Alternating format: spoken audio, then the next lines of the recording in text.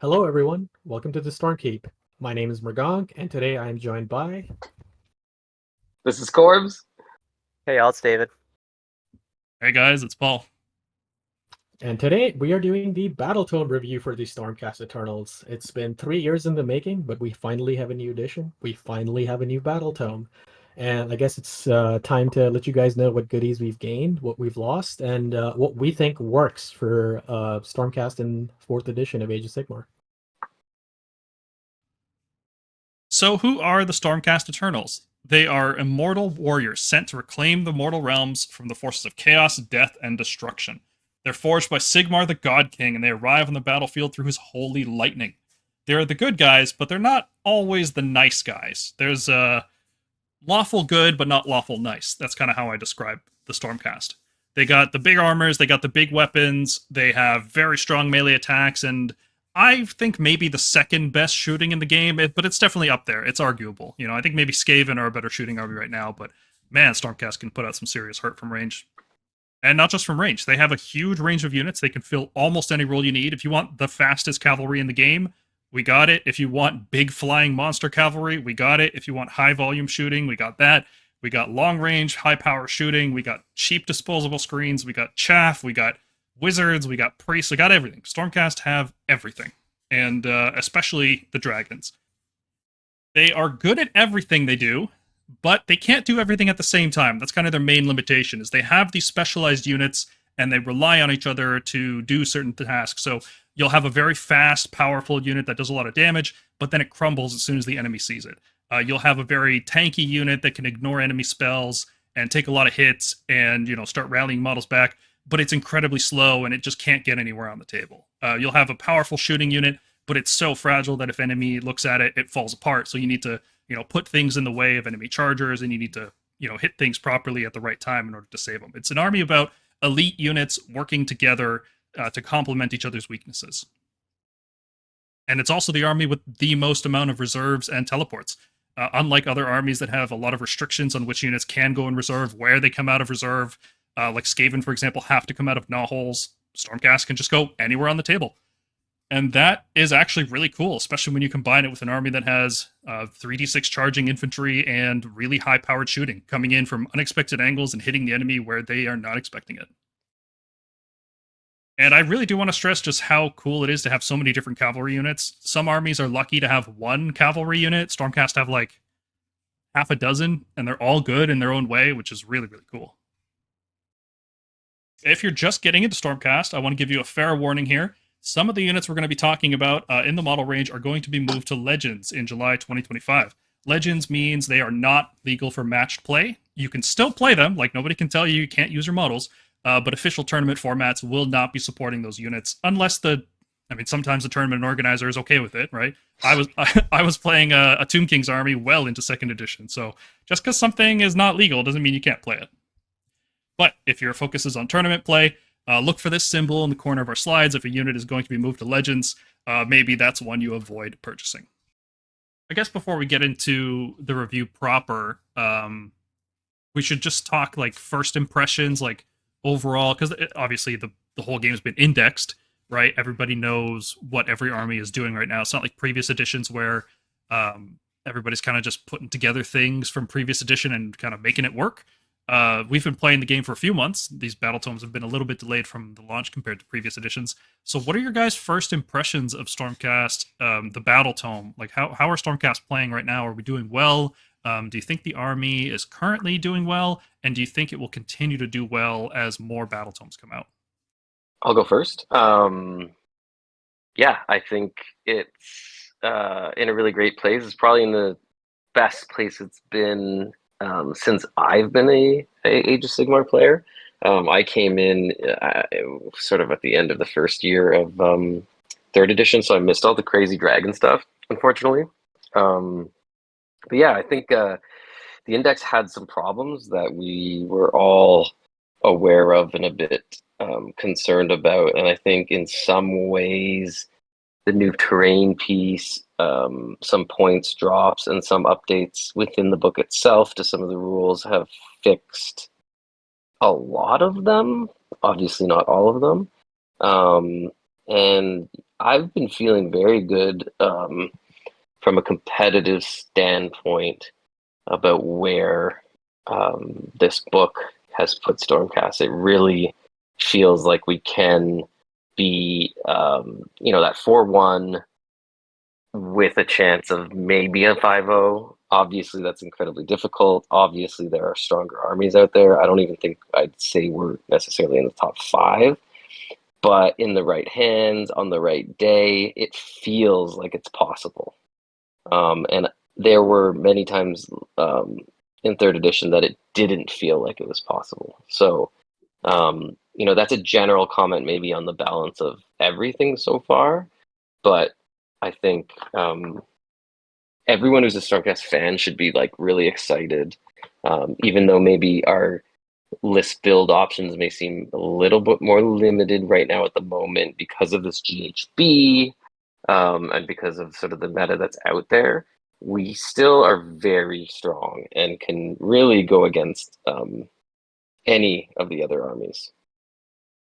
I agree with that. I think that's a pretty good summary. I think our book's in a great place. I think there's a lot of competitive fun to be had. There's a lot of narrative fun to be had. I am like a lot of the older stuff that some of the stuff that was never viable in the past is now viable. And that's a great feeling. We feel like an army of immortal demigods with some of our competitive lists we play. We do a lot of damage. We're strong. We have 3-up saves across the board. I will rue the loss of some of our older archetypes. We were, for at least 3 editions, in my opinion, a very strong castle army, and an army that could trade up with single units. And I don't think that playstyle is viable anymore. I think we're just the strong, elite, everything hits army. And we just have to get used to that. Yeah, I've been having a ton of fun playing games. I've actually enjoyed that we have a bunch of different. I like that pretty much all our cavalry is pretty good. A lot of our infantry is good. Like, there've been a lot of days where I've just wanted to. I'm like, you know what? I just want to play with this today, against my opponent, and I've been having a blast. So definitely don't be afraid to experiment. We're in a really good place. I think Stormcast are in a good spot. I am concerned what's going to happen in the summer when they cut a lot of the Legends units. Now, right now, those units they're not spectacular, right? Like Judicators aren't seeing play, Protectors, Retributors, Decimators, they're just not in the mix. We're not really excited about them. But it's still cutting a lot of units that do see a lot of play right now. And I'm concerned what's going to happen at that point. But then we're going to get a new General's Handbook, and it's like going to relearn the army all over again, you know? Even if you're playing without Legends units right now, you're still going to be relearning the army because all list building is going to change come next summer. For sure. It might not. I mean, that's one of the things that about GW that I have to say. It's like, I do not think they plan on giving us any battle scroll material as far as the Legends or soon-to-be Legends units are concerned. Oh no, they're gone. They're going to be gone forever. Yeah, they're not coming back. From that, yeah. And so, like, if they are like particularly like, I don't think they want them to break the game in an unbalanced way. But if something could use a point cut, like for instance, Decimators could probably go down 20, right? But they're never going to do that. So you're never really going to be incentivized to take those units.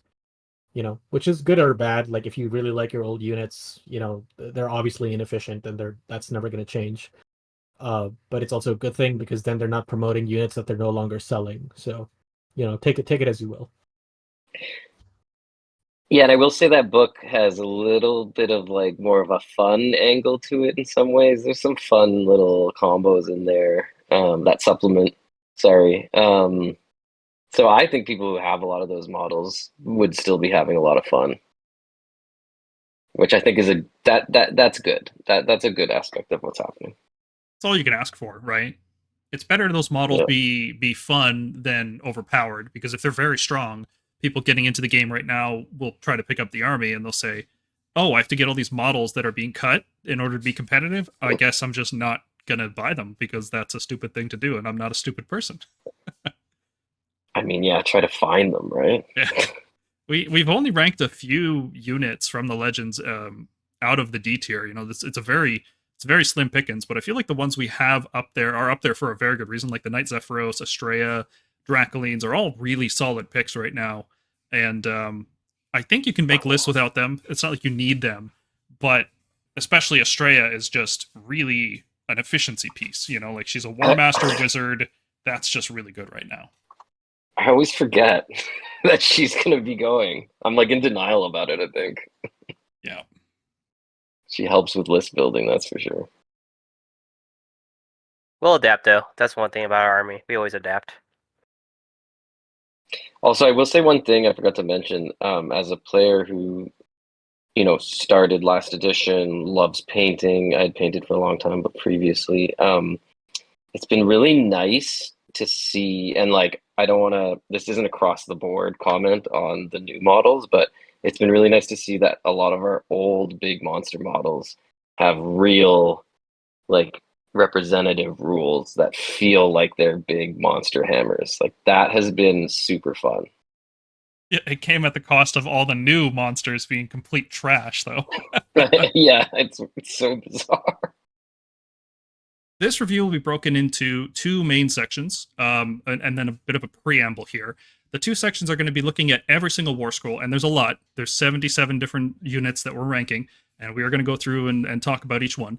And then we're going to have a second section that talks about the enhancements and putting this all together and different bonuses that you can give your units. But before we talk about the units, I think it's important to point out the battle traits because they kind of define how the army plays.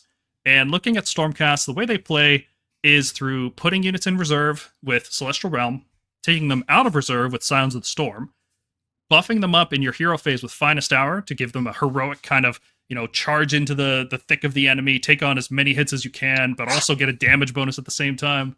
And then once you do finally get taken down, usually during your enemy's turn, on your turn you can resurrect a unit once per game. And this all kind of fits together in this package, selling the idea of Stormcast as these heroes who come into play from the storm, have a heroic moment, die, and then come back. And it just sells the fantasy pretty well. At least it would on paper. I have some criticisms here. I think that is definitely the fantasy they're trying to sell, and I think it's almost there. One of my main complaints is Finest Hour. It's not usable in the enemy turn. So what it usually means is that you give yourself +1 save and +1 to wound for your turn, and then the unit dies immediately. So you don't really get that feeling of this heroic, last stand, taking ground and holding it. You don't get that. Instead, what you get is, I'm going to turn my unit Super Saiyan, and it's going to charge in and do damage. But it doesn't really doesn't hit that either, because it's +1 to wound is maybe +25% damage on average. Not really, because mounts don't benefit from it. So it's a little disappointing that you can't use it in the enemy turn like you used to be able to in 3rd edition. That created really cool moments where, you charge your big dragons into the enemy army, you take all these hits, and then when their turn started, bam, you Finest Hour, and now all of a sudden you're for a turn, you're unmovable. And that felt really, really cool. Yeah, I think that's one of my biggest complaints have been I wish Finest Hour just said the hero phase, because some of our units could really, really benefit from that, especially dragons. As we'll talk about later, some of our units are really good at punching, but it feels like they really can't take a punch for an army that's cladded in armor and riding dragons. It would also give them a much needed modularity. You would think the Finest Hour could be the Finest Hour in an offense or Finest Hour in a defense. Stormcast don't just attack; they are defending the mortal realms. And so, maybe we'll give them a bit of a narrative hook to let them do one in the hero phase. But maybe they thought save stacking was just way too good with all-out defense on Stormcast, especially now that a lot of our units have gone from 4-up saves to 3-up saves base. Heaven Sent, though, feels totally right. Stormcast are in the story, they're always, sending reinforcements on bolts of lightning, and being able to effectively summon a unit back from the dead is really good. It does really promote using reinforced units because you always get half the number of models that you started. So if you start a unit with 3 models, you get 2 back. If you start with 6, you get 3 back for the same amount of command points, and it's a once per game ability. So you want to get as much value out of it as possible. So you're heavily incentivized to use reinforced units. And I'm not sure how much that fits the fantasy. I don't know if that's what they were going for. But that is the practical effect, is that Stormcast are an army that really wants to use reinforced damage dealers, or hammer units, as we like to call them in this game. So instead of using, 2 Fulminators, you would use 4. That way, if that unit dies, you can get 2 back right away. Or if instead of using 3 Prosecutors, you would use 6 in a unit, and that way you get 3 back right away. I understand, I guess from a balancing perspective, this is 1 CP. I think it probably would have been fine if it was just once per game for free, like Old Call for Aid was. Just because we've seen other units in the game and different armies that could essentially do this, but for free. The Gits terrain and a Gash especially could just bring back a reinforced unit. So I don't think it would have been bad if this was free, but I guess it costs 1, so Yeah, it's interesting which factions get like the really good recursion. Armies like Seraphon can bring a Slan Starmaster, and they, in theory, can revive 5 units over 5 turns. But it does require a 4-up roll, which I'm really not a fan of. I hate that level of inconsistency. Even though it doesn't cost a command point, it's random, So I would rather it cost a command point and have no dice roll attached to it than the alternative. You did mention Nagash does it once per game, no dice roll, just a full unit, not even half of the unit. But the thing with Nagash is he's like half your army, so the units you bring that can be revived are the other half of your army usually. So it's like he's all in on that playstyle, and I think it's justified for the God of Death to have such a powerful ability. I also think the ability in Stormcast is quite strong in that, unlike Call for Aid, it can be done without a hero, and it can happen anywhere on the board. That's an important thing to mention, because it is so easy to shut down Skaven if you have any kind of range damage or fast units. If you keep killing those Gnawholes, they basically don't get to use their faction ability to revive a unit. And it just becomes so much easier to deal with them. The unpredictability here of a lot of opponents will even forget that you have this in your pocket. They'll kill your units and be like, oh, finally, it's over. And then no, here comes 3 more Prosecutors charging in, killing your most vulnerable unit. Or just sometimes you resurrect a screen, and the only purpose of it is to land on an objective and take it and win the game because of that. Yeah, it happens a lot. You can score a battle tactic with it usually. And it's just something that they can't really prepare for or screen out at that point. They don't really know when you're going to do it. It's not obvious. Now with the portal, you might be able to sort of fake something, score a battle tactic and then run into the portal and jump somewhere else. That's a great segue. The next turn. That's a great segue into talking about the Stormbreach portal, which is the other thing we need to discuss before we talk about the Warscrolls. This has really changed a lot for how our army plays addition to addition.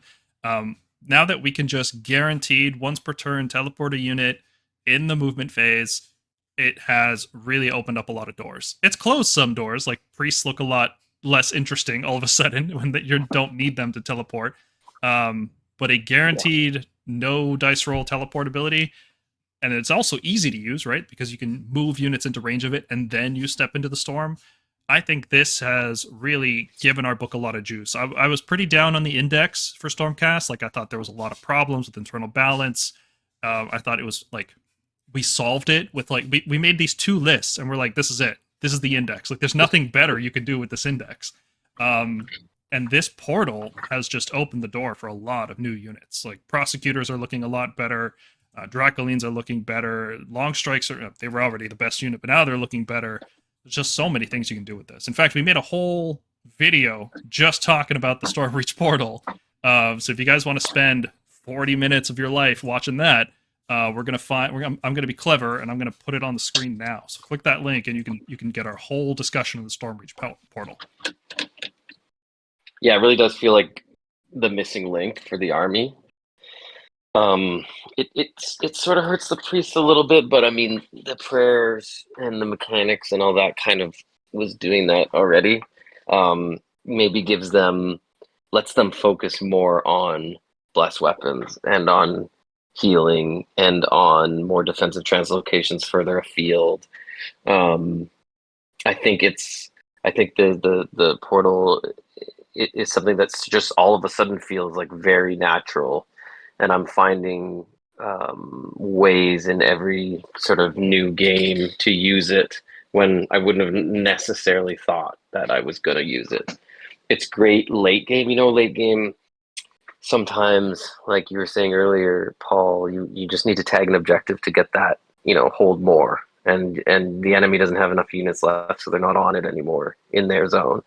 It's like, yeah, that Knight Arcanum that you've just been casting spells from the backfield, send him over there, get those points.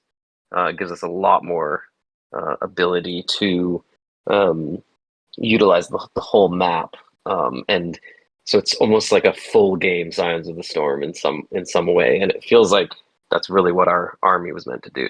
Yeah, I mean, Mergonk, in 2nd and 3rd edition, how many games did you play where it's bottom of 4, bottom of 5, and you've had to play such a tight castle game, and you've got all these like dangle heroes that have done, like they've done what they're supposed to do, but now they're just kind of a base that's not doing anything. Now you can just whip them out. Like how great is that compared to how we used to play?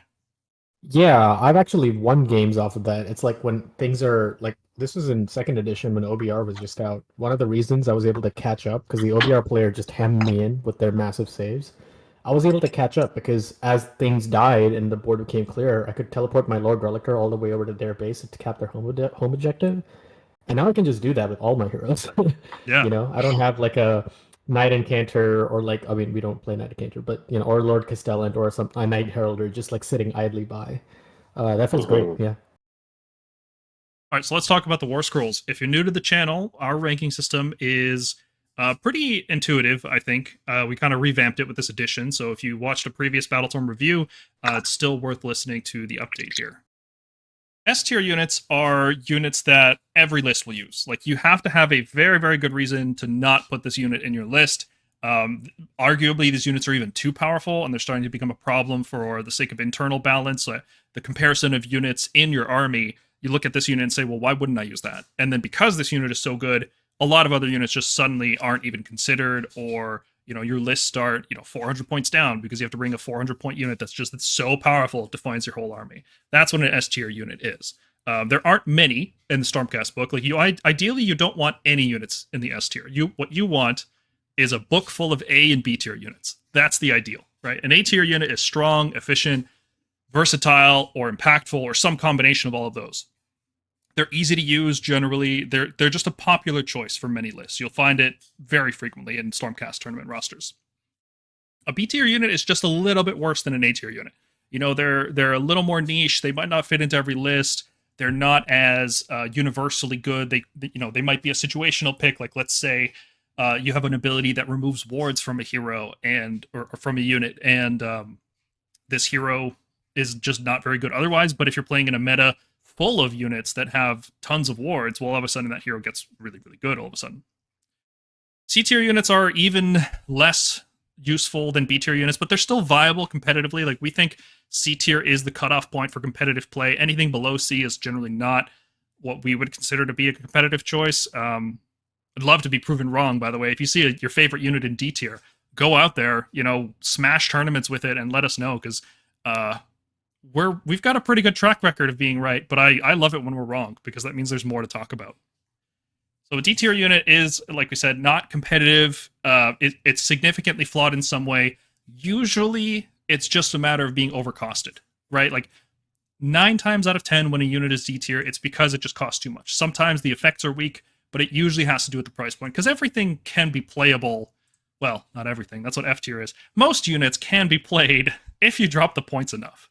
But an F-tier unit is like, no. The points would have to drop so much that it just becomes a different unit at this point.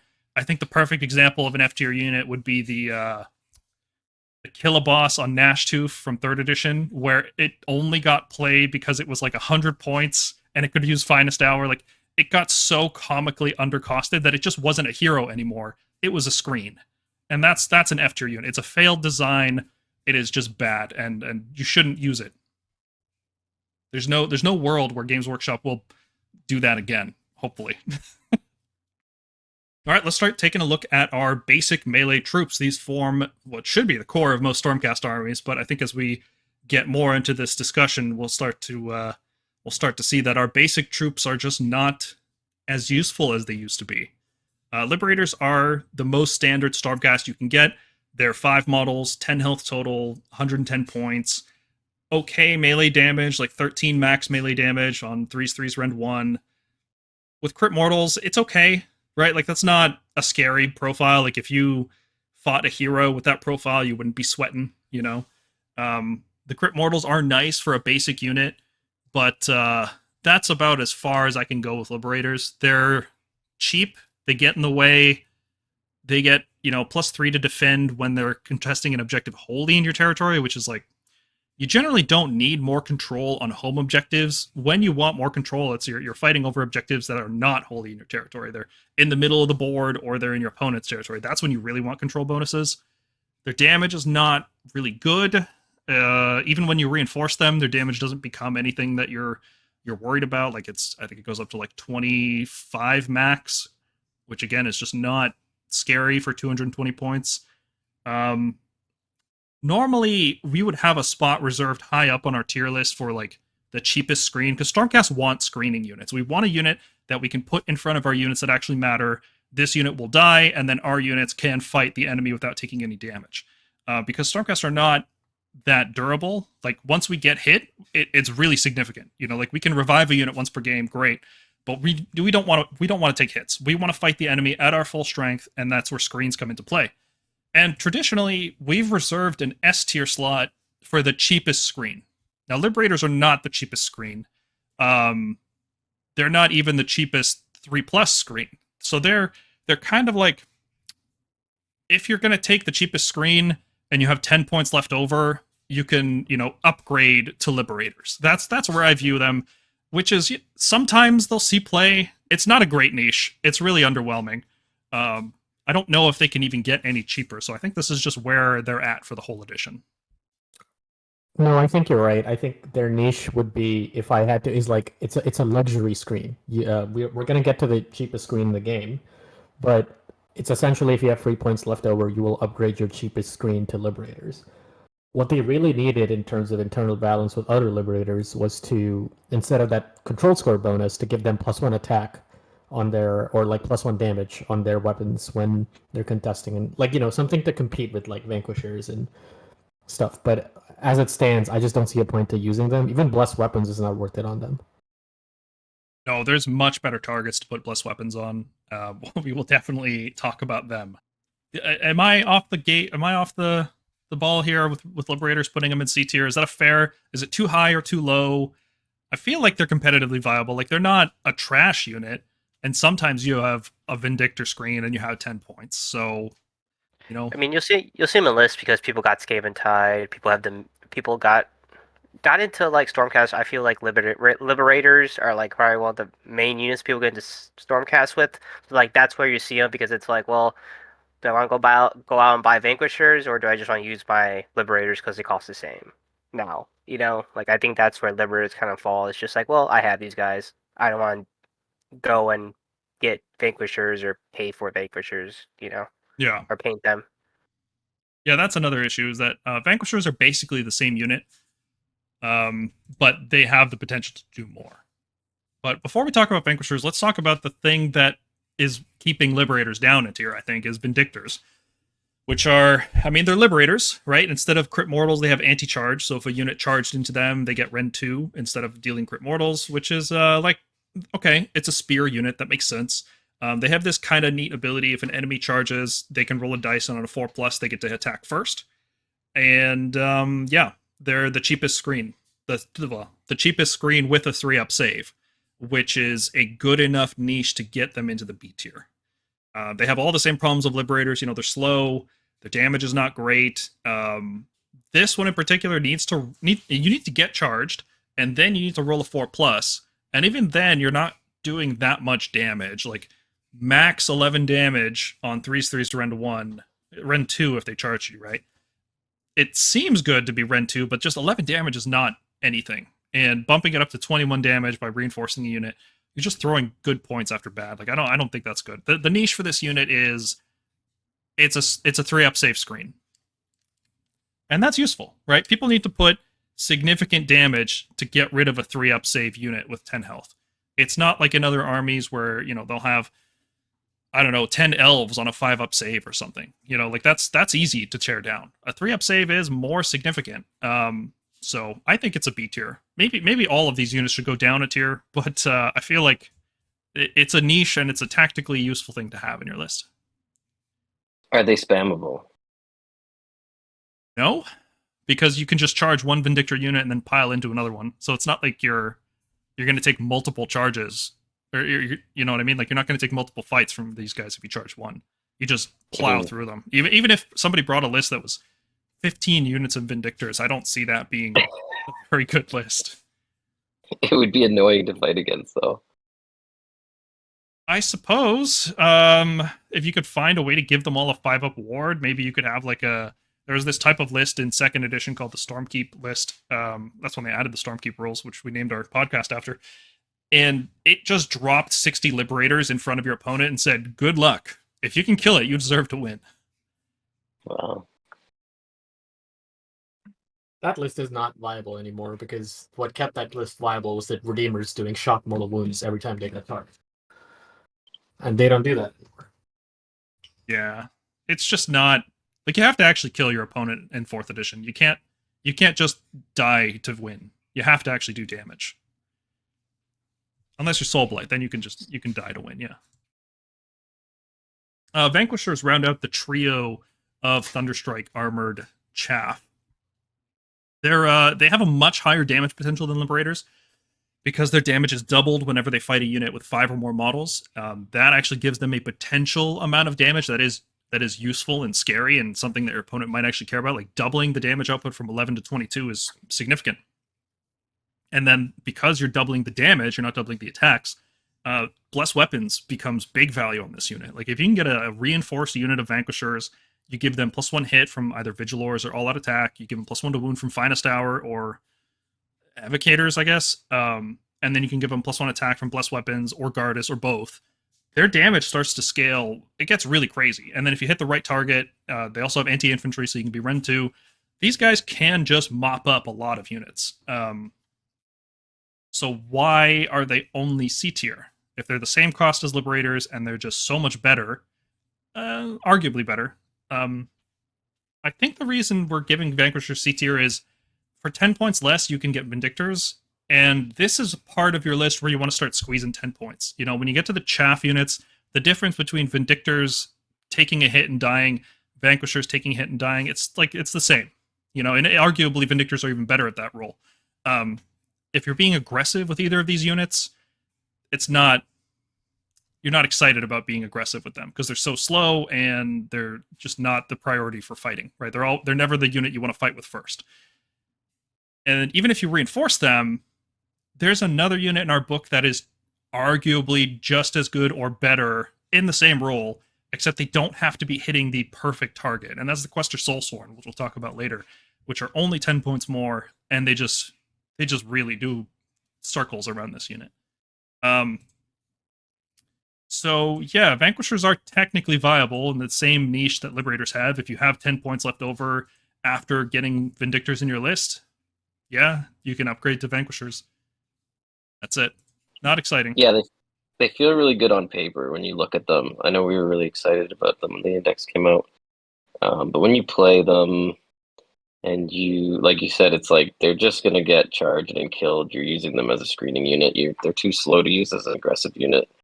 You're never going to get that benefit out of them. So save 10 points. Even now, we actually have good targets for Blessed Weapons, and it's not Vanquishers. So yeah, going from Index to Battletome really did a number on the viability of these guys. They're not the expensive screen. Like, we have an expensive screen we want to use. They're not the cheap screen. They're not the damage screen. They're kind of just nothing. You know, they don't have a huge niche. Their niche is a slight upgrade over another unit. It's not...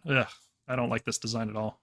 All right, so our next unit is Hunters. I was really big on Hunters in 3rd edition. I think at the end of 3rd edition, I was running like 3x5 as like my basic chaff choice, just because of how much they were able to teleport around, no dice roll.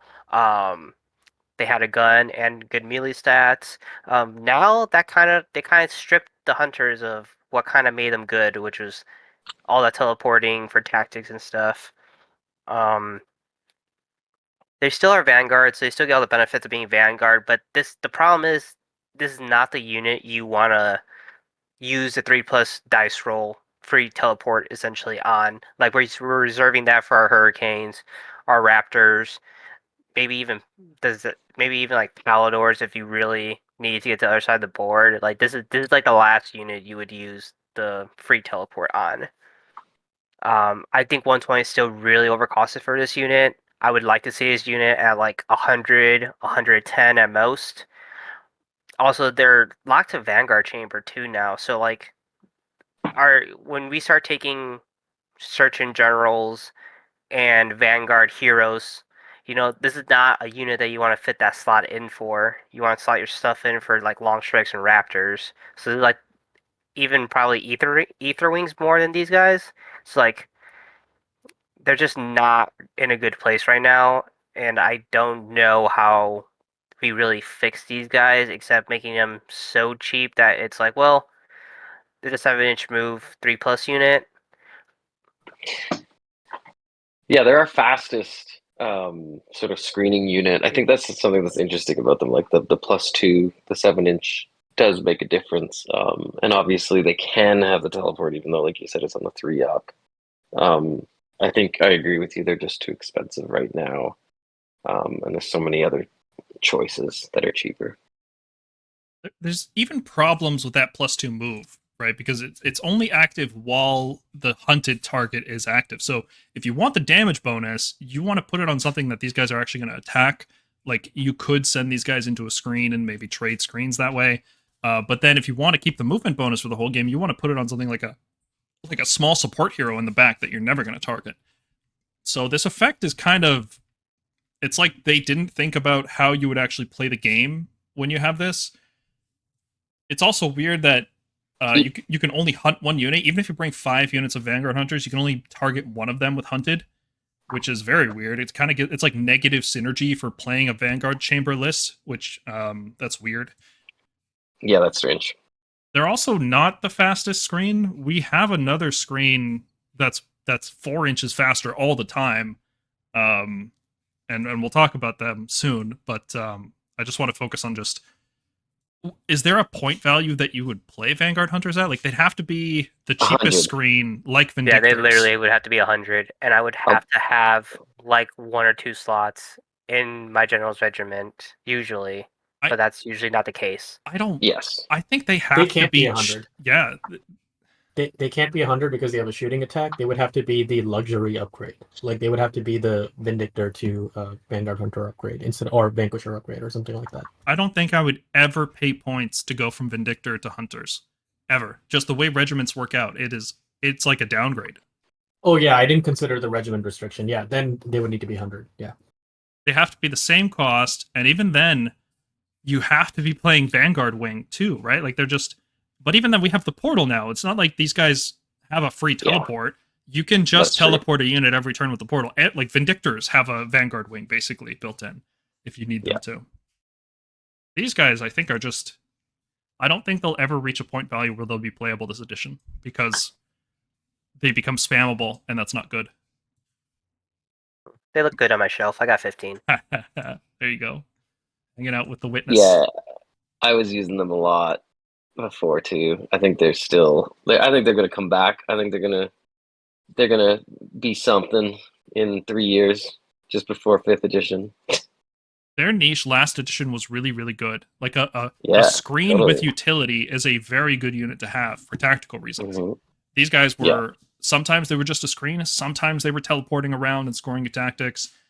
Either way, it felt good, you know. And now they're doing kind of just the screening part, and they're more expensive than other units that are doing the screening part. So, yeah, fortunate. Maybe the new Thunderstrike Vanguard Hunters will be cool and good and get a new Warscroll. All right, let's take a look at Sequitors. Sequitors are another one of those screening type units that we've been talking about, and objectively, they have the best stats and the best abilities of all of them, but it's just the cost. 170 points is way too much for a screen, and I guess you could get some pretty decent value if you're fighting on an objective so that you can get crits on 5s, and then you can reinforce this unit. They actually start to deal pretty impressive damage for what they are. And unlike Vanquishers, they don't need to fight, 5+ model infantry. These guys can also just disable enemy crit mortals, which is huge. They can disable anti-infantry. They can disable charge bonuses. Like, they can actually be an interesting offense and defensive piece, especially if you start to give them like a 5-up board. But it's just really hard to use them. In addition to the cost, it's really hard to use them. They're very slow.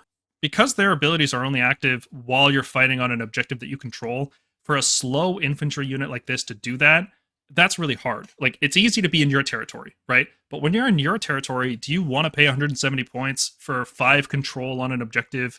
No, you don't. You want to pay 0 points, ideally. You just want to have that objective. Best case scenario, you have that objective without putting a model on it for the rest of the game. You start on it, you move off it, you never think about it again, right? You don't want to be spending a lot of points defending home objectives. And it's really difficult to be aggressive with them. And as soon as you flip control of an objective, that's when it kicks in, right? At the end of the turn. So if you're trying to charge these guys in and take an objective with them, they're not going to have these abilities active, and they're just not very good without these abilities. So I can't see a niche for them at this cost. Maybe if they were like the Screen Plus, if they were like 130 points, I could see myself slotting them in. They definitely have an issue of being sacrosanct infantry. That is, without a doubt, the worst thing to be in the Stormcast book, is to be a sacrosanct infantry unit for regiment purposes. So even if they were 130, 120, I don't know if they'd see play. They're really hard to slot into lists. Like, you have to go deep into sacrosanct to make this worthwhile. Any thoughts on Sequitors? Have you guys used them yet this edition? No. I have. They're actually like, this is my regret that this is a unit that was never good and will never be good. Their abilities are actually pretty cool now. There's so much anti-infantry out there and so much like crit auto wound, crit mortal, and it like shuts all that down. This would be like an absolutely wonderful like killer design for like a screening unit in a Stormcast army. If this was something like 120 points as an upgrade to like Vindictors, I would like sometimes pay this. But as it stands, like 170 is just like, nah, no way. And then it's never going to get fixed, so yeah. Yeah, it's one of those legend units that they're just not going to bother changing, because it's... What you should assume is that legend units are only going to get changed if they're too powerful. Then they'll get weaker. Like this, every legend unit is at its peak. It will never be stronger. Aetherwings. They are a screen. Like, objectively, that's all they can be. They're not... They don't do good damage. They have the worst defensive profile in the game. Is anything worse than this? 6 health and a 6-up save for 80 points? That's really bad. If there's a worse thing, please put it in the comments. I would love to see something worse than this. What they do is they give Vanguard units +1 hit with missile weapons if they are within 9 inches of that target. So they kind of fly ahead, they mark targets, and then you get +1 hit. Which is neat, right? Like, we like that effect. Free +1 hit that doesn't require spending command points. You don't have to bring Bastion. You don't have to bring Vigilors. That's not a bad effect. But it's only enemies within 9, which means the Aetherwings have to move in range, because you can't set them up within 9 inches of an enemy. Because the teleport and Scions, it's all more than 9 away. Why did they think that needed changing? In the last edition, it was 12. And so that was great. You could drop them in. They would give their buff, and then they'd probably die. Thunderbolt Volley annoyed too many people with that. That's why. And they don't want covering fire to be that easy. That's why. Well, it's ironic, because we had this same complaint about the Lord Exorcist last edition, and they changed his ability to work out of reserves, because it can target something within 12, I believe. But now Aetherwings can't work out of reserves, and they're so fragile that, they don't take up a lot of space, so they're not even a good screen, even though they're only a screen. Mm-hmm. I will say at least that they're 80 now, the same points of hounds. I don't know. Maybe these guys go to like 60. It's like I got 60 points left in my list. Like, okay, here's some Aetherwings. I'm gonna go even further. I think 40. Like, I really do think they need to be 40 points. It's not a problem anymore for allies. Allies don't exist. Other armies can't just bring Aetherwings. We are using up a regiment slot. We are using up a Vanguard regiment slot to bring Aetherwings, and that is the most valuable slot right now. And this is the worst unit maybe in the game. So I think they could be 40 points and just hit that C tier. They're not going anywhere higher than that. Because and why don't they just come with Raptors? they Like, I should don't just be a understand that. free unit that Raptors spawn. You know, that's just what yeah. should happen. Yeah, exactly. Put the Or Raptor have them price be like up. tokens, like you know how the Knight Judicator has token Gryph-hounds? Have them be tokens for the Raptors that they can send out or something, you know? Yes, totally. The Judicator design does this beautifully. It's Mhm. it's not strong enough currently, but the actual design is well done. It's like, yeah, mark a unit, here you go. Yep. Or like the Castigator. Like the Castigator sends out the Gryph-hound, the Gryph-hound dies, and the Castigator gets +1 to hit. Like, if Raptors could do that to target within 12, that would be cool. Yep. I don't mind the idea of Aetherwings being a separate unit, but this is such a bad unit. And they were more expensive in the index. They were 90 points, remember? And I'm calling for them to be 40, and I hope we see it by the end of the edition. Who knows? But weren't they 40's 40? pretty low. Yep, you say that, but I think they were 40 points in second edition. And Really? No, they were minimum 50, I think. 60, sorry. They went down to 60. They were like 70, they went down to 60, they went down to 50, they were never 40. I'm going to fact check this later. I swear to God, I remember them being so cheap, I didn't have to bring in multiple units. Anyway, moving on. Gryph-hounds. So, David, you mentioned that Aetherwings are the same price as Gryph-hounds, and look what the same points can get you. Like, yeah, you don't have a 12-inch move, and you don't fly, but literally everything else is better. 6 models instead of 3. 9-inch move is good enough. That's all you need, because you just need to run 10 inches to guarantee certain battle tactics right now. 9-inch move with a 1-inch run is exactly enough. Guaranteed battle tactics. They are incredibly efficient health. Like, you can actually, you were talking about we were talking about bringing 15 units of Vindictors. You could actually do that kind of list, just flood the board with trash amounts of Gryph-hounds. You know, if regiments weren't such a problem, you could just flood the board with how many, like, that's so many wounds that your opponent has to deal to get rid of all these models. If you ever get given first turn, you fill up the board with garbage, and your opponent can't kill it fast enough. So it's actually, scary that they're this cheap. Most heroes can bring a unit of Gryph-hounds, even though they're a warrior chamber, I believe. Are they? No, they're not. I don't think they're any chamber. They're nothing. They're just beasts. Yeah, nothing. Yeah, that's They're right. just beasts. They had to errata something because they're not warrior chamber. I think the Quiller's the only non-unique that could bring, like, unlimited amount of them. Yeah. Even then, Beast just inherently bad at controlling objectives. Max 1 control for the whole unit. Their damage is not, like, it's high volume. Max 25 for 80 points is like, wait, what? Did I read that right? But it's on 4s and 4s. I guess you can be 3s and 4s if you have +1 hit from some source. 1 unit per turn can Finest Hour. Is there a way to give them bonus rend? I guess special assignment. You could give special assignment, and you have your Gryph-hounds, reinforce unit to them. Sure, whatever. It's not good damage. And they're fragile. When they take hits, they die quick. It's not like a 10 health Vindictor screen. It takes a lot more damage to kill than these Gryph-hounds. And they have this Warning Cry ability, which happens sometimes. Sometimes people set up a unit from reserve or teleport, and sometimes you have a shooting unit in range of the hounds, and sometimes you deal D3 mortal wounds to that unit. It's okay. It would be great if it worked on manifestations, but it doesn't. So, yeah. But none of that matters. What matters about Gryph-hounds is they are objectively the cheapest screen. They are the widest screen in our army. They are a ton of health that you just have to get through. So if you're trying to do, like, mortal wounds, I'd rather have Gryph-hounds get hit by mortal wounds than Vindictors. They're a solid unit, so they're B tier. And previously in this review, I was saying, we would reserve an S tier slot for the cheapest screen. This is the cheapest screen. Why is it not S tier? Well, it's because you can't just bring as many as you want, because they're only 0 to 1 per hero, usually. Not every hero can bring them. You can't just bring as many units of Gryph-hounds as you want. Them being super fragile is also a liability, because you don't want to just give away Slay the Entourage battle tactic for free. If you have this unit in your general's battalion as a screen, your opponent can just be like, oh, cool, here's 2 victory points for me to pick up anytime I want, very little commitment. So it's not ideal to have such a fragile screen. They compete with Vindictors legitimately, but neither of them still feel like the best screen. This might be the first time in Stormcast history where the cheapest screen is not necessarily the best choice. Good choice. I never feel bad about putting Gryph-hounds on my list, but there is another screen that I would rather use.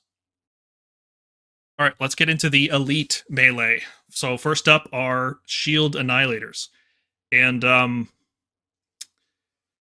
oh boy, should have started with a better unit. They're not that bad. They're an elite hammer unit. They have a 2-up save all the time. The problem with that 2-up save is attached to 9 wounds for 160 points. So it could, in theory, go really, really far for you if you all-out defense and they're getting hit by a rend 1 target and you're still saving on 2s. It can take a lot of damage to kill them, but it's still the case in Age of Sigmar. Every edition just has enough mortal wounds to make a unit like this not feel that durable, and spending 320 points to reinforce this unit just never feels good. It's a lot of points dedicated in a very slow unit that really doesn't do that much damage. This the standard for Stormcast hammer units is 6 damage per model, and that's what these Annihilators are getting. 3 attacks, 2 damage apiece, max 6 per model. That's standard. They're not an exceptional damage unit by any means. They do have this mortal wound ability, which is I'm talking about them being only 9 health for 160 points, and that kind of seems to insinuate that they should get cheaper, right? Because if these guys were 140 like Reclusians, I think they'd see play.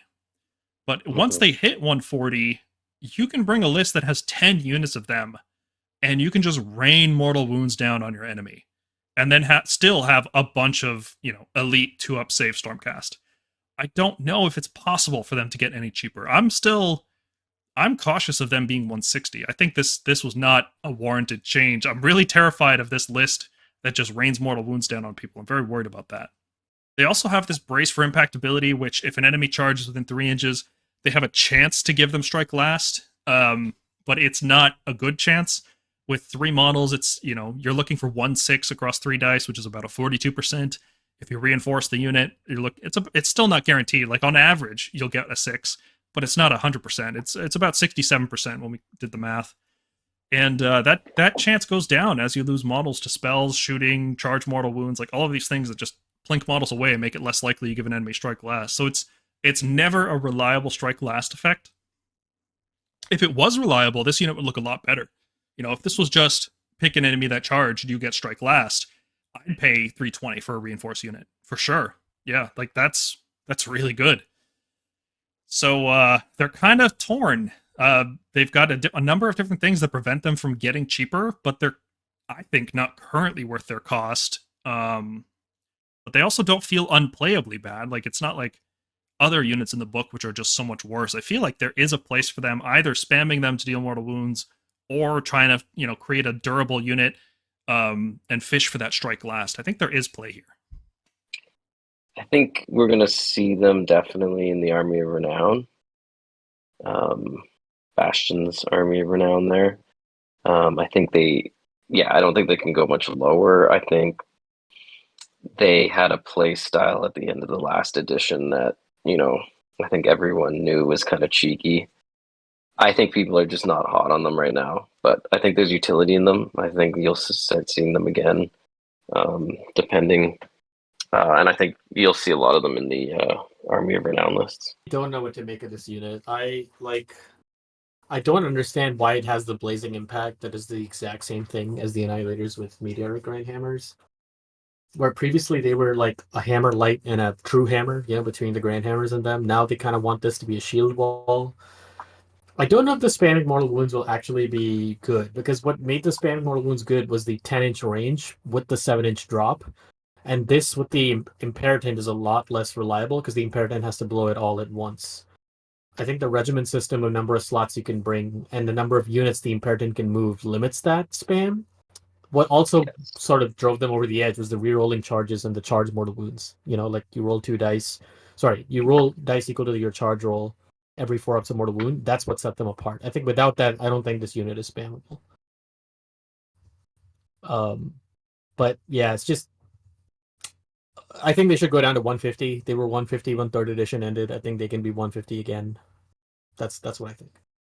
I think they, like you said, they could go down to 120 because they can't all do 7-inch drop really. I think that was the big issue at the end of third, right? It was just like half the Stormcast lists were just how many Annihilators. They got so cheap. How many Annihilators can I fit inside a list? And they would just drop 7 and they just do D3 mortals to everything, which was, I think that's what they're trying to do, is It avoid the wasn't even the drop. MPE. It was not even the drop. It was the rerolling charges. You would make so many 9-inch charges if you were rerolling like 20 charges off of 10 Annihilators with the free reroll. Is that you would make like 1 7-inch charge and then like 4 out of like 9, 9-inch charges. And like though mortal wounds from that would absolutely ruin you. Yeah. Mm-hmm. Mm-hmm.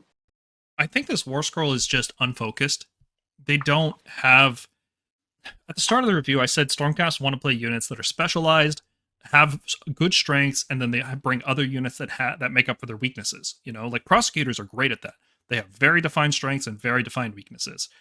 Annihilators don't really have defined strengths. They have like middling strengths, somewhat useful strengths, and then huge weaknesses. And I think when you design a unit like this, I wouldn't have done the blazing impact on this one. If you look at Annihilators with shields and Annihilators with Grandhammers, the shield ones should be all defense and the Grandhammer ones should be all offense. Like that should just be the way they play, and the both of them kind of do both. And neither of them feels great as a result. But I guess I agree with that. we can pivot that into talking about the Meteoric Grandhammers, because they do hit hard. They're the best damage unit in our book, right? And there's always a place for damage. Damage is utility in this game. It's dedicating the amount of resources you need to clear enemies out of an area. More damage means you have to dedicate less resources. There's always a place for damage. But the highest damage in the book is, of course, attached to the slowest, one of the more expensive units, fragile, requires very expensive heroes to make reliable charges out of reserve because you're not getting anywhere on foot with these guys, that's for sure. They're native, like there's a lot of downsides, but and we are giving them the D tier. I don't think they're currently viable at 210, but I do want to say there's a lot of good things about them.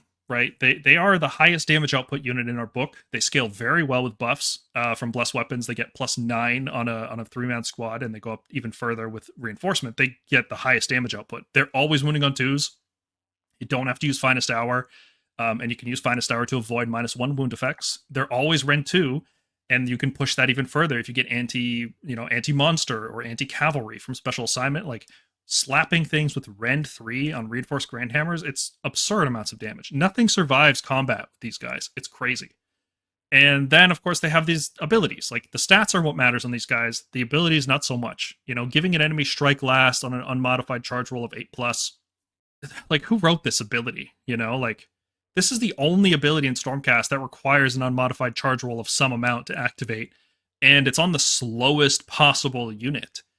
And it's not like there's anything that would get them to 8+. You know what I mean? Like, they want a 9+ charge out of There's no reroll. Yeah. Like, in theory, the Lord Imperatant moves them an inch, and then, but the Lord Imperatant can also move you 3 inches, in which case you're just looking for a 6 unmodified. And then, if you roll a 6, do you pay a command point to reroll it to try to get that strike last? And even then, how good is strike last? Because the way Annihilators play is they charge something and they destroy it. Like, they annihilate it. It doesn't survive.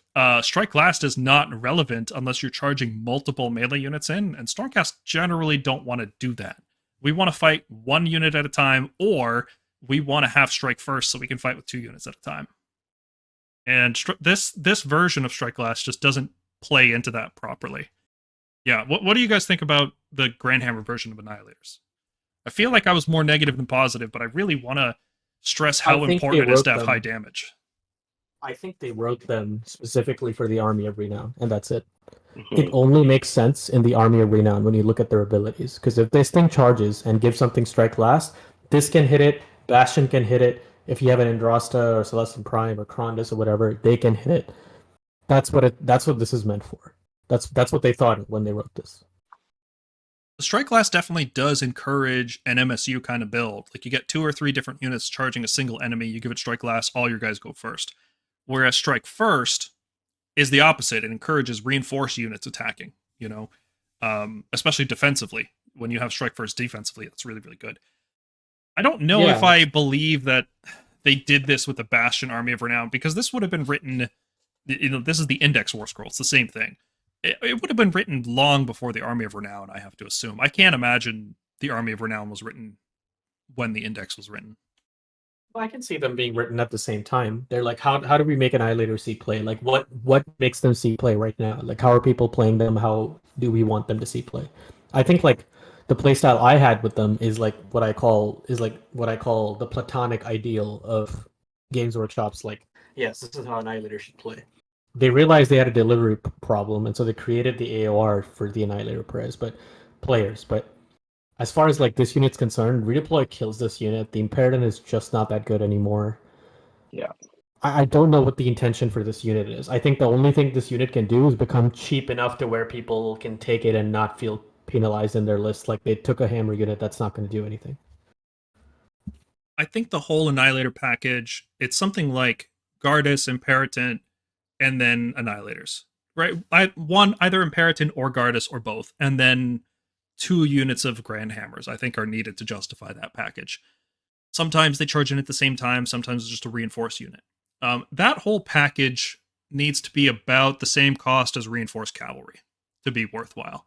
So that would mean about 440 to 480, somewhere like that. So if the hero is 150, this unit reinforced should be about 300-ish. So I don't...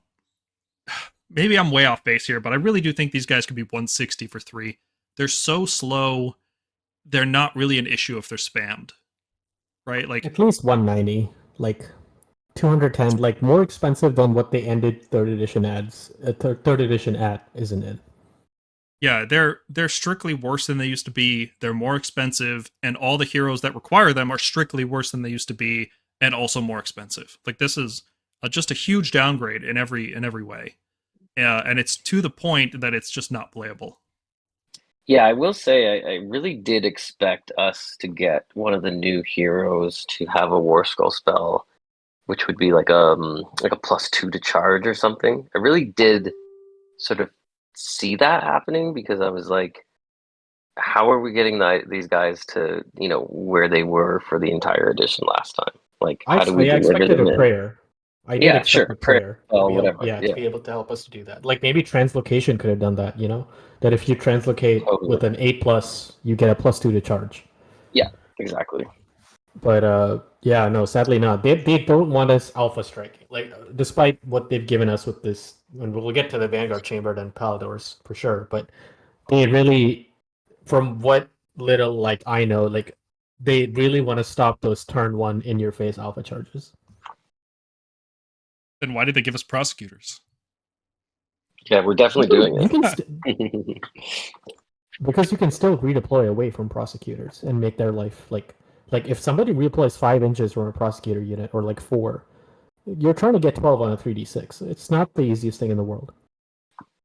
Yeah, but the Prosecutors at least have 12-inch fly move, so if they just get ignored, they're coming in. Like, they demand a response, whereas with Annihilators, you redeploy 5 inches away, they're not charging you that turn or the next turn with their 4-inch move. I mean, that's the thing, right? It's like Annihilators are just like this stupidly impactful unit last edition, where you couldn't redeploy away from them. They hit you like a truck. They took out things that were far like over their point value. Mm-hmm. I think they just it's like the curse of last edition. This unit was really good last edition, and now it isn't. Like that's just what they do. Yeah, and ultimately it will become good. Like I think like it'll keep going down, because ain't nobody playing Annihilators out here. People will try the Bastion AOR, and I think that's the only place where this is really playable. But I don't think that AOR has some serious like shortcomings, and so I think this will go down to like 190 or at least 200 eventually. I would be okay with 190 if Gardas and or the Imperator got significantly cheaper. Like Imperator is just overpriced. There's no two ways about that. He's lost 2 abilities, no more 7-inch drop, and no more free command point. Plus, he's lost a bunch of Gryph-hound attacks. So it's like his shooting. He doesn't shoot anymore. He doesn't shoot. Yeah. So yeah. What does he do? Warscroll in every way, and somehow we can't make him a wizard. Remember, we used to just have so much work for him to do. Now we got nothing for him. He's just a once per sad. battle ability. Gardas is basically the same way. Like these heroes don't have enough utility for their point cost. Oh, there is one thing worth mentioning before we move on, and that's the combo with the Lord Celestant to fight first using the Quicksilver Draft and then pull the Annihilators into combat. That combo is strong. Very strong, because Annihilators don't need to charge to do good damage. They just always slap your shit, no matter what. And if you drop a Lord Celestant into play, surrounded by 6 Grandhammers, nothing's charging into that. That unit is functionally immune to melee combat for 1 round of the game. Your opponent has to throw something into them that can kill them, that the Lord Celestant would use the Quicksilver Draft. So they always trade up.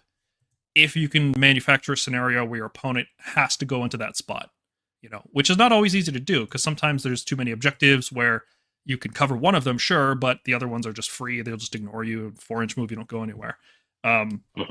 Lord Celestant is overpriced. Grandhammer is overpriced. There's 2 other units in the book with 2 different heroes that can do this same kind of idea, but better. And one of them is the Reclusians with the Terminos. The other one is the Concussors with the Lord Celestant. So it's not like a unique combo, and only 1 hero per army can get the Quicksilver Draft. So yeah, I don't think it's enough to push them into playability yet. But if the Lord Celestant gets much cheaper and they get cheaper, I can see that unit coming into play. All right, let's talk about Decimators. Of the 3 old Paladins, Retributors, Protectors, and Decimators, I think Decimators are the only one that I would be interested in playing. They're also the most expensive one, which really hurts. $240 for 5 models is a lot. It's a lot to ask. But they have... I said Grandhammers are the best damage in our book. I was wrong. I mean, you know what? I was right. They're not. These guys aren't in the book. They're in the Legends document, right? So Grandhammers are the best non-legend unit. Decimators are straight up, though, just the best damage potential in our army. They do the most damage. They also have really good defensive stats. Reinforced, they're a block of 30 health and 10 models. Really good to slap wards on them. Really good to just keep them alive as long as possible. You can even start rallying back models. Usually you get 1 back on average. They scale like crazy with buffs. Just if you can hit a unit with 10 plus models, Decimators will obliterate it. There's just nothing that survives this combat. Especially when you start giving them bonuses to rend, so that even, like, I've had 6 of these guys chop their way through Chaos Chosen before. It is disgusting what Decimators can do.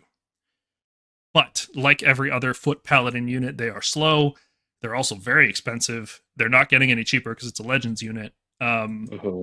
You have to charge to get special assignment, which is not an easy thing to do right now. It's the same kind of delivery mechanism problem that Annihilators have with, Gardas, Gavriel, and Paratent. They're all so expensive. If you're not reinforcing them, I don't think these guys are worth using. I think you should just use Questors instead. And so really the case for these guys is to use them reinforced. They're very expensive. But unlike the other units I mentioned, Grandhammers, Questors, things like that, these guys are a huge chunk of wounds, right? They're not efficient, and they can get bad targets, but they are high impact. When they hit the right target, it gets deleted. Even when they're not hitting the right target, it's not that bad. Like 42 max damage with crit hits. Most armies would love a unit like that for 480 points. That's still a lot of damage output. So it's not like they're bad in when they're not hitting the perfect target. They're still usable. So I think, of the 3, this is the only unit that makes the pass for me. And just barely. Like, they have all the same problems Grandhammers have. They can't really use the Lord Celestant combo because there's so many models here compared to Grandhammers. It's just the fact that there's so many of them. A squad of 10 as opposed to 6 with every other reinforced hammer infantry unit that we have. I think they just have the stats to do it. Even at this cost, I think I would still play them sometimes. In the right meta. This is definitely a meta pick. Like, if you're facing nothing but, Gits, and they're spamming all their goblins, or Soulblight, or Nighthaunt, Lumineth uses lots of 10 plus model units. Like, this is definitely a meta call, but I think it's a solid unit. Solid enough to be viable, let's say that. And I think I'm the only one here who's played Decimators this edition. So, yeah, I haven't touched them. I don't blame anyone. There's not much to get excited about. I get excited about stats. When I see, max 80 something damage, I'm like, oh my god, I have to put this unit on the table. Like, I have to find a way to make this work. Yeah, there's definitely people in the Discord that have been talking about them and having fun moments with them. I think if you have them, then you should play them before they're gone. Because, like we said earlier, some of the Legend stuff has some, fun rules. These guys have some really fun damage. So if you got them, just have some fun with them. And then proxy them as Reclusians later. Oh yeah, Evocators on foot. Okay. It's a very different unit from 2nd and 3rd edition. If you played Evocators in those editions, this is a totally different unit. Plays very differently. They used to be just a super high damage unit with a 4-up save, and they were fun because they just did a lot of damage. They don't do a lot of damage anymore. Instead, they're a efficient, high health per point hammer ? Unit. They're more about the control because they have control 2, as opposed to every other model in our army that's an infantry model. They're 5 models in control 2 each, so control 10 or 20 if they're reinforced. And that is really cool. Like, that's actually a really cool niche for this unit to have. I don't know why they have control 2. It's not anything that's ever explained. There's no rule or anything that would justify it. There's no story that would justify it, but they are control 2, and they've had a chance to errata it, and they didn't. So this is the way it is. I completely expected that to have been some sort of typo. I was very shocked about this, that it's actually still there. Yeah. Because they're 15 wounds and 10 control is like really kind of ridiculous and sort of screams spammable, although I don't think anyone's really been doing it, which is interesting also. No, because their damage just isn't that scary, and like 16 on 3s with crit mortal. For reference, Liberators do 13 on 3s with crit mortal. They're barely stronger. Like a +1 to wound or something. Yeah, they can give themselves +1 to wound, but it just doesn't matter on so few attacks, and with crit mortals especially, you just don't make that many wound rolls. Right. They can give other units +1 to wound, which is cool. But it's just not that useful. Because our infantry units are arguably our worst units, except for Prosecutors, Questors. Everything else is kind of meh. So it's the control that really makes them interesting. And I guess we can start that discussion about this, because we have a lot of control stuff in this book.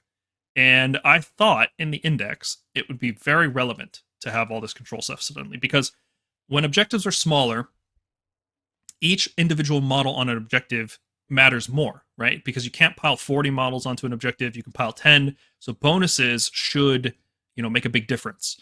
If your unit is 10 plus 10, like if you have 10 base models and then you add 10 control score, you will probably outnumber everything in the game except Gargants. But it just turns out it's not that relevant because objectives are smaller. People aren't putting that many models on objectives.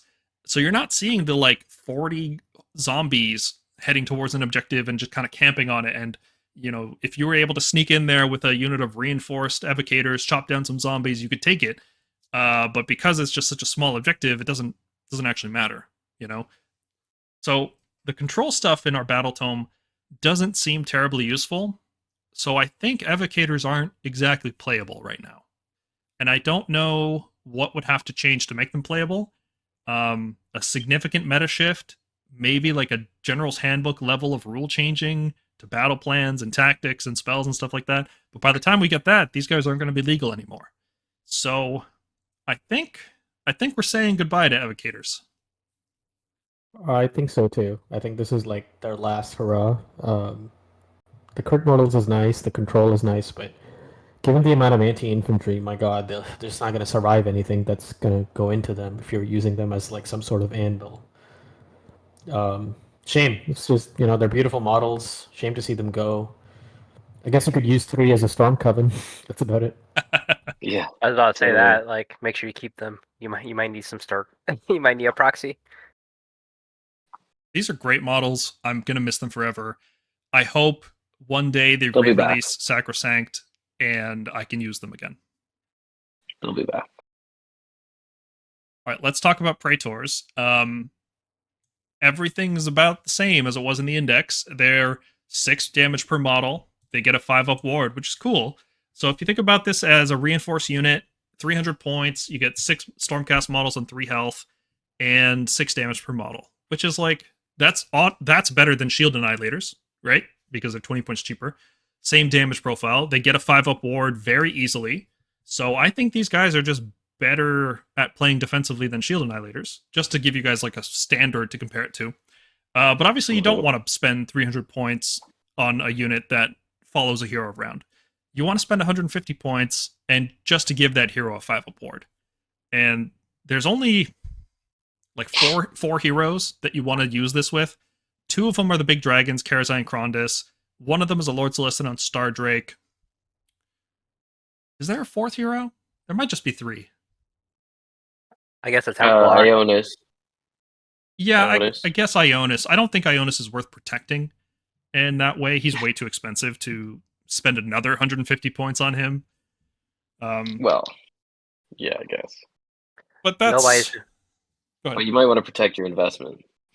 I guess. Why? Why invest in him in the first place, and why protect it? Yeah, exactly. Why bring him in the first place? I don't think anybody's been waiting longer than I have to finally be able to drop Praetors from the sky. And then, now it doesn't matter a ton because we have the portal anyway. It's just like that, really sticking that knife, just really digging it. Totally unnecessary change now that we have the portal. I guess you can run Karazai with Praetors, drop the Praetors from reserve, and still teleport 6 Prosecutors across the board. I don't know if you want to, but you can. It was a good change. I'm hoping they do this for Questor Soulsworn as well, to let them quest mark an objective while they're in reserve, but we'll see. Yeah. But yeah, that's Praetors. Nice. What else is there to say? You bring them when you bring a big dragon. Every other hero is either not worth protecting or already has a 5-up ward. For those who haven't tried them or used them, though, should be noted that their damage is always surprising. I'm always surprised. Yeah, it's Questor. It's Questor damage. Yeah, and plus they get the champion. So it's just always surprising. They do quite a lot. So you're not just getting a 5 ward, you're getting this extra damage that people aren't going to really expect from sort of this bodyguard unit. And I find them to be kind of effective in that way. Yeah, unlike Nighthaunt bodyguards like the Spirit Hosts, are they still bodyguards in this edition? I haven't actually seen them on the table. Yeah. These guys are a good unit in the sense that they have quality stats. They're not literally just a bodyguard. They actually do something else. It's not like Saurus Guard. Yeah. Yeah, so you can run away at some point and use them and they'll actually do damage. Or they'll just get into combat and do damage. It's surprising when you add it to the damage from the dragon they're around. You're really smashing some stuff. Yeah, but the main use is to give the dragon a ward. Everything else you get out of it is a bonus. Yeah. And it's a good bonus. It's like when Vanguard-Hunters could teleport. It was a screen with a bonus. Yeah, and the fact that they get the 5-up ward is helpful as well. And then in this GHB, you can use them as bodyguard to give the -1 to attacks. And they're also going to be able to hang around and benefit from that -1 to attacks. So I think they're pretty solid. Yeah, and every unit that wants this unit as a 5-up ward stick, they can bring Warrior Chamber units, so it's never an issue with regiments. Yeah.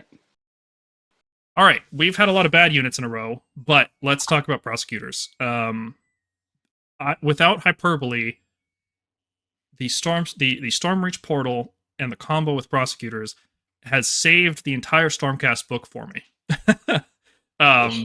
They are a very exciting unit to use. It's like playing Grandhammers from last edition, except they're way more reliable. You don't have to pay a hero tax to bring them.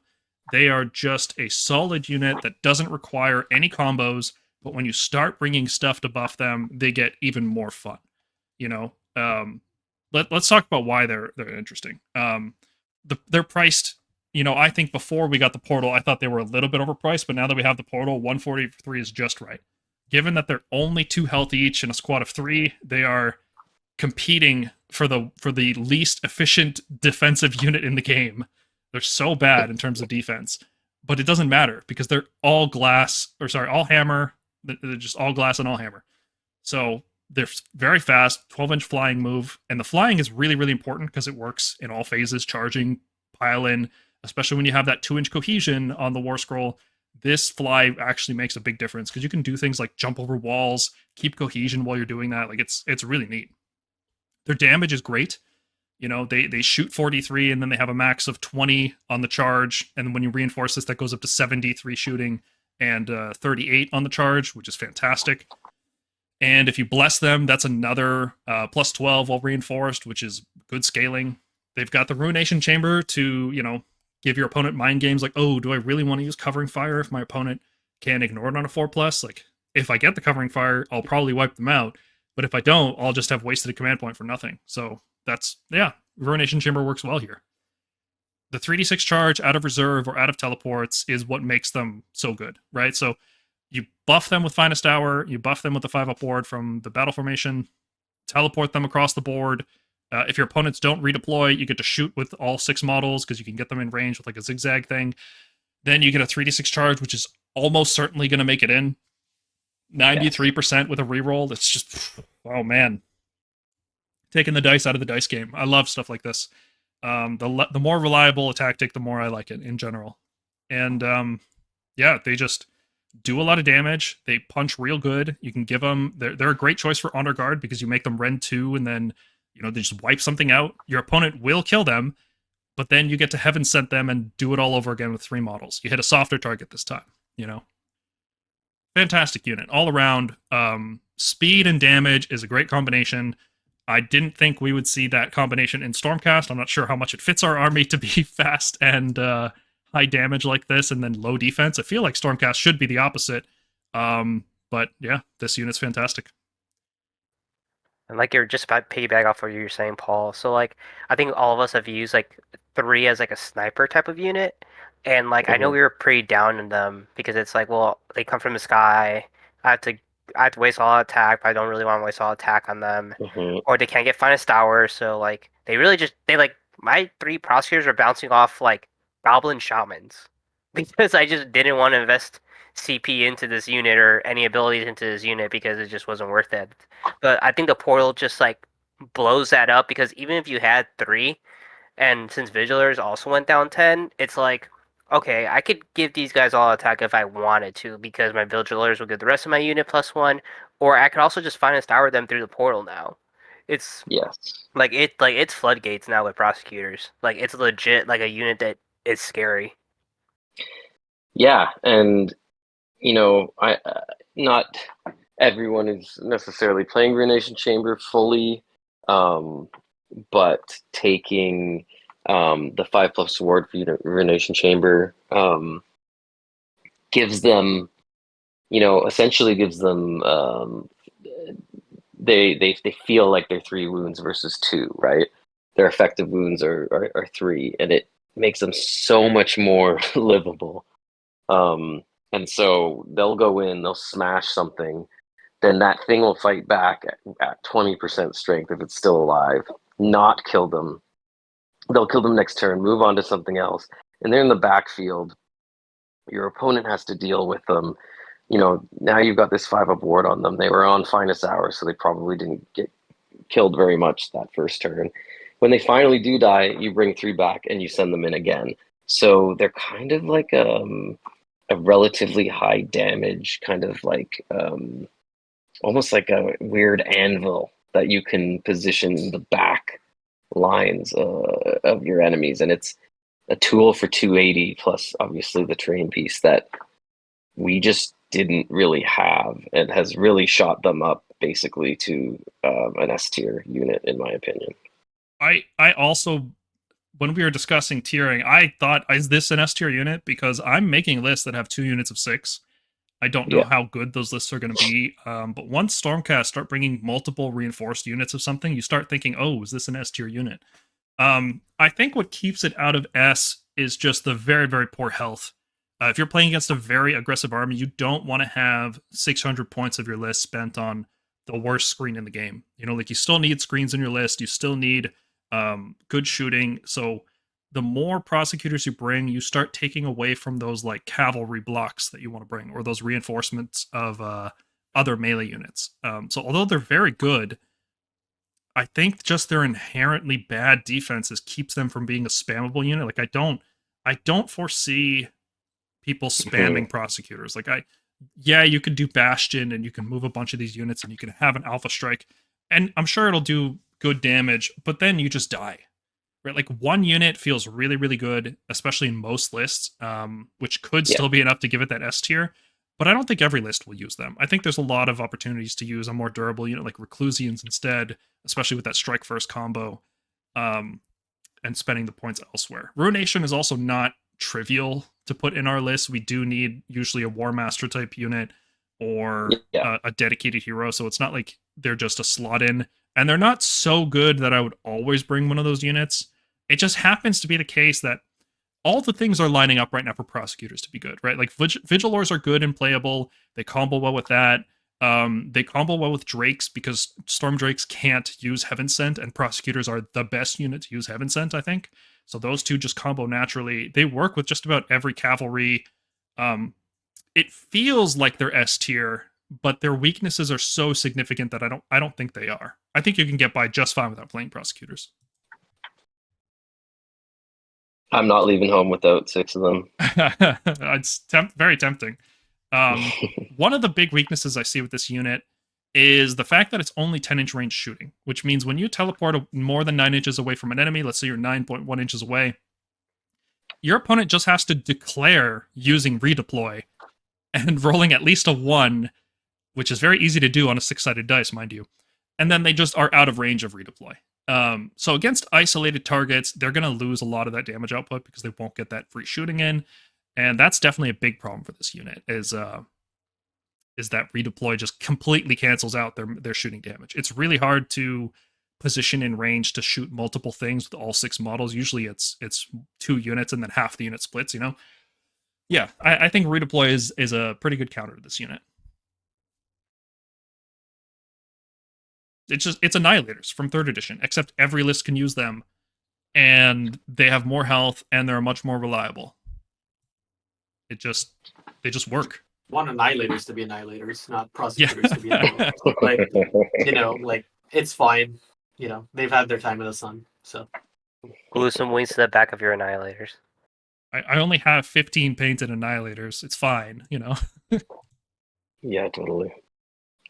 All right, looking at Protectors. I talked about them briefly when we mentioned Decimators, but Protectors are like Decimators, except they never get the double damage. They don't get the crit hits, and in exchange, they get a guaranteed 5-up ward, which doesn't require special timing on abilities. You know, it just, as long as they're near a hero, they get a 5-up ward. And the hero gets a ward too, which is nice.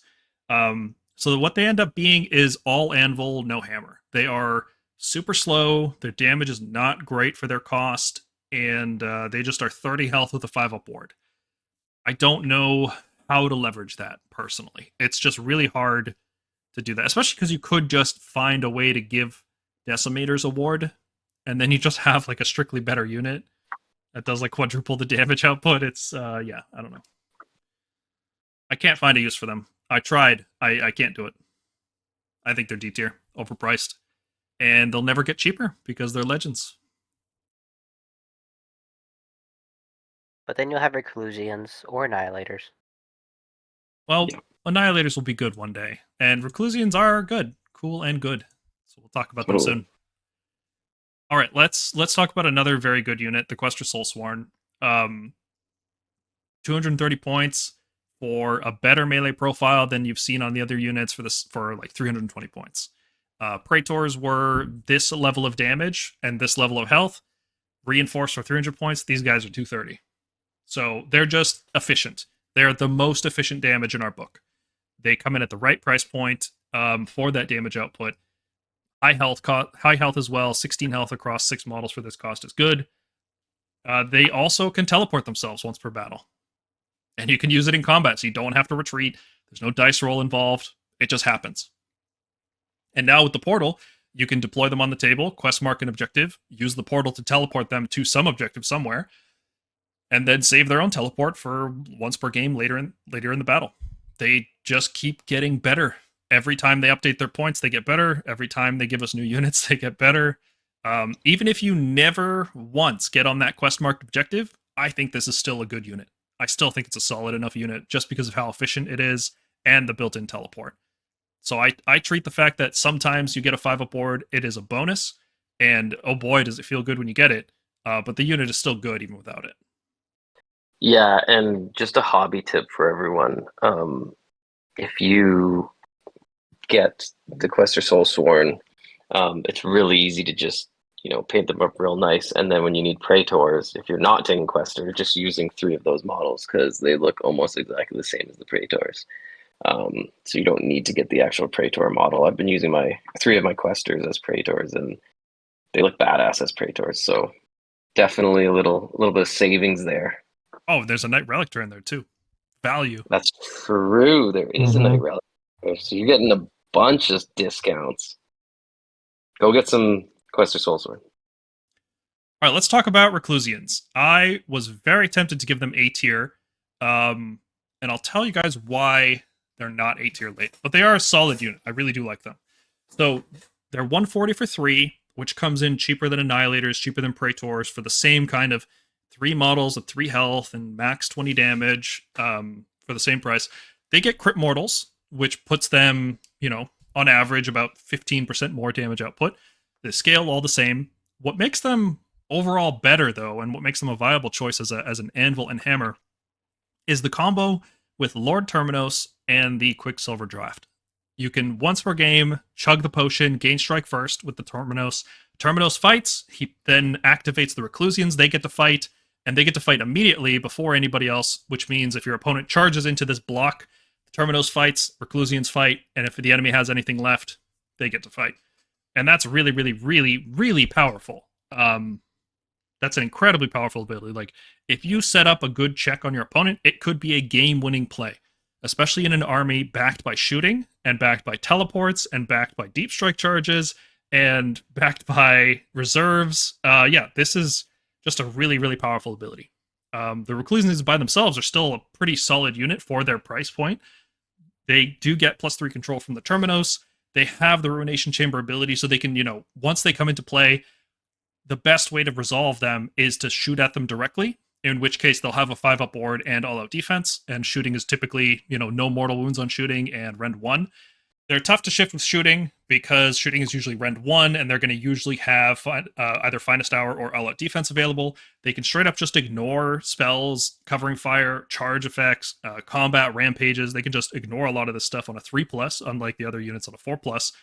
And so they're tough to get rid of outside of combat, and in combat, they get the strike first once per game. So they're just tough to move. So why are they not A tier? If they're costed right and their stats are good and they have these cool effects and they have tactical value, they're not A tier because Prosecutors are the same unit, basically, in terms of regiments and points and everything, and Prosecutors are just way more valuable. Speed and damage is generally better than durability and damage. Like slow and tough is not as good as fast and punchy. It's always better to be fast and punchy than it is to be slow and tough. I mean, just look at Fire Slayers right now. I think every Fire Slayer player would rather have a fast, punchy army than to be slow and tough. Yeah.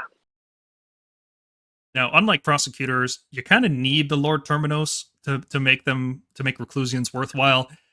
I've tried playing Reclusians without it. They just don't feel as good. I feel like, why didn't I just take Questors? I guess they get the 5-up board. Questors can sometimes get a 5-up board, but I think the Lord Terminos is what makes them really worthwhile. And that is 150 points, which is like bringing 3 more of these guys. So it's not a cheap combo by any means. Prosecutors just work. They work with any hero. They work with any amount of buffs or not buffs. Like, they're just self-sufficient, and they're way more reliable on the offense, which is, that's what you want out of a unit. So Reclusians are good. They're a good pick. I don't think they're a bad unit by any means. It's just Prosecutors are there as well. The cool thing is you can use both, and they actually work really well together in the same list, because whenever the prosecutors are not on the table anymore because they extended a little too far, you can switch the 5 port from putting on the prosecutors to putting it on this unit, and then you get like this second wave. So I think it works. It works well with prosecutors, so it's not like they're mutually exclusive units. I think the GHB also kind of hurts Reclusians because I remember, if you guys remember early 3rd edition GHBs where it was like everything was like near each other, all the objectives were near each other. There's a lot of like 3 objective missions or like those weird 4 or 5 objective missions where they're all like super, like almost overlapping each other. I think this GHB especially, like there's a lot more missions spread out. There's still some close missions, but in general, all the missions require you to be kind of fast. You don't really want to plant too much, and I think that's just an issue, unfortunate issue for them, is they want to plant and fight, but there's not a lot of missions where you want to plant and fight. You want to keep moving. Yeah, for sure. The dropping that brick and saying this land is mine, that works great when you have 3 objectives. When you have 6 or 8, not so much. Your opponent's like, okay, yeah, that land is yours. Fine. I'll take the one next to it. I'm good. I still have more. I'm good. But all around, B tier unit.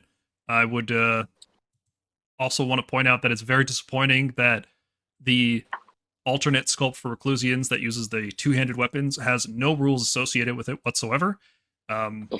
Very, very disappointing.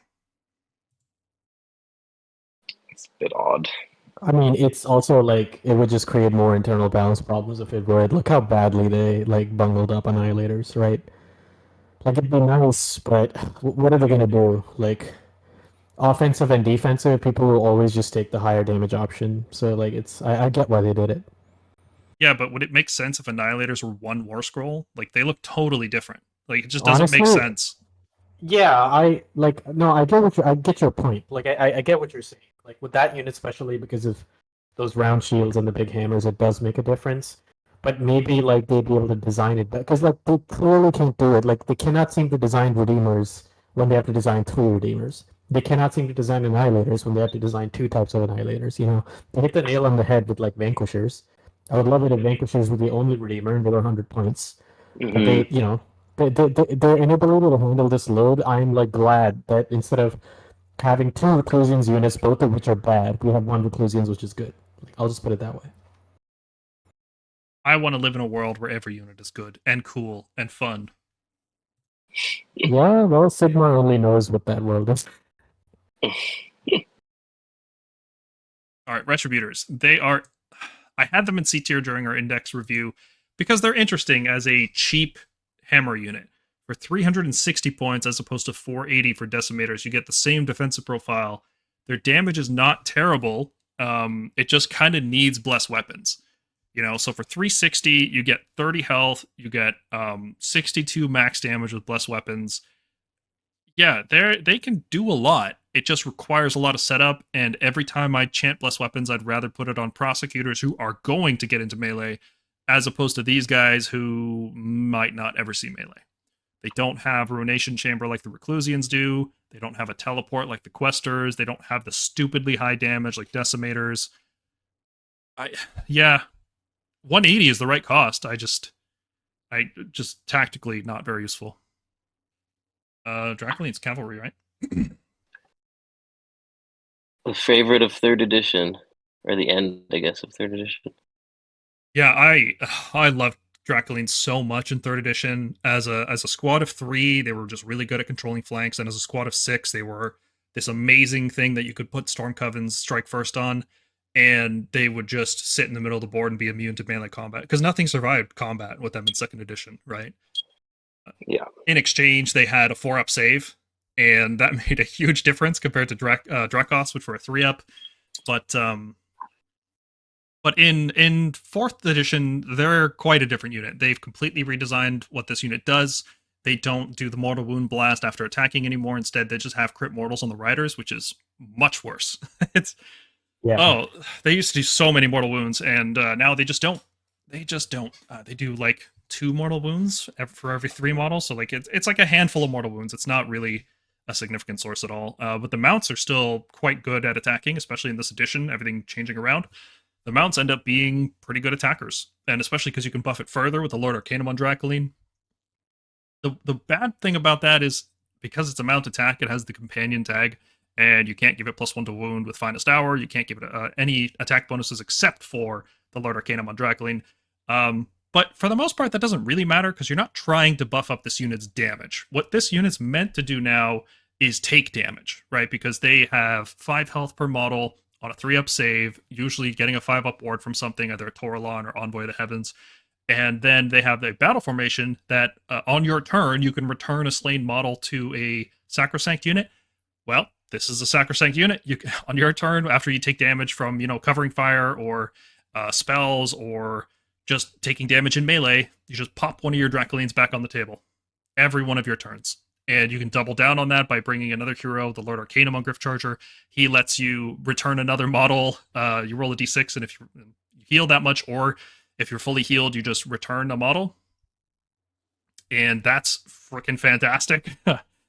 And these guys also, if all of this wasn't good enough, they get strike first if they're contesting an objective that is not under your control right now. So very fun maneuver to do with these guys is to finish a turn in such a way that you are on an objective you don't control. Either you're standing on an objective your opponent controls, or you are like 0.1 inches just outside an objective, and when an enemy moves up to charge you, you redeploy onto the objective, or you countercharge them, and then you get to strike first on the enemy turn. And these guys don't do the most amount of damage in the game, but it is still a big chunk of damage, and your opponent will not want to deal with it. It is a pretty cool way to get like a soft lock on an opponent relying on melee combat. Yeah, it's a really weird unit. This is not like what I would call like a Vanguard-Pallador. You go in and delete something. It's not in the deleting role. It's sort of like a brawler almost. Like, because of that strike first trick that this unit has, your opponent almost never wants to charge it. Like, it makes them play in its really cagey way and gives you like primary points. And if they do charge it, even if it does that first strike, it might not finish that unit off. But it's going to annoy them by like reducing their damage and like hanging in there in a sustained brawl. They have no charge bonuses, so like charging with them is like a fair. Wait, what? But they can. They could have a charge bonus as a larger com on Dracoline, but on their own, this is like a perfectly good cavalry brawler. Like it doesn't need like necessarily support to be good, and I can just tie up a bunch of units with their 3-up save, 5 health, and just keep dealing fair, consistent damage that'll just annoy your opponent. I played with them a couple times and actually used them to alpha pin with Estrella's +2 to charge. Definitely, and yeah. It was nasty. Like it really. I'm honestly surprised. Like I didn't love it. It's not really the type of style that I play or that I want to play. But I was really shocked at how we haven't seen a lot of people doing this. But yeah, like if you're given first or you take first and you drop in with 6 of those and get the 7-inch charge off and just have one of those guys on the objective in your opponent's territory, you're never going to win that objective, but you're literally just they're going to have to fight through 30 wounds that you get strike first on for the next like 3 turns. It's going to be so annoying for them. One of the lists I definitely want to try is pretty much that, right? Like send 6 Evocators in, hopefully land on an objective after you finish the charge, and it's a 7-inch charge with Estrella, so pretty reliable, especially with a reroll. Hopefully you don't need to use it. But then you also drop in shooting behind them, right? This is a very aggressive maneuver. And then I think I want to try putting in a unit of Prosecutors in there as well. Bless them, hopefully bless them with blessed weapons, finest hour, teleport them up, and then get the 3d6 charge in. So hit them from one side with Prosecutors, hit the rest fit with Dracolines, hopefully on an objective so they get to strike first, and then shooting behind it. And you try to pin your opponent in their territory for 3 turns so they can't score, and you should still have enough left in your list to play the board and still have a reload after something dies. Like Prosecutors will die, you reload it with Heaven Sent. It's a list I want to try. I don't know how. I'm always worried there's going to be like just some crazy high health army. Like people are going to start playing Soul Blight, zombie spam again or something. So I'm always wary of these like all-in maneuvers. I tend to prefer a more tactically flexible approach. Yeah, one thing I really loved though, the 2 games that I played this was, so you can drop in a way that you're 9 inches from the enemy. You've got a +2 to charge, but you can trail 1 or 2 if you need to. Ideally, it's probably 1.5, but they're on the really big cav base. You can trail your guys back with a little tail. So if you happen to miss that charge for whatever reason, in the next turn, as long as your tail's within 1 or 2 inches of another objective that was nearby, you redeploy in. So when they attack you, you still get strike first. Oh yeah, Like yep. There's all sorts of weird stuff you can do with them. It's really funny. Yep, it is a super fun unit to use. The damage on their own is not spectacular. It's I think it's actually I think it's still higher than Stormstrike Palladors. But on average, they are the low. I think outside of that, they're the lowest damage cavalry. But they're just so tanky. They have all this utility with the strike first and the revival and the recursion and everything. They're really fun for all those reasons. Now, 240 is one of the higher priced hammers, right? Like that does start to add up, especially the highest once you. price. Yeah, Considering Fulminators went down, it's the highest price. Yeah. Concussors used to be 250, and they're cheaper now. So we're not getting a discount on these guys. These guys are never going down in price. They're a Legends unit. This is as good as they're going to be. It's disappointing they don't play the same way they did in third, because that felt amazing, but they are a phenomenal unit in this edition. If you have them, you are going to have a great time if you put them on the table. I guarantee it. They're super fun to use. Yeah, I think people are kind of sleeping on them, to be honest. Like, I think you can do some fun stuff with them. They're not as flashy as Vanguard-Palladors. No. But you can run both. And they're actually really good together, because one of them is all gas and just power through and get away, and this one is just brawling in the midfield. It's just, they combo very well together. Yes. If they didn't, if you could only realistically run Palladors or Dracolines, they would not be A tier. Believe me, the Vanguard-Palladors are having a warping effect on our book. They're that good. Despite all that, Dracolines are still a phenomenal unit. All right, let's talk about Dracoths then. I think we can more or less talk about Concussors, Desolators, and Fulminators all at the same time. They're very, very similar units, very minor differences. Fulminators do the most damage on the charge by far. Like I think Stormdrakes do a little bit more, but they're way more expensive. So Fulminators are the most efficient damage dealers in our book in terms of cavalry. Concussors do not do that much damage compared to Fulminators, but they have some very interesting utility that I think still keeps them viable. Because Dracoths are not looking good this edition. They lost some health. They're now still 5 health on a 90 mil base, just like all the other cavalry, except they only come in squads of 2. So you have a significantly more fragile unit. Every loss matters a lot more. There's in situations where you'd be left with, one Pallador that can escape and then maybe start rallying some models. You just don't have those situations with any Dracoth unit. They're all so much more fragile. They're also significantly slower than the rest of our cavalry, only 10-inch move as opposed to 12 or 14 with run and charge in some cases. But they do have some merit. So for starters, they're always Ren 2 on the mount, which is very good. They're always wounding on 2s on the mount, which is also very good. Like these are far more accurate than the Gryph chargers. Their melee attacks are fine, right? Like they do more damage than the Vanguard-Palladors and Dracolines and Stormstrike Palladors. And they have some unique utility as well. Concussors get to ignore commands from an enemy on a 3+. We love 3+ on this channel. It's the best. But this is great because it works even when you're getting charged, right? So an enemy charges into you, and on a 3+, bam, no commands. No all-out attack, so most units are hitting on 3s or 4s, and that is a significant damage decrease from an enemy because they'll be using all-out attack when they're being aggressive. The other thing that Concussors do really well that the other 3 Dracoths don't do is I think they're the best to combo with the Lord Celestin on Dracoth using a Quicksilver draft to fight first, and then pulling a unit of Concussors into combat to effectively gain fight first. This is a really powerful defensive maneuver. We talked about this with Reclusians, and we said how useful it is, and it's like a good enough combo that it puts Reclusians all the way up in B tier. I think it's just a lot more expensive here to do this kind of defensive maneuver.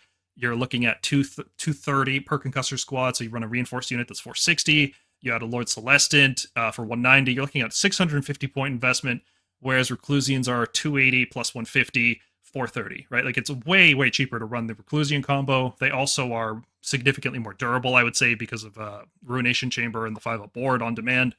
So these guys are more fragile to shooting. They're more fragile to magic, but they're not 4-inch move infantry. Like they can move around, they can shoot, they can charge stuff. They're not like the strike first combo is not the only thing they do. Whereas it feels like with Reclusians, that's pretty much what they do. Like if they don't get the deep strike on some terrain, like faction terrain or an endless spell, they're usually not getting into melee. Whereas Dracoths will get into melee. Your enemy has to respond to them after they drop in. You can't just, move away and ignore them. So I think that's enough to keep Concussors as a viable unit, as a C-tier unit. Even though their control is bad, which, the control bonuses aren't very good, but just being only 4 control, there's so many 5 control models that a unit of 2 of these guys is not going to take control of that, that's just another annoying thing. Their health is low, their movement is low, their shooting range is that awful 10 inches, which means enemies can redeploy 1 inch if you come in from reserve or teleports. There's also the issue that their roar ability, which I call the 3-up ignore commands, it's called Thunderstruck. It's used after some commands in the enemy turn, right? Like Daughters of Cain will use their all-out slaughter before you have a chance to make them ignore commands for the turn, which that's pretty annoying. But in most cases, being able to, send What about OBR? Yeah, on their turn, they'll use all their stuff first. That's not a command. Yeah, it's just a buff now. Oh, right. Okay. Yeah. I think it's still a solid enough unit. I think it's overpriced quite a lot. I think it could go down 10, probably 20 points down to 210. And then the Lord Celestin on Dracoth could drop down another 20 or 30 points. And then this combo looks a lot better. It's just a matter of efficiency. But you drop in, you have a bunch of, Ren 2 D3 damage shooting, then you probably don't charge because you're not going to make a 9-inch charge. But when the enemy charges you, you hit them with the roar, hopefully, and then you smack them with the Lord Celestin, and then you smack them with the Concussors. And if there's anything left, then you take some hits. And, when there's just a lot less stuff hitting you, having less health matters a lot less, So this is something unique this unit can do that the rest of our cavalry really can't.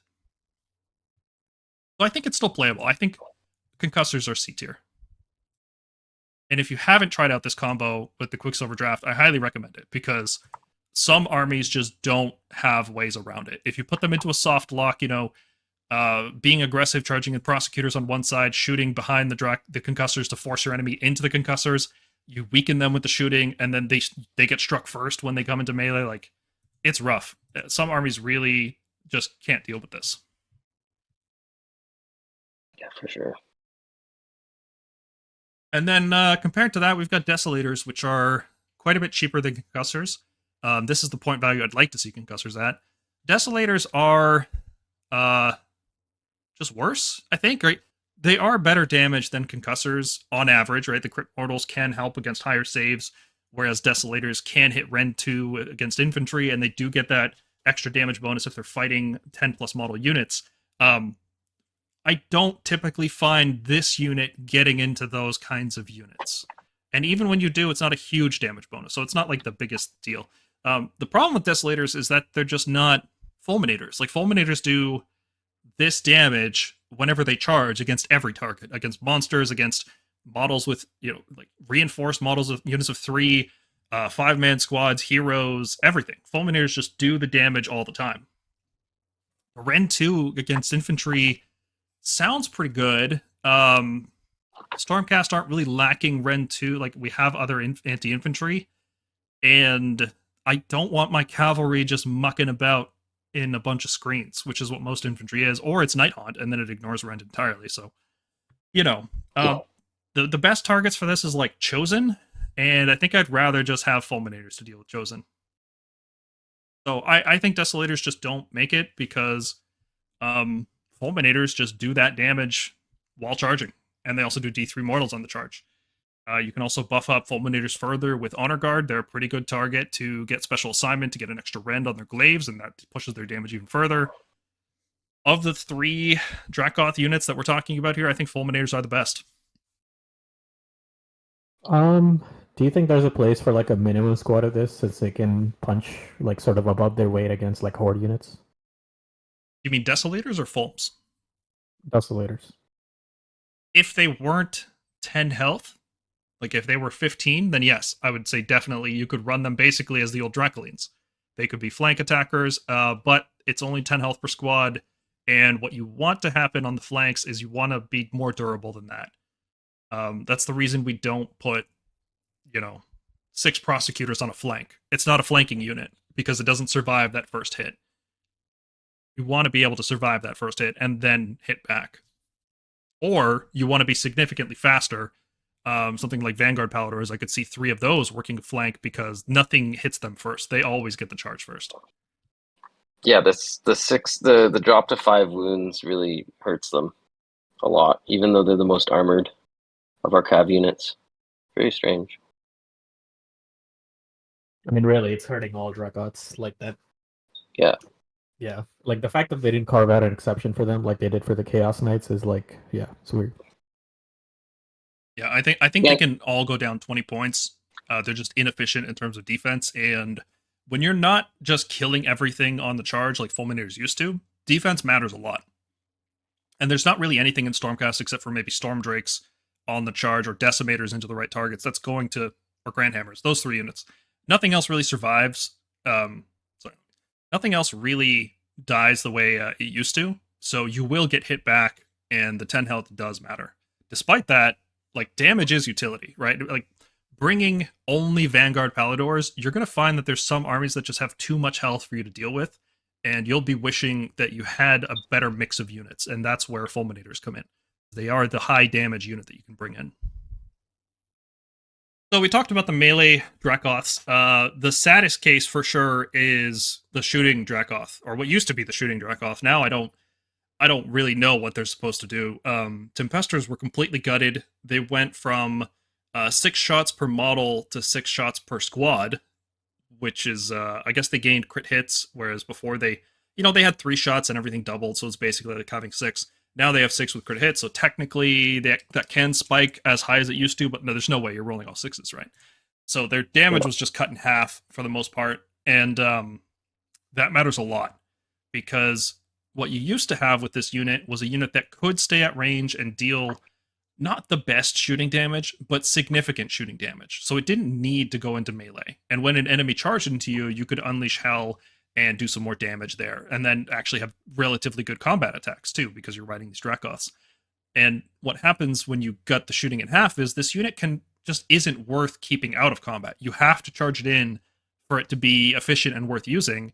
But if you're charging the unit in, well, why aren't you just using a different cavalry unit? Like, just use a dedicated melee unit. There's no benefit to having shooting. There's actually only downside, because if you get stuck in combat, you don't have shooting combat, which is baffling that this unit doesn't have shooting combat. Yeah, because it's a one-handed crossbow, right? Yeah, it's weird.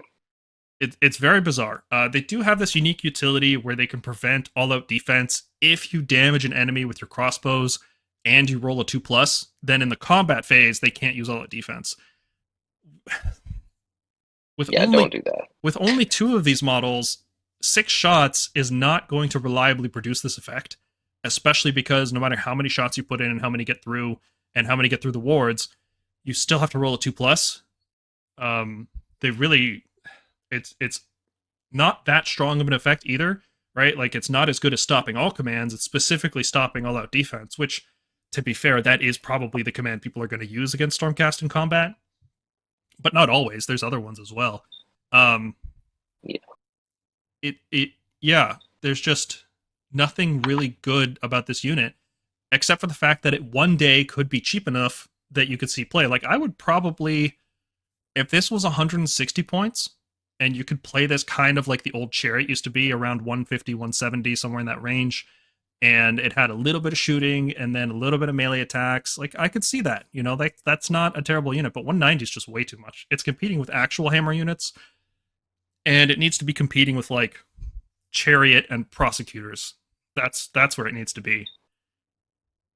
Yeah, it's not good enough at all. And it's sad because we all have them. Yes, everybody has them from last edition, and they are the most disappointing, like, most devastatingly nerfed unit. Like, Grandhammers are a lot more playable than these guys, I think. Do you guys think they'd ever get that cheap? Like, or is 160 too low? Am I crazy? Like, it just really feels bad to use this unit. Yeah, I was hoping they were going to change something in the book and give them, a couple extra shots or something if they're not going to do the exploding sixes. But they just left them exactly like the index. So it's a bit strange. They just have to go down in points. And like you said, then maybe they're sort of like a Pathfinder unit or something, going out there, getting some objectives, shooting when they can. But yeah, they're not going to see much play otherwise. Washing that bad taste out of our mouths, let's talk about a very good unit, the Stormdrake Guard, which started the edition out at 360 points, and they have, thankfully, been brought down quite a bit. They're now more efficient at 330. I think I'd still like another 10 to 30 points off. Like, I think 300 would be a perfect landing spot for this unit in terms of internal balance. Externally, I don't know if that's going to happen because they're really good. They're doing well. There's 5-0 lists using Stormdrake Guard, so I don't know if we're going to ever see them get cheaper. But they just do everything. They have good enough shooting, right? Like, it's actually significant enough. They have really good melee attacks. Like, if you charge in Stormdrake Guard, they are the strongest melee unit of all the cavalry. They do more than Fulminators. They're not as efficient as Fulminators, but they will do more damage. They have a really good covering fire. Their melee is good. I personally just assume they're going to have the lances because the swords, while they're better in sustained combat, what you want to be doing with Stormdrakes is just charging. You always want to be charging. You want to be wiping out units. You want to be using power through to get away, because one of the hidden strengths of Stormdrake Guard is they can power through against almost everything in the game. They can power through against other cavalry, which most cavalry can't do. Like if Vanguard charge into Vanguard Raptors, they can't power through. They get stuck in that combat, which they might not necessarily want to be. Stormdrake always power through, pretty much. There's very few targets they don't power through or kill. They've got great control, like 5 per model. The squad of 4 of these guys is 20 control on an objective, which can put opponents into over-dedicating resources in order to take control of objectives or just not being able to. They've got a random rampage. When it goes off, it feels really good. It's just random in every way you can. You have to roll 3+ to activate it. It does D3 mortal wounds and then a random 2d6 flying move. When it happens, it can give you some really cool tricks. Like you can charge into an enemy and then 2d6 fly 3 inches away. And then in the combat phase, you can check, okay, am I going to get strike first with the lightning echelon? If so, you can activate them right away, pile in and fight. If you're not going to get strike first, well, or you just choose not to roll it, you can just leave them just outside of 3 of an enemy, and then the enemy doesn't get to activate until you pile in and fight them. You can also just hop over screens. You can, because they're 2-inch cohesion as well, you can do some really janky stuff with pile in and cohesion and everything. Just really, really flexible in terms of melee combat. The flying on a cavalry unit is very good. And this rampage though is gonna feel bad more often than it feels good. Yeah, no, it's like it's weird. It's so unreliable. Yeah. I mean, really luckily, like if you're running for a Stormdrake Guard, you'll run them in a lightning echelon, so you'll have 2 3-ups. Like you'll have a strike first, and you'll have like something like this rampage to go. So if they are trying to debuff you by like making you strike last or making themselves strike first, like with Be'lakor, you do have like 2 3-ups, and the chances of you feeling both are like pretty low. But it'll feel bad when you do feel both. I can't believe this went down 10 points. This was 340 last edition for pretty much 2.5 years, and then it stayed there, and it started at 360, and they finally were like, all right, we'll get it down to 330. And I think like that's like a good point. That's like a decent point to start playing this at. Yeah, it's also worth finally talking about the Extremist Chamber ability. We didn't mention this at all with Dracoths because their health is quite a bit lower. They don't get as much value out of it, but with Stormdrake Guard, this ability does actually feel a lot more potent because you're with a reinforced unit, you're dealing with 38 health as opposed to, 36 health as opposed to just 20 with Dracoth, so they just die a lot quicker.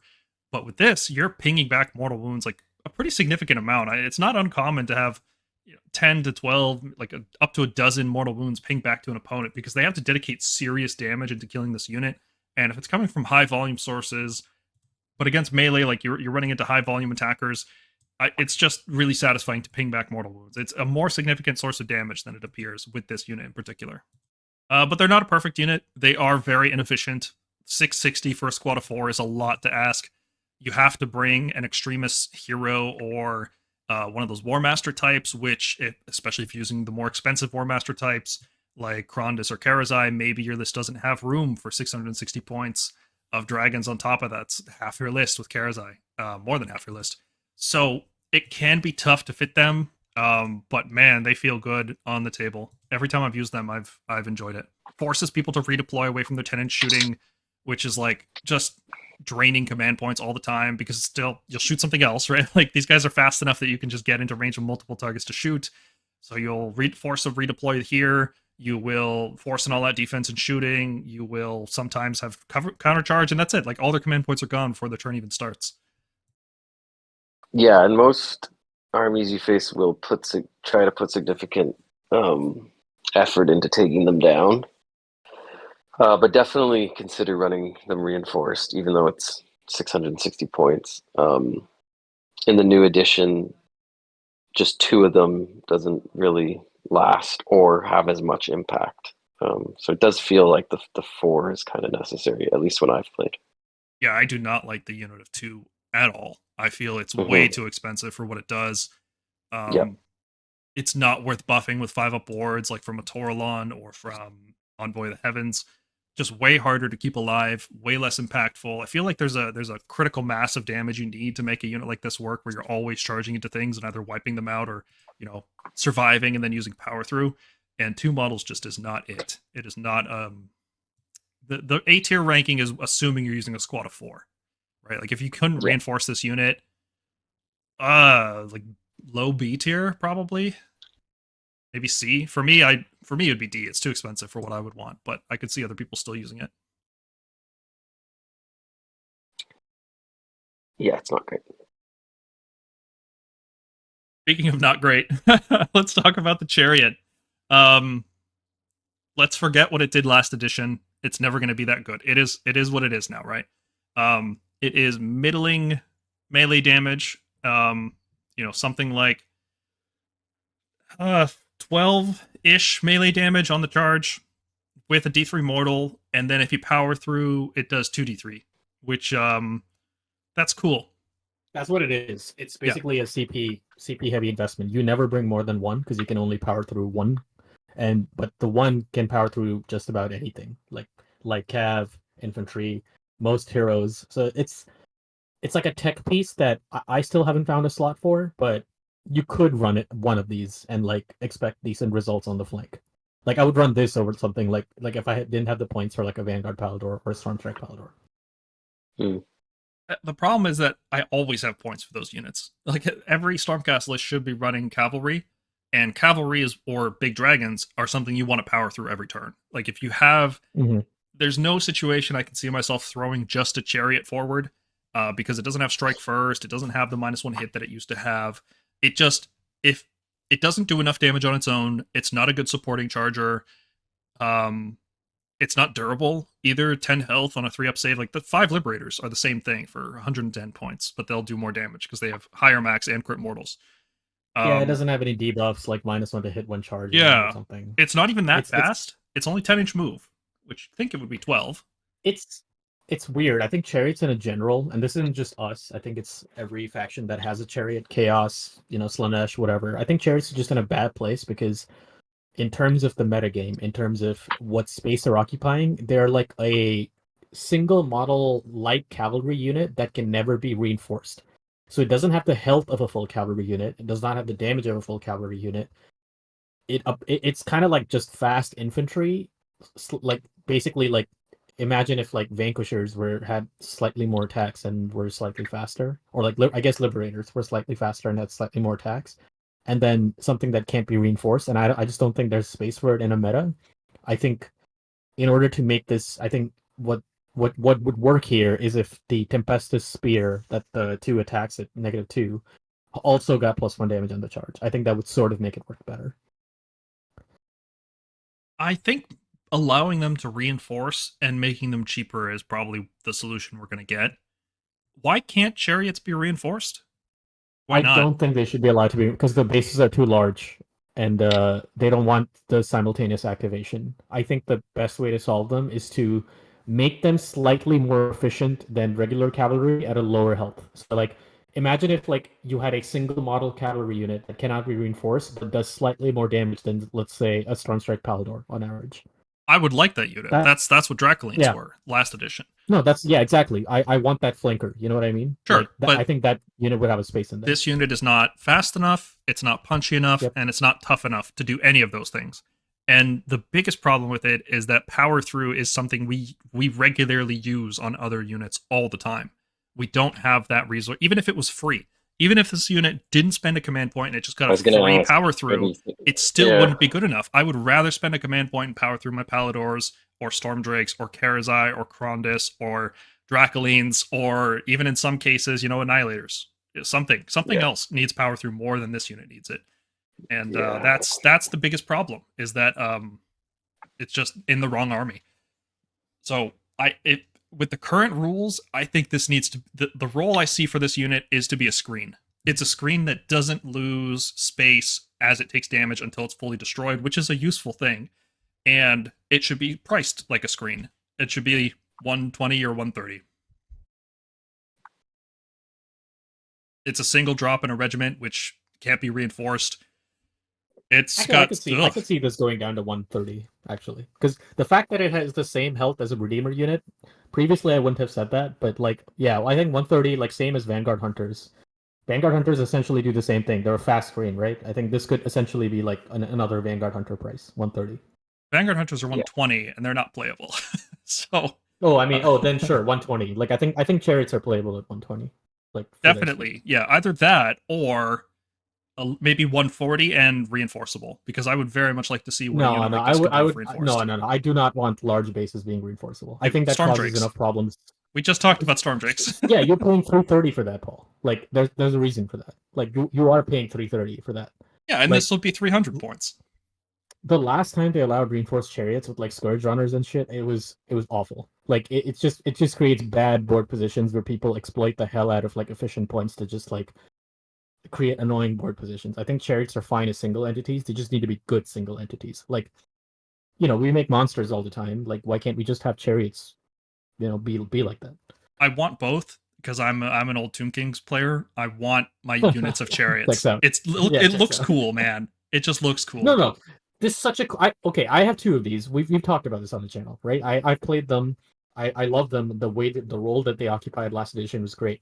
All these nerfs like to turn them into just slightly better, faster redeemers, and then have a 150 point cost doesn't make sense. Like, I would play these at 130. I would definitely play them at 120, but I think 130 is about as high as they'll go. It just because of the speed. Like, if Vanguard Hunters are 120, I can see like a 10 point like increase over them for like the 10-inch move. I still wouldn't love using it, but it becomes a screen, Like I hate the fact that so many of our units get reduced to screens. Like, make it cheap enough and it's a screen, and that's not good design. I would like it if they were stronger and cost more, but I think I could say that about a lot of units in our book.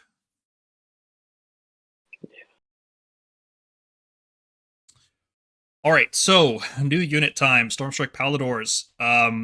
Right off the bat, if you see that they hit on 5s, you turn the page and you don't look at this unit anymore. But thankfully, they eroded that. They hit on 4s now. The mounts hit on 4s. So where does the unit fall?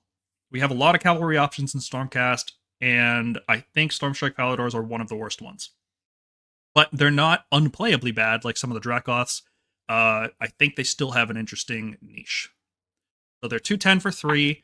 They are one of the cheaper options. I mean, Vanguard-Palladors are underpriced like hell right now. So let's not pretend that they're not going to go up in price. 210 then becomes the like budget cavalry price, right? If everything else is around 240, 210 for 3 seems pretty good.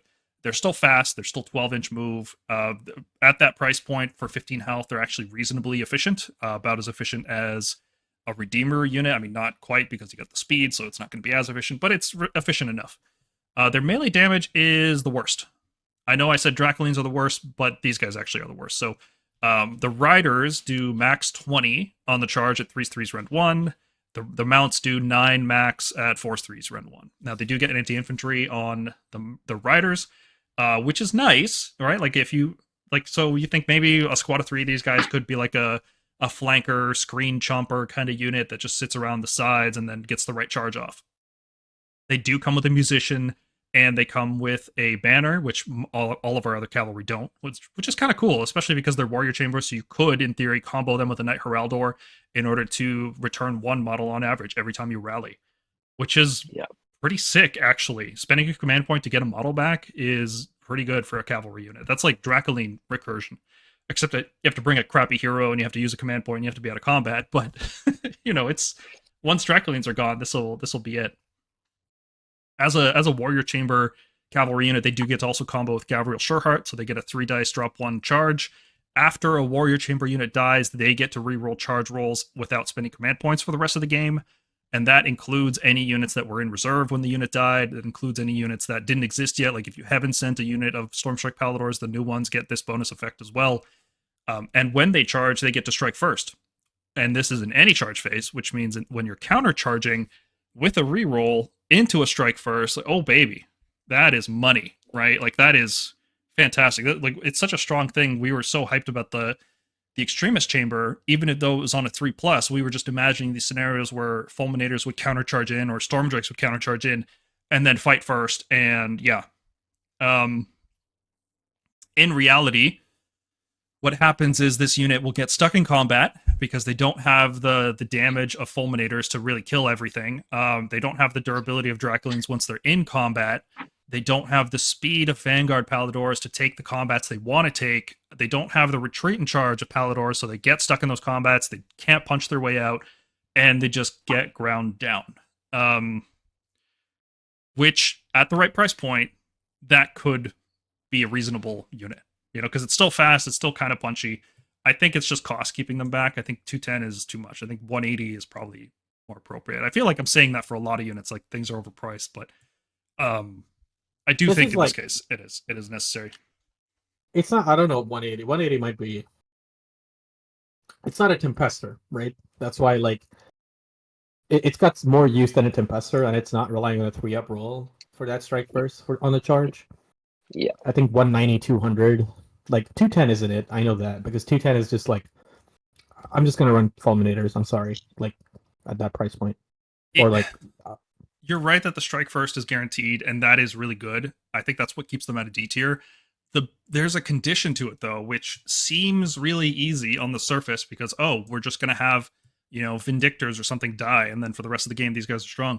But there's a lot of situations where you're not throwing out Vindictors for any, or you don't even have them in your list. You're running just Vigilors as your screens, and you don't want to throw them away as quickly as you would with Vanquishers or something. You're not as ready to toss away a shooting unit as you are with a melee unit. And also in this edition, like, how many times can you not get the 5-up ward because one of your Redeemer models like managed to live? Like, it happens to me all the time. It's hard for your screen to be completely blown up with the 3-up saves. It doesn't always happen. So your warrior chamber that you're looking to die may take 2 turns, maybe, probably not 3, but at least like 2, and that's not really great to have to wait for. Yeah, and internal balance is a big problem for these guys. 10 points more, you get the best unit in the army, maybe second best unit, which is Vanguard-Palladors with Javelins. That's a big problem for these guys right now. They're just not an efficient enough choice compared to other options. They don't do anything unique except for the strike first thing, which, like I said, that is good. Countercharging into strike first is very good. One way you could play these guys right now is you actually just bring a squad of 3 or 6, and you bring them as like a supporting charger for your main hammer. So you'll have a unit that is meant to do like main damage, like you'll have your Vanguard-Palladors, and then you bring these guys on the side, and they charge in at the same time as this unit, and kind of like doing charge mortals with their strike first, they do some damage before your main hammer gets to attack. And ideally, then they also pin some other stuff down while your Vanguard-Palladors power through back.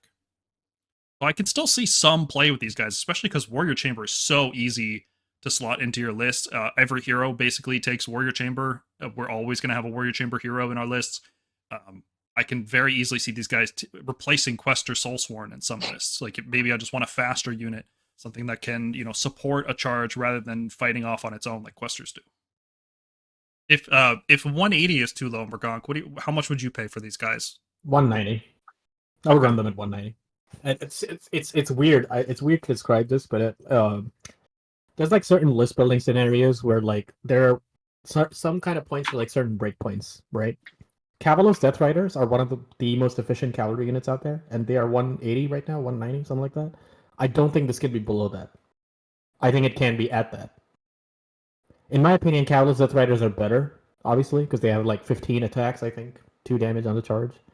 So I think those belong at 200, but this could be 190 easy and not be a problem.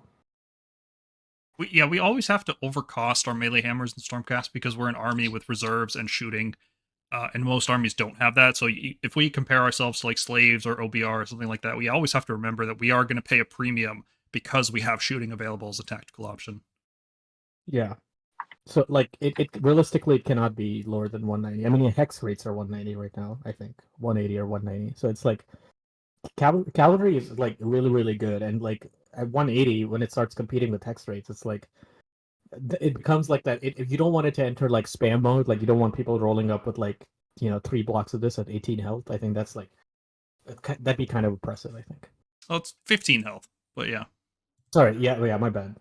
I don't know why I said 18. They're the best thing they have going for them right now is they're very easy to buy.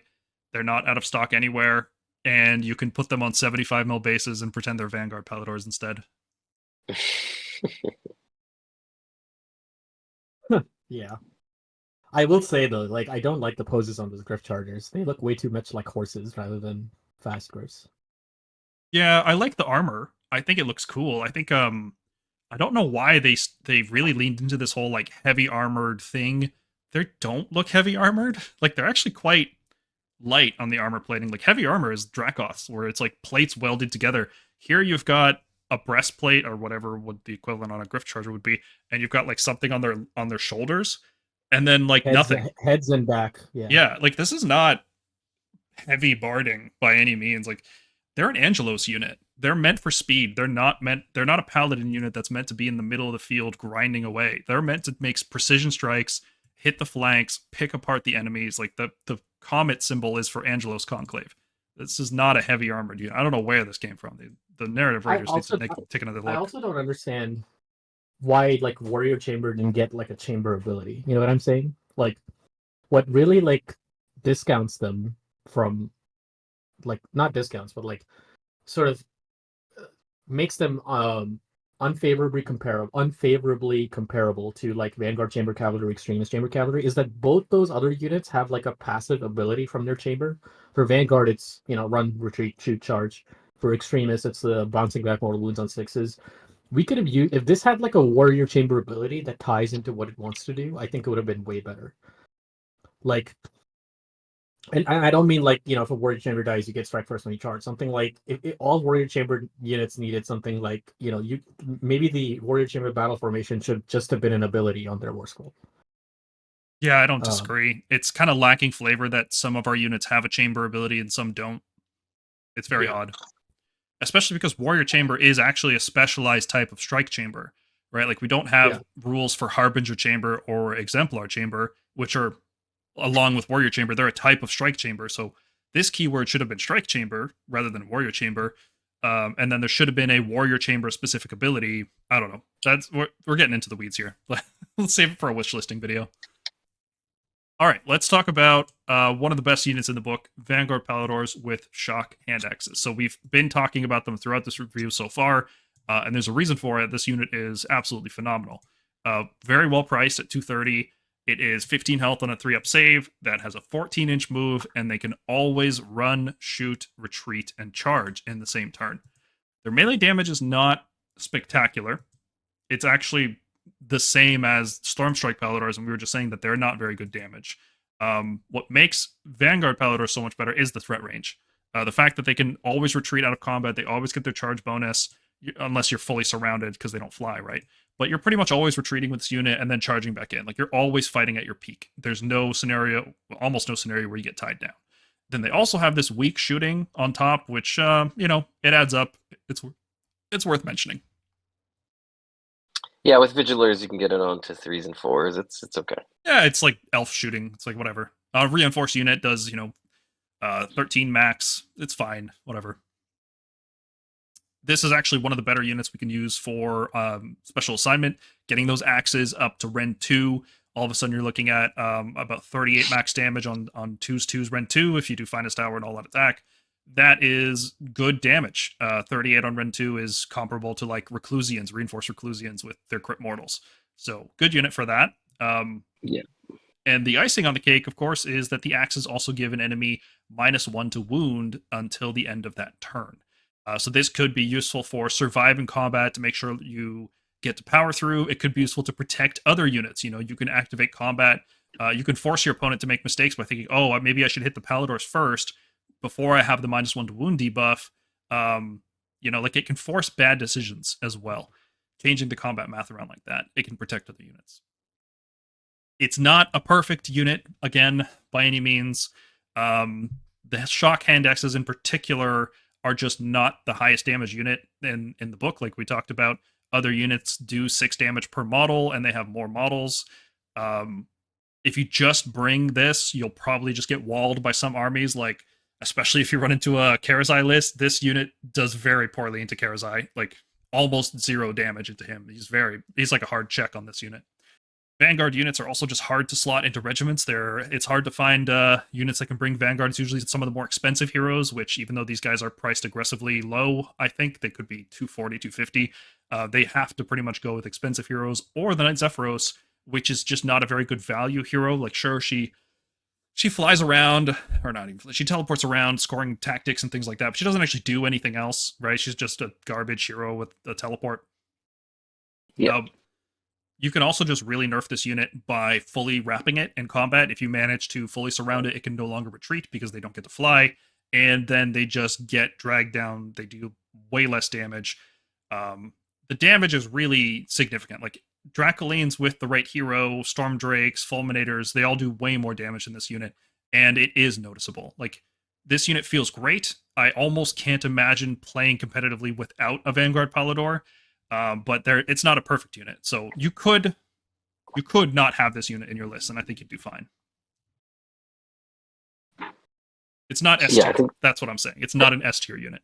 I think for the points, the fact that it's 3 model cav at 15 wounds with a 3-up save, it makes a huge difference at their price point. And one of the things that, coming from last edition, myself playing a lot of Dracoths and some Dracolines, I've noticed a significant sort of ease of positioning running a reinforced unit of this cavalry. Because the base size is a little bit smaller, it's surprisingly easier to sort of maneuver and get everything into combat.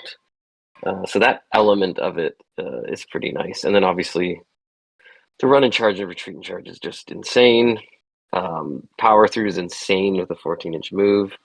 Like, whether you're doing the hand axes or we'll talk about the javelins in a second, you need to be bringing Palladors to the equation. Yep, they're like A+ tier. They're like close to being S tier. But I have put the Starstrike Javelin variant.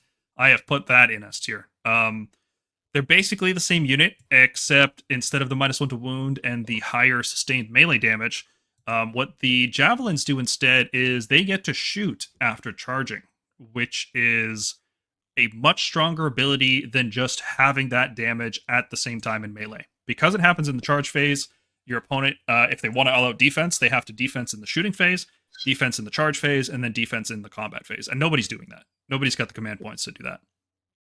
So you're splitting your damage up, which is very useful if you're focusing fire on a single target. It's also really useful if you want to spread your fire. There's a lot of situations where you want to allocate your damage appropriately. You don't want to overkill things. You want to do, just enough damage, soften things up, and then another unit can finish them off. This is just, they're really good at that. So I think, especially because they're 10 points cheaper than the Shock Handaxes, I think that is enough to nudge the Starstrike Javelins into a position where you can spam them. And when you spam this unit, an interesting thing happens. There's almost no downside to spamming it, because one of the problems with Stormcast usually has spamming a single unit, especially melee units, is combat activations, right? Like, we will charge in 3 units, one of them will probably die before it gets to attack. Whereas here, you're doing most of your damage before you do a pylon move, right? The pylon move is irrelevant. Like, strike first effects from enemies don't really matter, because you're like, okay, I take some damage, cool, but like, I've done most of my damage when I was at full strength. I've done it, most of it in multiple phases. And in all phases, you can benefit from Vigilors +1 hit, or Bastion can buff you. But Vigilors and spamming Vanguard-Palladors with Javelins is a real strategy. It is a problem for internal balance. Like, it's such a useful unit to have, and the fact that you can start bringing it in multiples, I do think this is S tier. It's not as disruptive as long strikes. I think long strikes are a way bigger problem for Stormcast internal balance. There's just nothing that competes with them, whereas we have tons of other cavalry choices. But this unit is just, it's ubiquitous with Stormcast right now. You're going to see 6 in most lists, sometimes 12. Some crazy people out there are going to run 18, and that's not going to be an easy list to beat, or to counter, you know? Like, it's I've fantastic. been finding this sweet spot for me is 9. But yeah, realistically, like Paul, you were saying, because they do 2/3 of their damage before combat even starts, they are great partners for lists that have hammers like Prosecutors that you absolutely have to attack with first, or even something like a Celestin Prime, or a big hero that you really always want to use their attacks first to hurt the enemy. You have no problem doing that because these guys don't care. They've already gotten 2/3 of their damage through, and they've been able to sort of pick off how they target that. And so you're just going to be that much more ahead when combat does start. Yep. The lower damage on Shock Handaxes is offset here, because if you run the numbers, Javelins will do about 10% more on average if everything goes through. That means people don't redeploy out of range, and you get to all your melee attacks and everything. Not that, you get hit and wounded and everything. So Javelins do more damage. You do need to bring +1 hit to buff them in every phase, but Vigilors, as we're going to discuss, are an excellent unit to use right now. They are our best screening unit, and they just bring that buff more or less reliably. 3-up saves it's a little bit harder there, but it's still, usually you're going to get it. And unlike many other melee hammer units in our book, this unit does something instantly when you bring it back to life with Heaven Sent. So after you've done all this damage, after you've retreated and charged again, and your opponent finally finishes them off, you Heaven Sent back 3 of them, and they can shoot immediately. And if they get lucky and get a 9-inch charge, they're shooting again. Like, they just doing damage outside of normal phases has always been good in this game. And this is another example of it. Mergonk, what are your thoughts on Javelins? Do you think S tier is appropriate? Do you think they're too strong? Stuart Ironsman thinks so. I do think they're a little undercosted, yes. Like, it's not as oppressive because I think there's a lot of really durable armies out there. In Nighthaunt, OBR gets Slaves of Darkness in some ways if they get the 5-up ward on Vanguard because of Bellacore. I do think they can be a little oppressive at 220. I'm not sure why they went down. Like, even if they stayed the same, I think people were trying at least, splitting between Shock Handaxes in this one. But yeah, I fully expect this unit to be like 240 after the balance patch. Like, it's sort of just, it's ruining the internal balance of our own cavalry, like of all the cavalry in our book. And B, I think there's some armies that, like, what I call, the mid-tables and the bottom-table armies, they have no answer to this unit. I think this unit just wrecks them. And this unit combos like really well with Vigilors. Totally. Because all those shooting attacks that you're doing are all +1 to hit, even when you charge. So it's just, it can be really oppressive, yeah. They seem to combo with everything. Like, every unit I pair them with, they have some kind of combo because of how they work. Like you were saying, John, with Prosecutors, you want to make sure you always hit with Prosecutors first. And the fact that you've done most of your damage is like, okay, yeah, Prosecutors can go. Like, it doesn't matter even if I take wounds, I'm not that fussed about it. With Reclusians become this like durable anvil block while these guys are off running around and skirmishing. With other cavalry, you love the fact that you're doing most of your damage up front. You can wipe out screens, and then other cavalry can charge in deeper. Because this happens in the charge phase, not in the combat phase, you still have more movement options available, which is great if you're using, especially like Stormdrake Guard even really work with this. Everything that's good in Stormcast gets even better when it's paired with Javelins, and Javelins pair all of it. Like, it just makes it all better. Everything just works better when you bring Javelins in your list.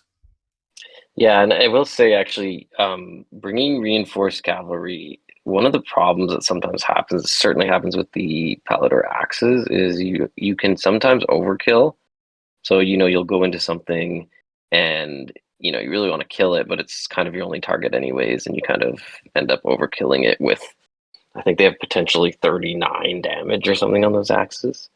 And whereas with these guys, like, you're never going to overkill anything because you're going to shoot it, then you're going to charge in, and you're going to shoot it again. And then, oh, you know what? I got lucky, or their defensive saves were really poor. All of a sudden, you're like, I can pile in and kill that little hero that was behind them, or, get some damage into another unit. Like, it gives you so many more options. It's quite remarkable. Fantastic unit. I think it's going to go up to 240. I think it's going to get slapped with the 20-point nerf. Hopefully not. All right, and that finishes off the cavalry. So let's talk about our shooting troops.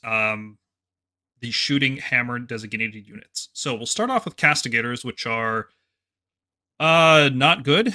It's just a numbers thing, 10 max damage, even though they can get anti-cav, which I think is the only anti-cav in the whole book, unless you go special assignment. Rend 2 shooting against cavalry seems good, but when you only have 10 max damage, it's not. It doesn't matter what your Rend is if you're just not actually killing anything with it. Crit hits are cool, especially if you can get them on 5s. If you, look at the Warscroll and read all the abilities, there's nonsense you can do to get crit 5s. They get a free +1 hit once per game, which is kind of cool. That includes covering fire, so that negates the -1 hit. But 130 points for 10 damage. No. Just no, right? Like, it's just way too inefficient. They're just worse than Hurricane Raptors in virtually every way. Yeah, moving on. Yeah, unfortunate. Never got their chance to shine. Love these models. The Celestar Ballista is 140 points. It does somewhere between 7 and 12 max damage on force 2s. It's cool that it wounds on 2s. I like that. I like shooting that wounds on 2s. And it has crit hits. It can't be reinforced, so this is what you're getting, 140 points for that amount. Anti-monster, for some reason. I've never really associated this war machine with taking down monsters, so that's kind of confusing to me. Like, I've always thought, because it shoots lightning bolts that turn into chain lightning, I've always viewed it as like an anti-horde kind of thing in my head. And it can buff its crits up from a 6 to a 4, which is like, okay, yeah, interesting. Where's this design in the rest of the book? Why don't we get cool stuff like that on the non-Legends units? And if an enemy charges you on, right before you die, you can D6 mortal wound them on a 2+. So that's kind of cool. But it's 140 points for just not enough damage. And you can bring the Lord Ordinator, and he can buff 1 Ballista for, I think he's 130, which is not worth it. That's just way too inefficient, and it's more drops. And yeah. Then you look at the fact that it's a 3-inch move. You literally can't retreat out of base-to-base combat with this thing. It's just not possible. It's only 6 health, even though it's 2 Stormcast and a War Machine. This thing used to be 9 health, I think, in last edition, and now they just decided, nope, that's not happening anymore. It just, yeah, I don't know, maybe 100 points, and then you can bring a bunch of them. I don't know. It's just way too expensive, and it's going to Legends, so nobody's going to buy it, and they're never going to buff it. Fortunate. Yeah, I have one. I've never played with it once. I kind of was hoping they were going to get a little glow up. But I have 4 from the glory days of, dropping in Gavriel Sureheart with ballistas as oh, wow. good. Tell me more. It was a fun list. You would just drop in Evocators, charge them, and then drop in ballistas behind them and shoot everything. It was whatever. That's funny. It never worked as well as other things in Stormcast, but it was fun. But my 4 will never see the table again. Very sad.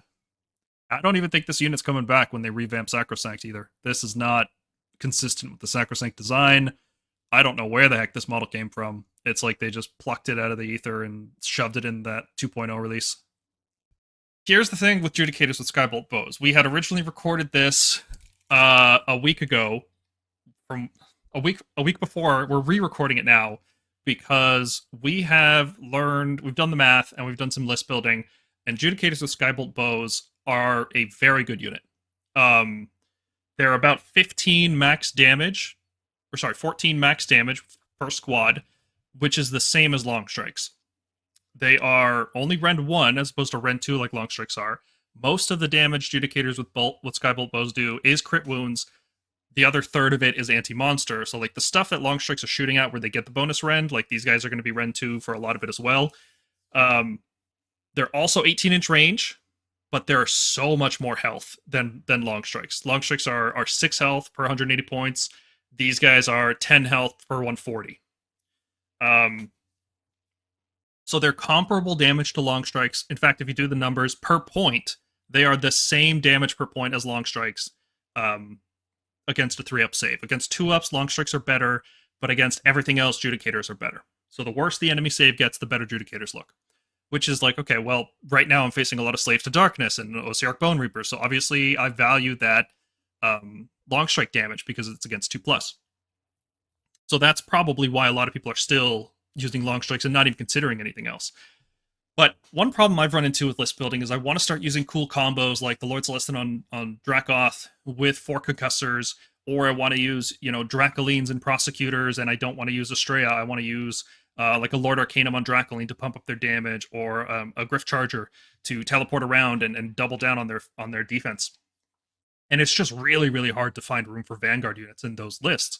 And I started looking at bringing 2 squads of 10 Judicators. It's 560 points, which if you look at long strikes as 360 points, and then you add in Estrella, who's about 220, it's a similar price point, except instead of bringing 220 points of a bad hero, Estrella is a bad hero. Even though we ranked her A tier, it's mostly because she just brings units. Like, as a Warscroll, she's just not very useful.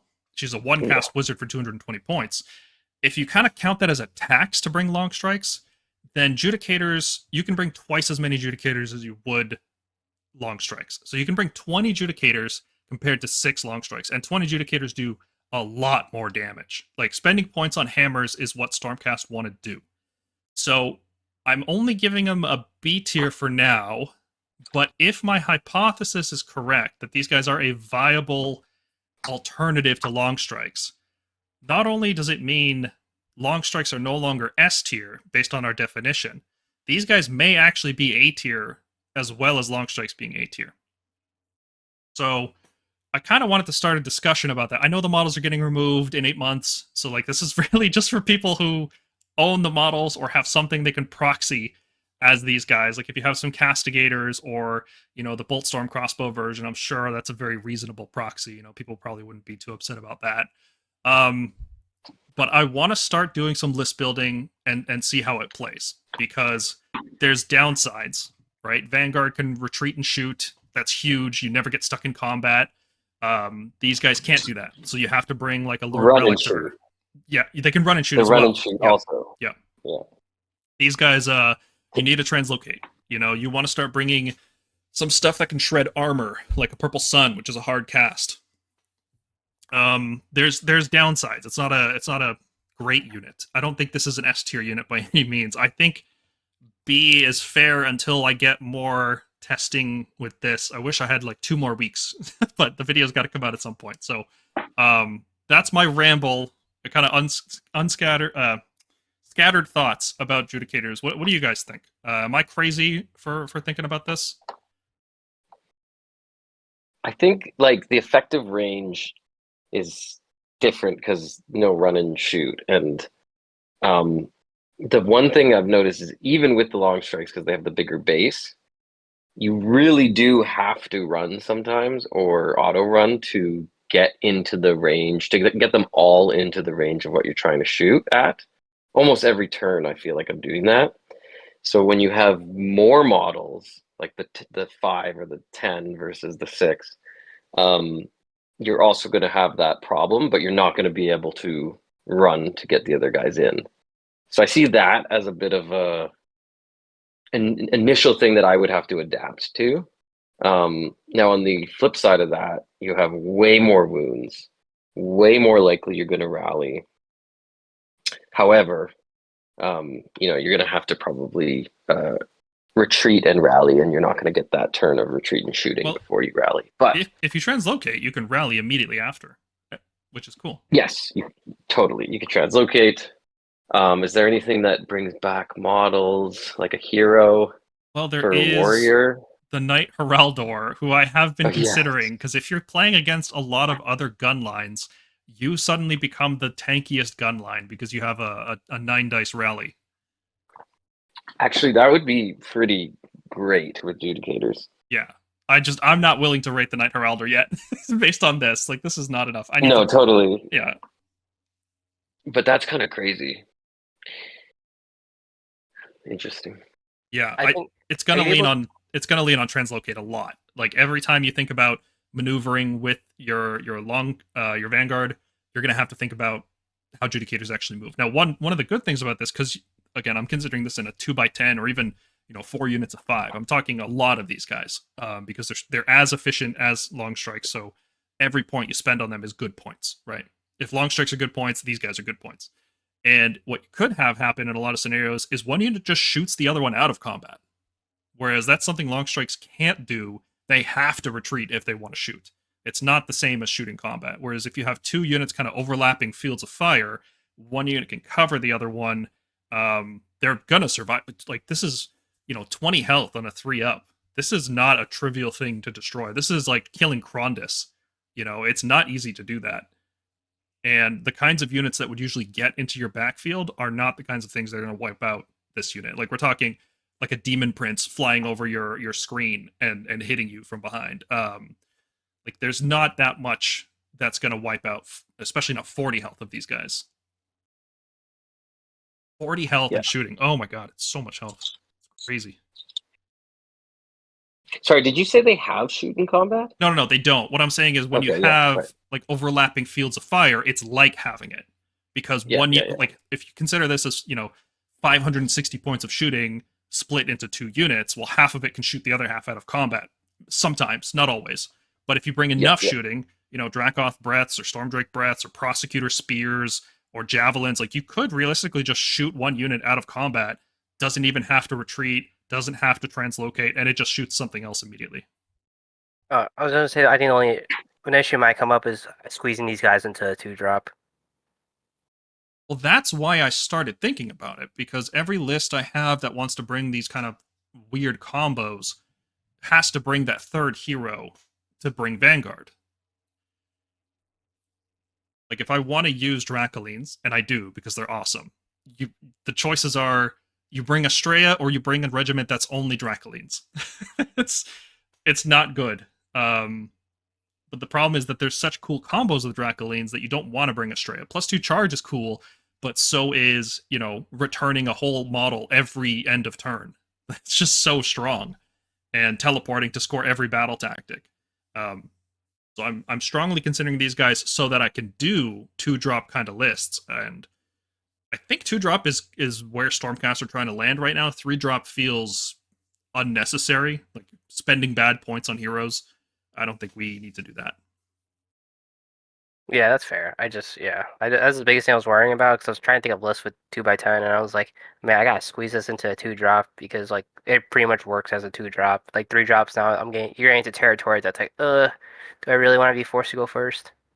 So, like, more than a 50-50 shot. Sounds like I haven't sold you guys on Judicators being a good unit, but I could be off the mark. I feel like it's worth testing at least. I'd say also, like, to people listening to this, I think it's still early in the edition, and I do think there's still a bunch of stuff, especially older stuff, that kind of, I don't know, not that we've written off, but just that, like, we weren't as excited about, and now that we're looking back, we're like, ooh, we should really try that. So I think there's still, I mean, the book's so deep. The amount of models we have is so deep. Like the Warscrolls, I think there's still stuff like this that is gonna pop up. So I think we should be trying it. On average, 20 Judicators all firing at the same target will do 50% more damage than 6 long strikes. And that makes sense because they cost more, right? But long strikes pay the tax. Judicators don't pay the tax. Unless you're taking War Master. Well, yeah, if you're taking a War Master, there's no question. Long strikes just offer a lot of utility. Same damage per point. You're already, like, if you're bringing Javelins anyway, you might as well bring some long strikes too. But yeah, it definitely does open up that whole, like the other big dragon lists, which is interesting. Stardrakes, yeah, that was one of the reasons Yeah. I started moving away from the Stardrake was the regiment issue. Like, totally, me too. But with Judicators on the table as a viable shooting hammer, well, all of a sudden, Stardrake is hungry again. Yeah, I agree with that. That makes it very interesting to me. Judicators with Boltstorm Crossbows, I had higher hopes for because they were a high volume shooting unit. They were putting out 20 max damage on 3s with situational rend. You know, higher health count than something like Vanguard-Raptors. They also have this really awesome ability that gives -1 to charge dice until your next turn. So you shoot something and then you redeploy against it and it just can't charge you. And that's even sick because it works off covering fire. So you can covering fire after redeploying and then your enemy probably just can't charge you. Yeah, they used to have a pretty good +1/+1 when priority target worked. Now it doesn't work so much. They nerfed it into the ground. You still get a huge amount of damage output if you have like Krondus, Purple Sun. You just shred armor off an opponent and then you just pump damage into them with this. They can go up to Rend 3 against infantry. But it's got problems. You know, being only 15-inch range means your opponent could redeploy a 6 and then just be out of range after you deep strike or teleport, which is frankly how this unit usually gets to shoot, is they always teleport around. You have to slay an infantry model and then roll a 3+ to do this -1 charge dice thing. It also doesn't do anything against non-infantry, and it also doesn't work on flying units. So, yeah, it's really situational and not reliable.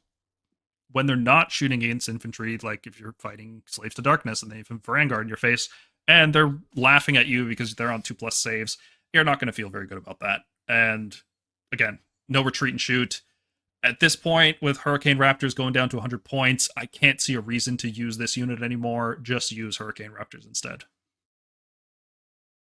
Yeah, Legends units are funny. Like they give me the feeling sometimes where I'm like, if we had some sort of sideboard play, you know what I mean, where you could bring units, see who you're playing, and then like build your army, Stormcast would be like so incredible because a lot of these weird abilities are like really, really good against like 1 or 2 armies, but none of them are good enough on their own that you're gonna bring it to a tournament, you know, depending on what you're facing. So it's really weird the way that they wrote that book. Yeah, the Legend stuff has cool rules. The points are just absurd. Yeah, they're definitely cool. Well, it is a good point to talk about. Hurricane Raptors. They were...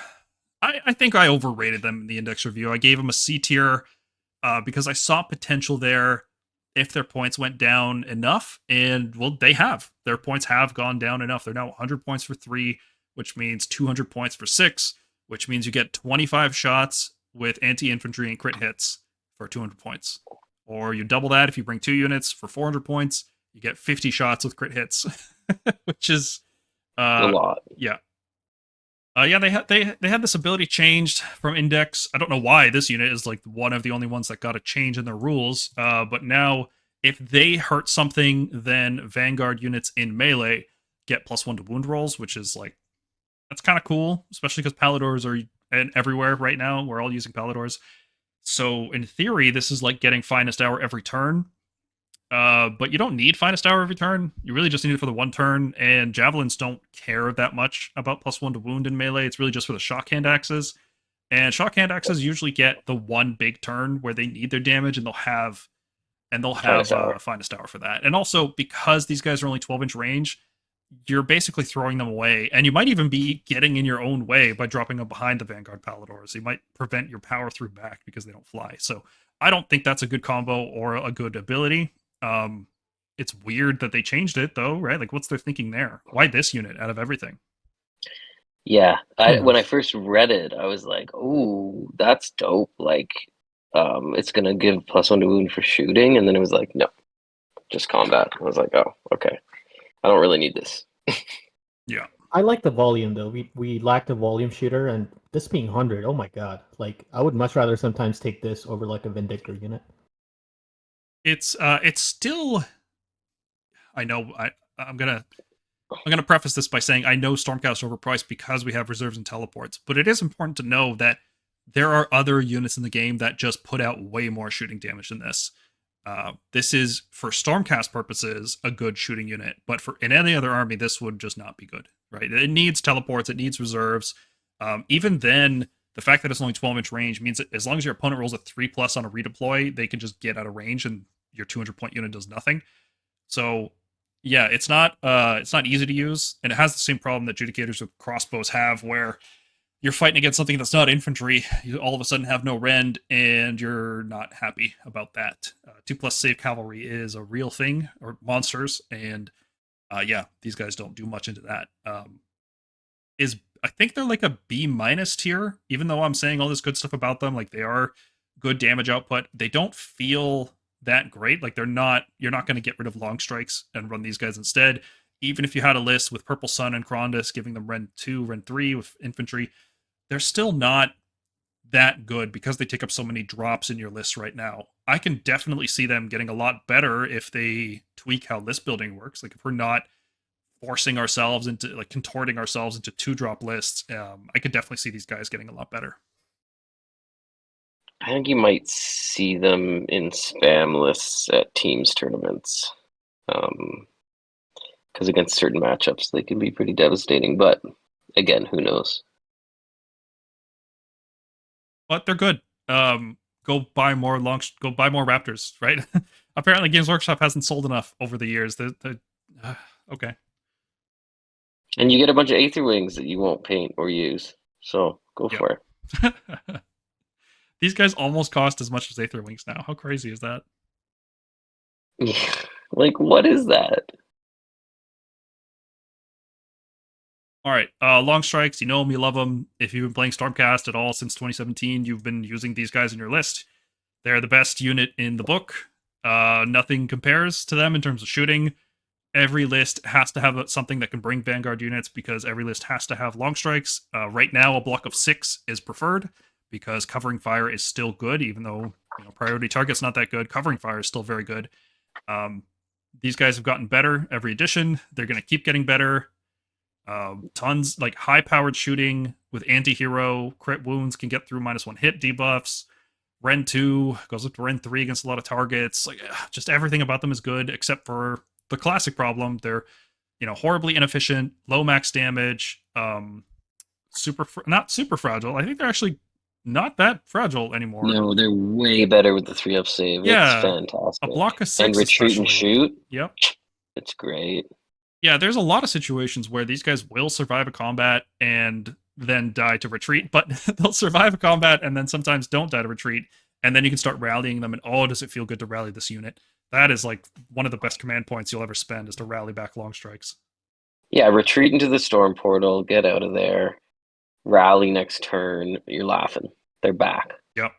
They're a great unit to Heaven Sent because with 18-inch range, there's not a lot of stuff that's going to redeploy away from it.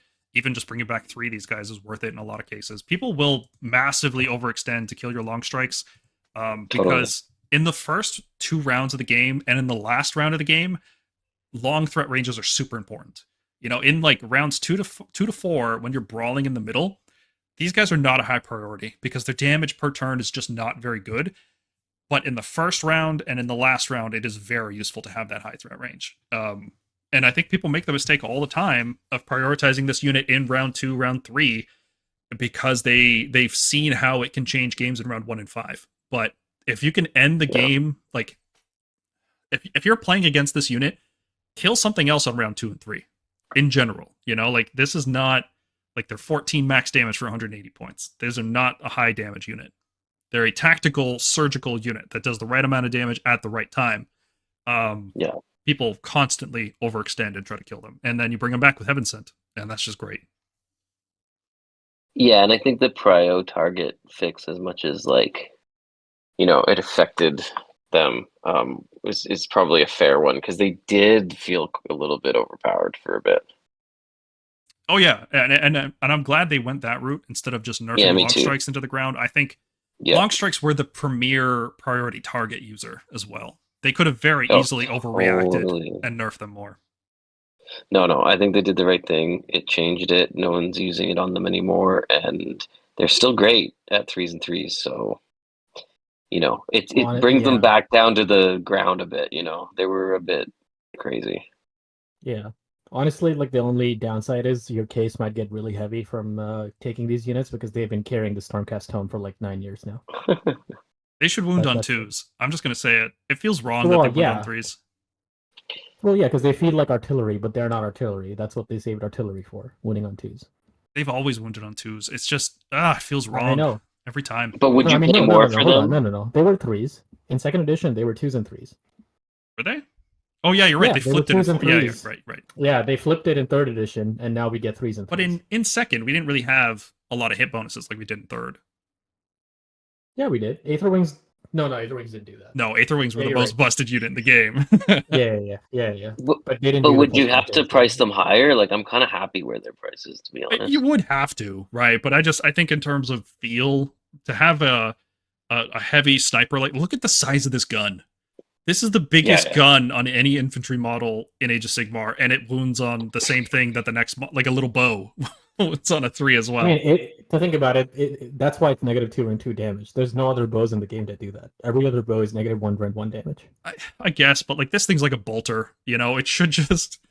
That's also why it has crit auto wound. Makes sense. I mean, I'm happy with this unit. I just don't want them to keep increasing this. Like, the book is carried by this unit. The more they nerf this unit, Stormcast as an army just get worse, in my opinion. Every time. I respect that you guys are looking at it from a balance perspective. I'm looking at it as a fun perspective and a game feel. This unit should wound on 2s, in my opinion. I think this is still fun. I just like I will say this, like, the fact that all these like long range shooters are not 30 inches and 18 inches anymore means like there's a larger conversation to be had about what that means for the metagame. Because if long range shooting is basically not going to exist outside of like a couple of artillery units, what that means is the double turn becomes really, really strong, because this unit can just be wiped now. Previously, I used to play lists where I committed as little as possible, just shot stuff from 30 inches away, and then even if my opponent doubled me, like, I was still ready to double them back and stay in the game. With 18 inches, that might not be as possible anymore. Like, so there's a larger conversation to be had about them removing long range options and just turning everything into like a mid-table brawl, and that really increasing the power of the double turn. But overall, I'm happy with this unit. I just don't want to see it go up anymore. It's already 180 from 170, despite the priority target nerf. Just like, look at other internal balance options. Like, this is what's carrying the Stormcast book right now. Like, if you keep nerfing this, Stormcast melee does not match up to other like Slaves to Darkness melee. They need this unit to be good in order to compete. Yeah, I agree. Everything is costed, assuming we're bringing a 400-point tax of log strikes, basically. 360. Yeah, you know what I mean. Don't give them any ideas.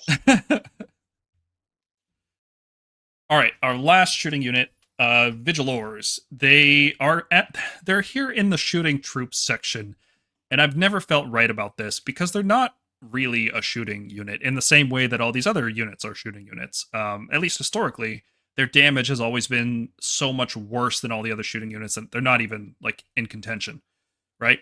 But with everything else getting so much weaker in terms of max damage, like we're talking about, crossbow adjudicators are now doing 20 max, and we consider it like Hurricane Raptors are 13 max, and these are 11, and we're considering Hurricane Raptors to be usable. So 11 is not bad. But I still want to say that the main purpose of Vigilors is to be a screen, right? They're a Redeemer unit with bows. That's what they are. And They also give you +1 hit if they manage to wound something and they don't ward it, which is more often than not going to be the case because people aren't going to defense against Vigilors. In some cases, you'll even fight lower save armies, and you can split this across 2 or 3 units, try to pluck +1 hit on a bunch of different stuff. They're not there for damage. They're there as a screen that can give you +1 hit from 18 inches away. And they're also Warrior Chamber, so when they die, they power up Stormstrike Palladors. But yeah, that's pretty much Vigilors. But that's such a useful thing to have, especially because right now our best units all combo with Vigilors. Prosecutors, Questors, Reclusians, the big dragons, all of these non-companion weapons are just very good with +1 hit, and it saves you command points, which is very valuable because we want to be using power through, we want to probably be using magical intervention, we want to be using defense to stay alive. There's still times where we want to use all-out attack even when we have Vigilors, but not having to use it is useful. So I think they're good. I think they are very good, in fact. I think if you want to bring a screen, you pretty much start with Vigilors. 1 or 2 units of this in many lists is going to be very common. It's worth the 30 points over Vindictors. Yeah, I've been up on them for a while now, and honestly, like this new edition, I mean, I know you guys have played with them, but like the Ren 1 goes way further than it used to go before. And so I do find that they do damage. It's not a lot, but they're always doing, I'd say, 2 to 4 damage per 5 models. You're almost always, it is so rare that I don't get the buff out of them. And then, yeah, the buff just goes to your next shooting unit, which is long strikes. Then all of a sudden it goes to your Palladors, which normally shoot on 4s. Now they're on 3s. And your Prosecutors. If you're running, yeah, then your Prosecutors and your Javelins. Like, it is such a ridiculous buff. And yeah, again, going back to the Ren thing, like there's a lot of shooting in this game that is still Ren 0. Like, it's not like everything is Ren 1. It does make the difference. So I find them incredibly important and helpful. I'm usually taking 2 of them. Yeah, but 2 5s. It really, I need to hammer this home. They're not a hammer unit. They're not a hammer, no. Do not reinforce Vigilors. They are meant to be a screen that sometimes hurts things from range and gives you a buff. And then they're hard to kill. Like, they used to be a 4-up save, and now with their 3-up save, like the amount of times I've had I've withstood like 2 rounds of attacks with these guys is so funny. People hate it. Yep, and same range as long strikes, 18 inches, which in this edition is very good. That's the other thing, yeah. That's the other thing. You can sit on an objective and still contribute damage and a buff. I think for me, what tipped me into thinking they were A tier, I know they've always comboed well with Krondas and Karazai and with Javelins, but the rise of Prosecutors in our book, I think, is what made me consider them A tier. Now, I put them 1-to-1 with Prosecutors. Every time there's Prosecutors in my list, I put Vigilors in too. Yeah, and actually, it's funny because the combo with the Prosecutors is really great because the Prosecutors shooting like is not something you really want to waste a CP on necessarily, but because it's D3 damage, it's just one of those things like if the Vigilors are already prepping the thing you're going into, and then you're on 2s and 3s for that, that throwing their Prosecutor Javelin, it's like you might like I've spiked sometimes and just done like a boatload of damage with the Prosecutors shooting. It's pretty funny. I really like that someone over there had the sense to put this unit to 130. They started at 195 3 years. Yeah, they haven't changed. This is the same unit from 3rd edition. Yeah. Everything else changed around them. Yep. They were like 170 for a while, and then 140. And I remember telling you guys, I'm like, no, Oh, they were 130. Were they 140? They were, yeah. Oh, okay. And I kept saying, right at the end, 130 is when they got to be, and they're finally there.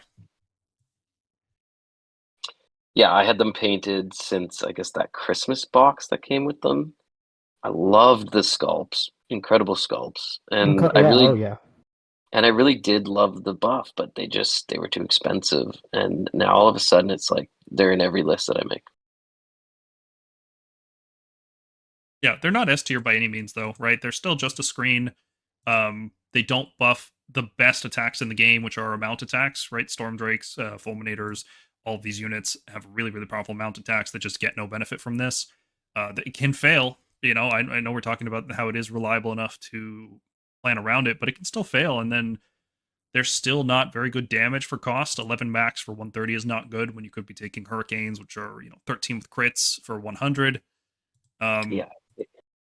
They're not a perfect unit by any means. They're like an A-. I think they're not the same kind of A tier like Shock Handaxes Palladors would be. Like there's a gap in the A tier between these units. I agree, but ultimately, like, that buff is useful enough to where, like, I would always consider taking it. Like, there's so many armies out there that have, like, just, like, cheap 5-up save, 6-up save trash, and just to be able to, put damage into it with, like, a Vigilor support is my opinion, like, it's great. Like, it helps you cancel out any negative 1-to-hit buffs, plug with an all-out attack. There's, like, little neat tricks that it can do that I think there's a place for at least one of these in almost every list. Well, that's definitely worth mentioning. Canceling out Lumineth -1 hit, and then all out attacking, and then being back to 2s. Lumineth hate that. Oh boy, do they hate people hitting on 2s. Yeah, and they're also a good target. Like, you use your all out attack in the shooting phase on them. Again, relying on the fact that you're going to get the +1, but it puts them onto 2s and 3s and just helps you definitely get something through. So they're a really dynamic unit to play with. I really like them. I don't think we would be talking about them like this without the points change, without them going down to 3 save, and without, most importantly, in my opinion, like them keeping an 18-inch range. If they went down to 12 or 15, like some of our other units, that would not be in consideration. No. All right, let's talk about heroes. So I've broken the hero section up into priests and then wizards and then everything else, because I feel like those are the 3 main types of heroes we got, and it's not really fair to compare a wizard to another non-wizard hero. Priests also felt special enough in the index review. I think I'm just going to keep that format going, even though priests are not that good anymore for us. Like, translocation was such a big deal, and it's just not anymore now that we have the Stormreach portal to guarantee teleports out of our deployment. We just don't need the translocate anymore, especially when we've got other tools to move units around after they've left our deployment, like Questor teleport, like Vanguard wing, like just having crazy high speed on the Vanguard-Palladors and Prosecutors. It's not like we don't need the translocate, and there's not a lot of combos with it anymore, because we can still do cool things like translocate into a spell cast, and then, if you have a teleporting hero, they can teleport back, like the Lord Arcanum on Gryph Charger. But there's not really much we want to cast aggressively. It's not like we have, a Blizzard like we did at the start of Season 3 last edition. So maybe in the future, translocate gets better, but right now, priests in general are just not a must-have. Our other prayers are to heal something, which most lists will not care about because they're not running like a big dragon. Not most lists, it's not fair. I think big dragons are quite common. But it's not always easy to have a priest in range to heal them. And then I honestly think that if our lore had come in at a little bit cheaper, like, this would be a completely different conversation. Like, the prayer that we all really want to use is like ridiculously hard to pull off. So, like, we're just not trying. Yeah, like the last prayer is now the one we care about because prosecutors and reclusians are good. There's a couple other units that take it pretty well. Bless weapons. Chance on a 6. That's just so high. That's ridiculous. Most priests are not going to chant that in one turn, and then the problem is you're banking points, and then you just always have a chance to roll a 1 and fail. Yeah. And like banking for 2 turns, not banishing, bringing a priest so that you can have a 5 and 6 chance, that's just not good. Not good enough anyway. Yeah, 6 is like, especially since it's already restricted to infantry for the standard version, if you're not casting the 12-up version, it's like, come on. This could have been like a 5-up. I would have been fine. Could have been infantry. A 4, honestly. 5 because the Lord Relictor exists. Yeah, you could do it on a 3. Well, it's like, there's some good prayers out there, like Sacrament of Blood is now on a 5-up, because that's because it's just that strong. But like, that way, like, at least like it goes into Lord Relictor range. It means Ionis can pretty reliably do it. It means like banking points for like the 10 chant for Ionis becomes possible. I just don't think 6 is like, yeah, 6 is just like, unless you have a Lord Relictor standing next to a place of power, it's not going to happen. The real problem is that just Exactly. we don't have enough prayers. Like, we're a priest heavy army, one of the most priest heavy armies. We're not like Ideneth or like Ironjaws where we have one priest. We have a bunch. We have multiple special character priests, and all they're doing is translocate, bless weapons, and heal. We really needed more prayers. Maybe an entirely different prayer lore I to don't know choose why from. heal is a prayer in this army. Like, I really don't. Like, we're healing what, cavalry units at best? Maybe like if we don't take a big dragon or like a like a 14, 18 wound hero, what are we even healing? Why is that a thing in this army for like 2 wound and 3 wound units? It's the identity they gave us this edition. Heal and control buffs. Neither of them is terribly good. But okay, so that aside, that kind of frames all our thinking for priests right now in the Stormcast book. Yeah, exactly. Despite all that, I think Knight Relictor is still a good pick. First off, he is, along with the Lord Relictor, the cheapest priest. He's only 120 points. He can, over time, bank points and, sometimes get a Bless Weapons off or whatever. That's fine. What he's really doing is he's reducing wards from enemies in the shooting phase. He is a priest that does something besides chanting. So I don't even view him as a priest anymore. I view him as he's a -1 ward ability that also happens to be a priest for only 120 points. And that is a good hero to me. Because almost everything in the game has a ward. Removing a 6-up ward is a 20% damage increase on average. Reducing a 5 to a 6 is a 25% damage increase. So that is as good as going from 3 attacks to 4 attacks. Or sorry, from 4 to 5. That is as good as going from a 3+ hit to a 2+ hit. Right? Yeah. It's a huge buff. It's a huge buff. And it stacks with all of those things. So if you have a unit that's on 2s and 2s, this is the way to push them even further into a 5-up ward unit. Yeah, and it's a good range. You can either run him into the range because it's in the shooting phase, or you can teleport him. It's on a 2-up, just drop so him in. You're going to get it most of the time. You can drop him in. Depends when you're doing it. It is a super solid ability. And I think, as we mentioned earlier in the video, guys, you get one free in a Questor Soulsworn box. So let's go. Yeah. He's also banishing as a priest. Like, if you never chant and you just banish every turn, that's good enough for me. Like, that ability on top of the -1 ward thing is fine. He can also take Gryph-hounds. Not every hero can take Gryph-hounds, and he is one of the ones that can. So he is, I think, like a B tier pick. I don't want to put him on the same A tier as our other heroes that are going to be on there. He doesn't feel like you start a lot of lists with him.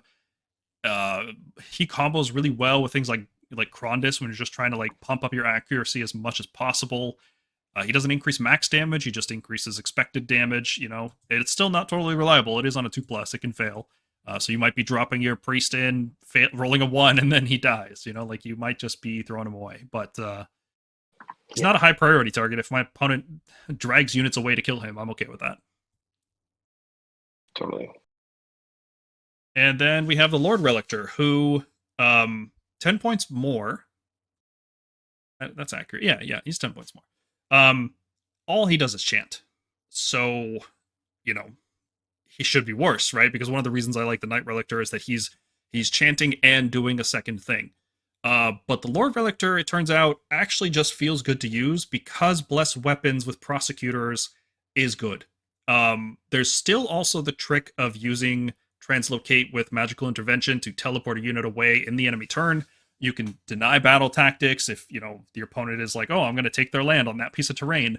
And you're like, okay, before you have a movement phase, I'm going to teleport a unit onto it. And now you have to get rid of that unit. And if you didn't have anything in position to actually do significant damage, you've just failed your battle tactic, right? Or block seize the center, or just get them out of combat, or just get them, out of shooting range or something. Like, translocating in the enemy turn is a strong ability, even if it costs a command point and it's on a 3+, that kind of sucks. But the Lord Relictor makes it a 2+. So that's where the Lord Relictor shines. Even though he just chants, he makes Bless Weapons more reliable, and he makes that Translocate combo more reliable. So I think he is worth it. He also brings Ruination, which I didn't think would matter, but in a lot of list building it does. You sometimes don't run a War Master type hero, or you just don't have the slots in your General's regiment to bring Prosecutors or Reclusians in there, and you want to bring them in with the Lord Relictor instead, and he can just do that for you, which is great. Also, it stacks with Places of Power, so he could be +2 chanting. Just pointing that out. That's been a thing I've done. Yeah, he's solid. I feel like we're going to get a YouTube comment about this, so I'm going to explain this very clearly. Chanting fails on a 1, right? Any prayer you chant, if you roll a 1 unmodified, it automatically fails, and you lose D3 ritual points. But the rules also say on a roll of 2 or more, resolve the prayer. It doesn't say on an unmodified 2 or more, which means a modified 2, a modified 1 is a failure. So if you roll a 2 and you have a -1, it does nothing. It doesn't fail. It just doesn't do anything, which is functionally the same as failing. So that's why every other priest will always only translocate in the enemy turn on a 3+, no matter how many ritual points you banked up. You could have 50 ritual points, you'll still translocate on a 3+. Lord Relictor does it on a 2+, which is very good. Yeah. And he has a new model, so maybe you have it. The new model is sick. It's one of the few resculpts that I really like. Not this one that we have on screen. It's the one with the cool hooded helmet. Couldn't find a picture of it in time, but the new helmet looks sick on this guy. Yeah, he kind of looks the same. Better. The weapon's bigger, backpack's bigger. Oh, it's better, for sure. Yeah. For sure. The chains and hourglass stuff really fit him well. I like it. I like it a lot. It's a good revamp. Much better than the Lord Celestin revamp. Yeah. This guy looks like a Ruination model, though, doesn't he? Like, why is he not Ruination Chamber?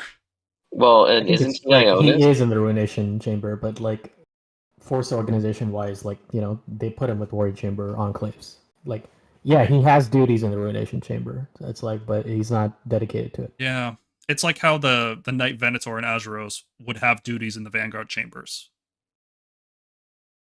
Yep.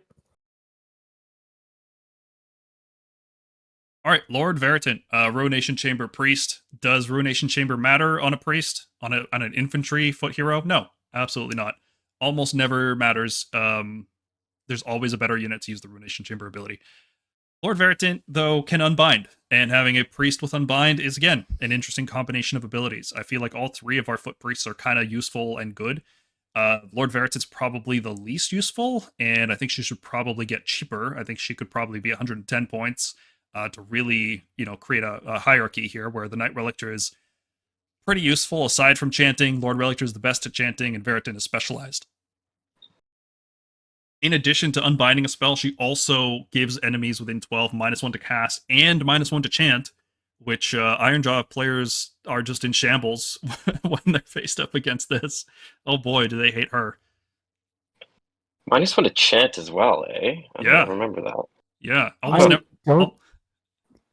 I'll say this: the -1 to chant is really nice. Why is it 12 inches? It feels like it was designed for Spearhead, and they never bothered to convert it for like the big board. It could have been 9. It could have been like the Lord Exorcist. I'm happy it's 12. But okay, whatever. Fine. The -1 casting is quite relevant if you stick a Comet, and you have a Knight Incantor on the table as well. You could give enemies -3 to summon. Which would matter if Techless didn't just automatically cast with no modifiers. But, it's still cool to give other armies -3 to summon. Yeah, that would help against a lot of armies right now, actually. It's interesting. Yeah, Nagash summoning at -1 overall? That sounds good. Let's do that. Of course, he's just going to banish the comment. Not like it matters, but you can dream. Yeah, true. But overall, I think she's the weakest foot priest. Still playable. Just, I don't even think price changes are really what make her viable. Like 110, I want her to be because she just feels like the weakest of these 3. Doesn't really change her. You're going to use her if you need an anti-magic, and you're going to not use her otherwise. It's really that simple. Yeah, I don't think she's seeing much time on the field right now. Yeah. Speaking of not seeing time, let's talk about Eridan the Witness. Who? The model at the back of your display cabinet that will never ever see the table. Good. Witnessing the box it came in. Yeah. Before we just rag on how terribly designed this model is and everything it does is just bad, it does have some good things, okay? It is fast with a 12-inch flying move. It competes with other flying type units. Dark Flight is a cool rampage. Being able to retreat after fighting is always good. Movement at the end of turn is a very strong effect. It's like the new 6-inch pile-in. Like in previous editions, we used to be able to pile in 6 inches. I think moving at the end of the turn is as good as that was. It's incredibly powerful. So Dark Flight is cool. It also instantly slays models. We don't have a lot of effects like that in the game anymore. Stardrake is notably one of them. Instantly killing stuff is cool. It gets through wards. It gets through saves. She's also a big Ruination Chamber model, which is cool. Like having a big model to use that 4+ ignore is neat. And yeah, do you guys have anything good you want to say? Nice model. Aesthetically, Nice model. Looks cool to paint. Yeah, how cool is a griffin with a kibosh? That's such a sick idea. Like an executioner griffin. It's so cool. Yeah, I was actually really excited because I have a half-painted Battle Mage on Griffin that I've put a lot of work into, like feathers and stuff, and I was just like, oh man, I'm just going to convert this now that we don't have allies, and I'm going to have Iridan, and it's going to be a really cool, beautiful conversion. And then I realized, no, I'm not going to do this because I'm not going to play it. Yeah. This is one of those models. Any positive things to say before we get into it?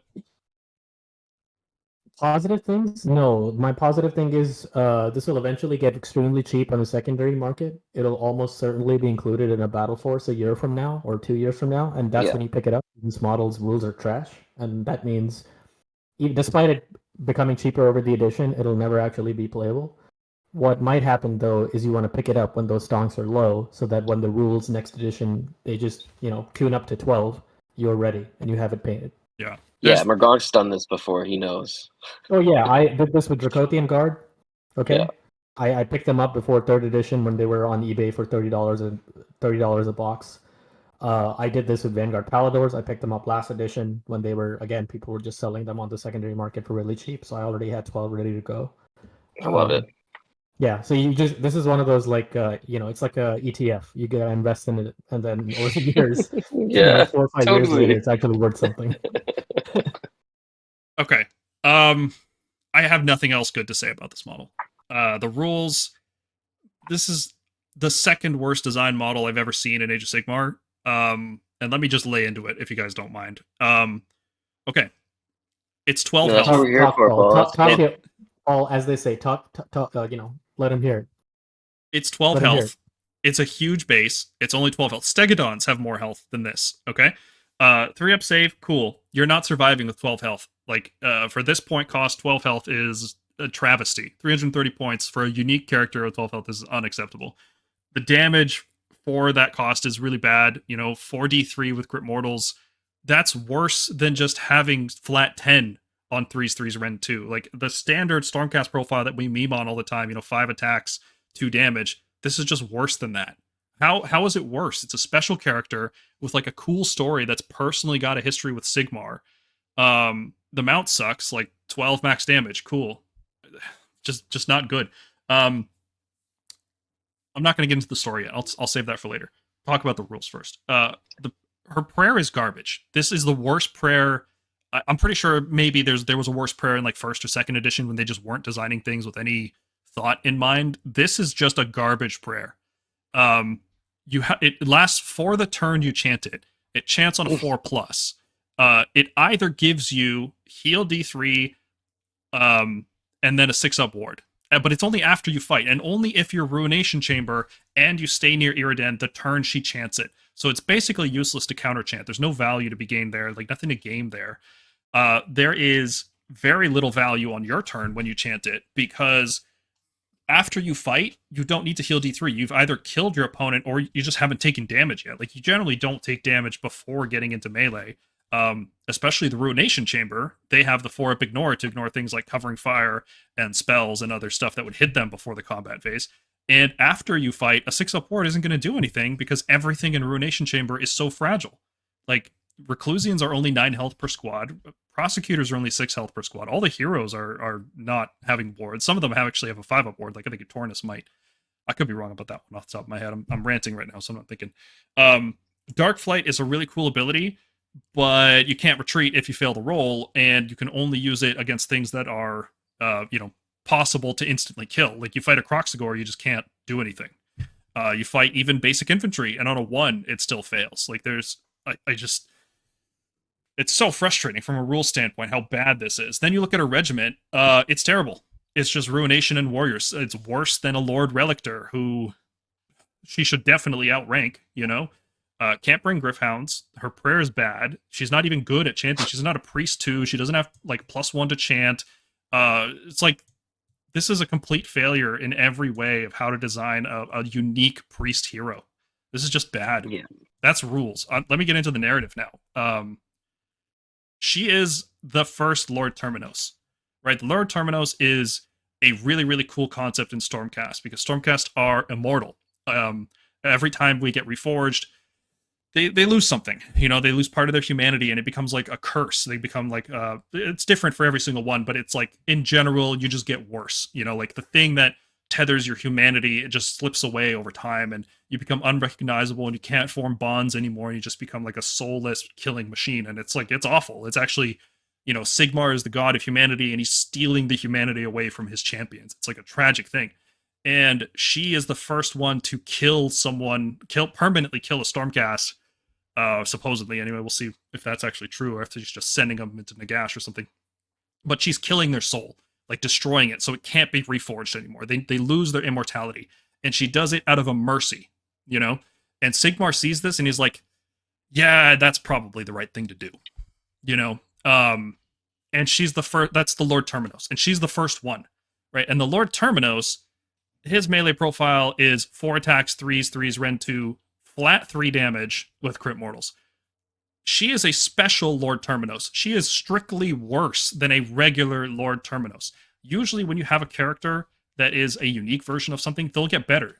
+1 attack, +1 hit, +1 damage. Like, some neat little thing to be like, oh yeah, they're like a special version of this thing. She's not. She is worse than the regular one. She's on this crappy mount. This cool axe that she has is just not reflected in the rules at all. There's nothing on the model represented in the rules. This is a failure in every single step. The model is cool, but like, the rules don't match the model. The narrative doesn't match the model. The rules don't match the narrative. It's like 3 different teams worked on this thing, and they just didn't talk to each other. It's like they told him, we're going to put a priest on a bird. Write me a war scroll for that. And they just did it. And that's why it's D3 damage instead of 3. It's just like, okay, I'm done. The one thing I will say, though, I will drive the knife a little bit deeper, Paul. The Lord Terminus does not wound on 3s. It wounds on 2s. Yep. Like, what? Yeah.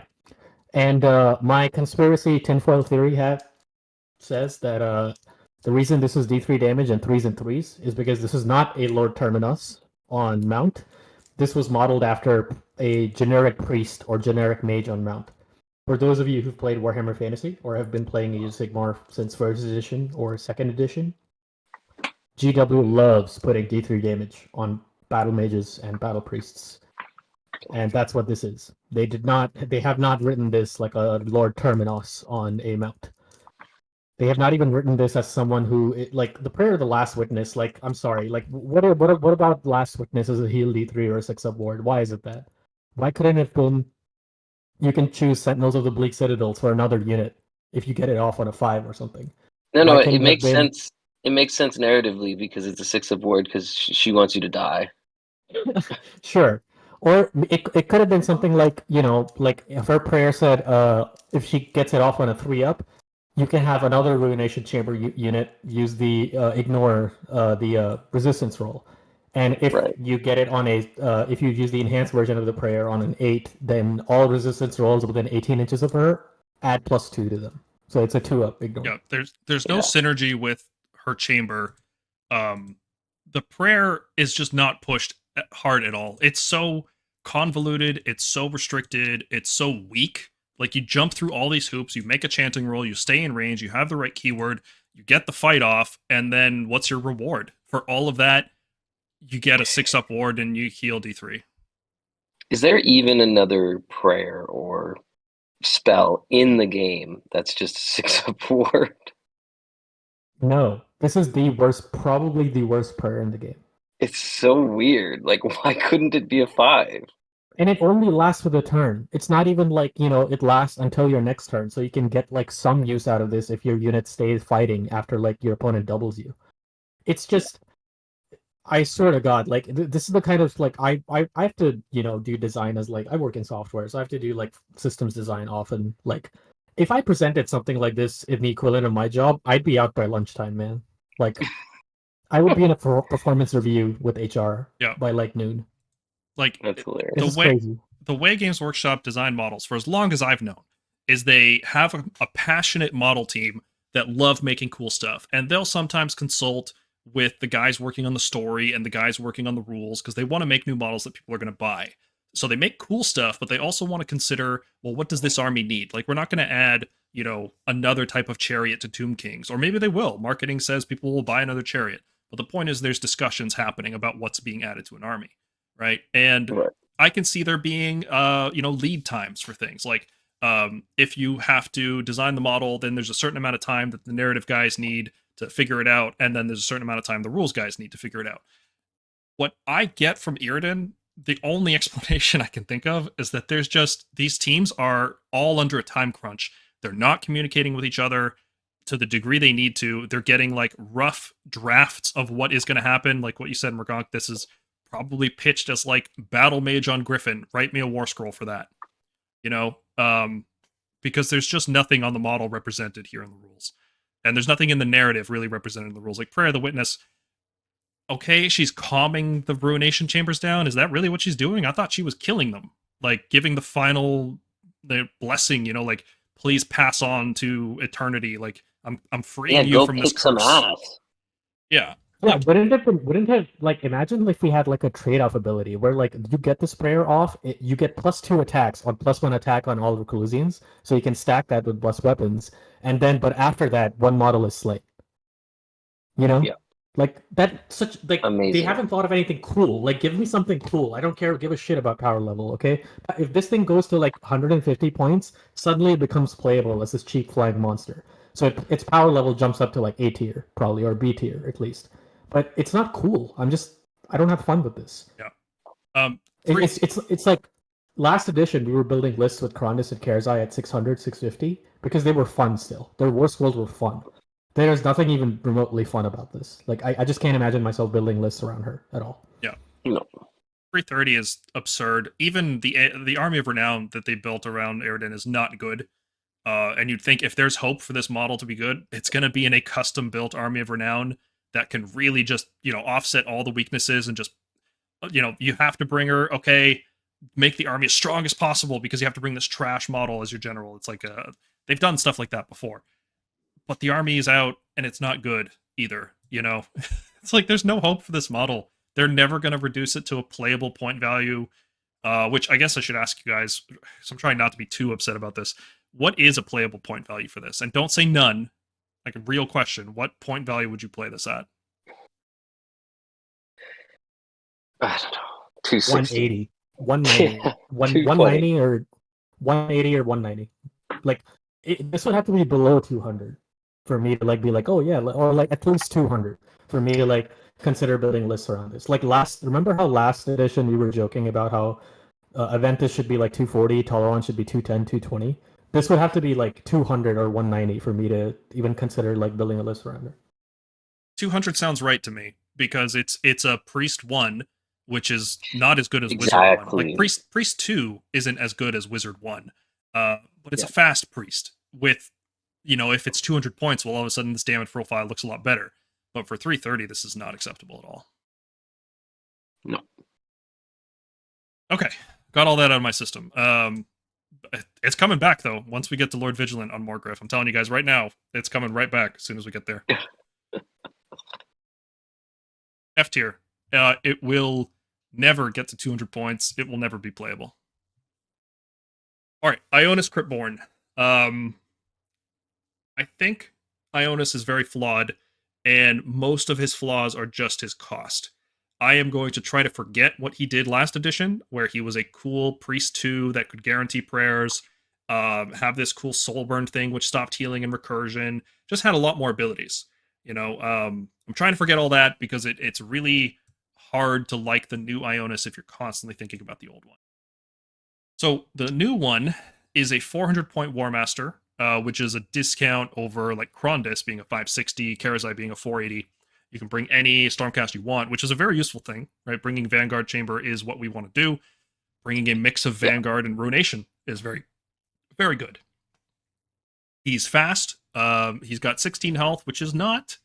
It's not nothing. It's less than 2 Stormdrakes, and we've seen how quickly 2 Stormdrakes die.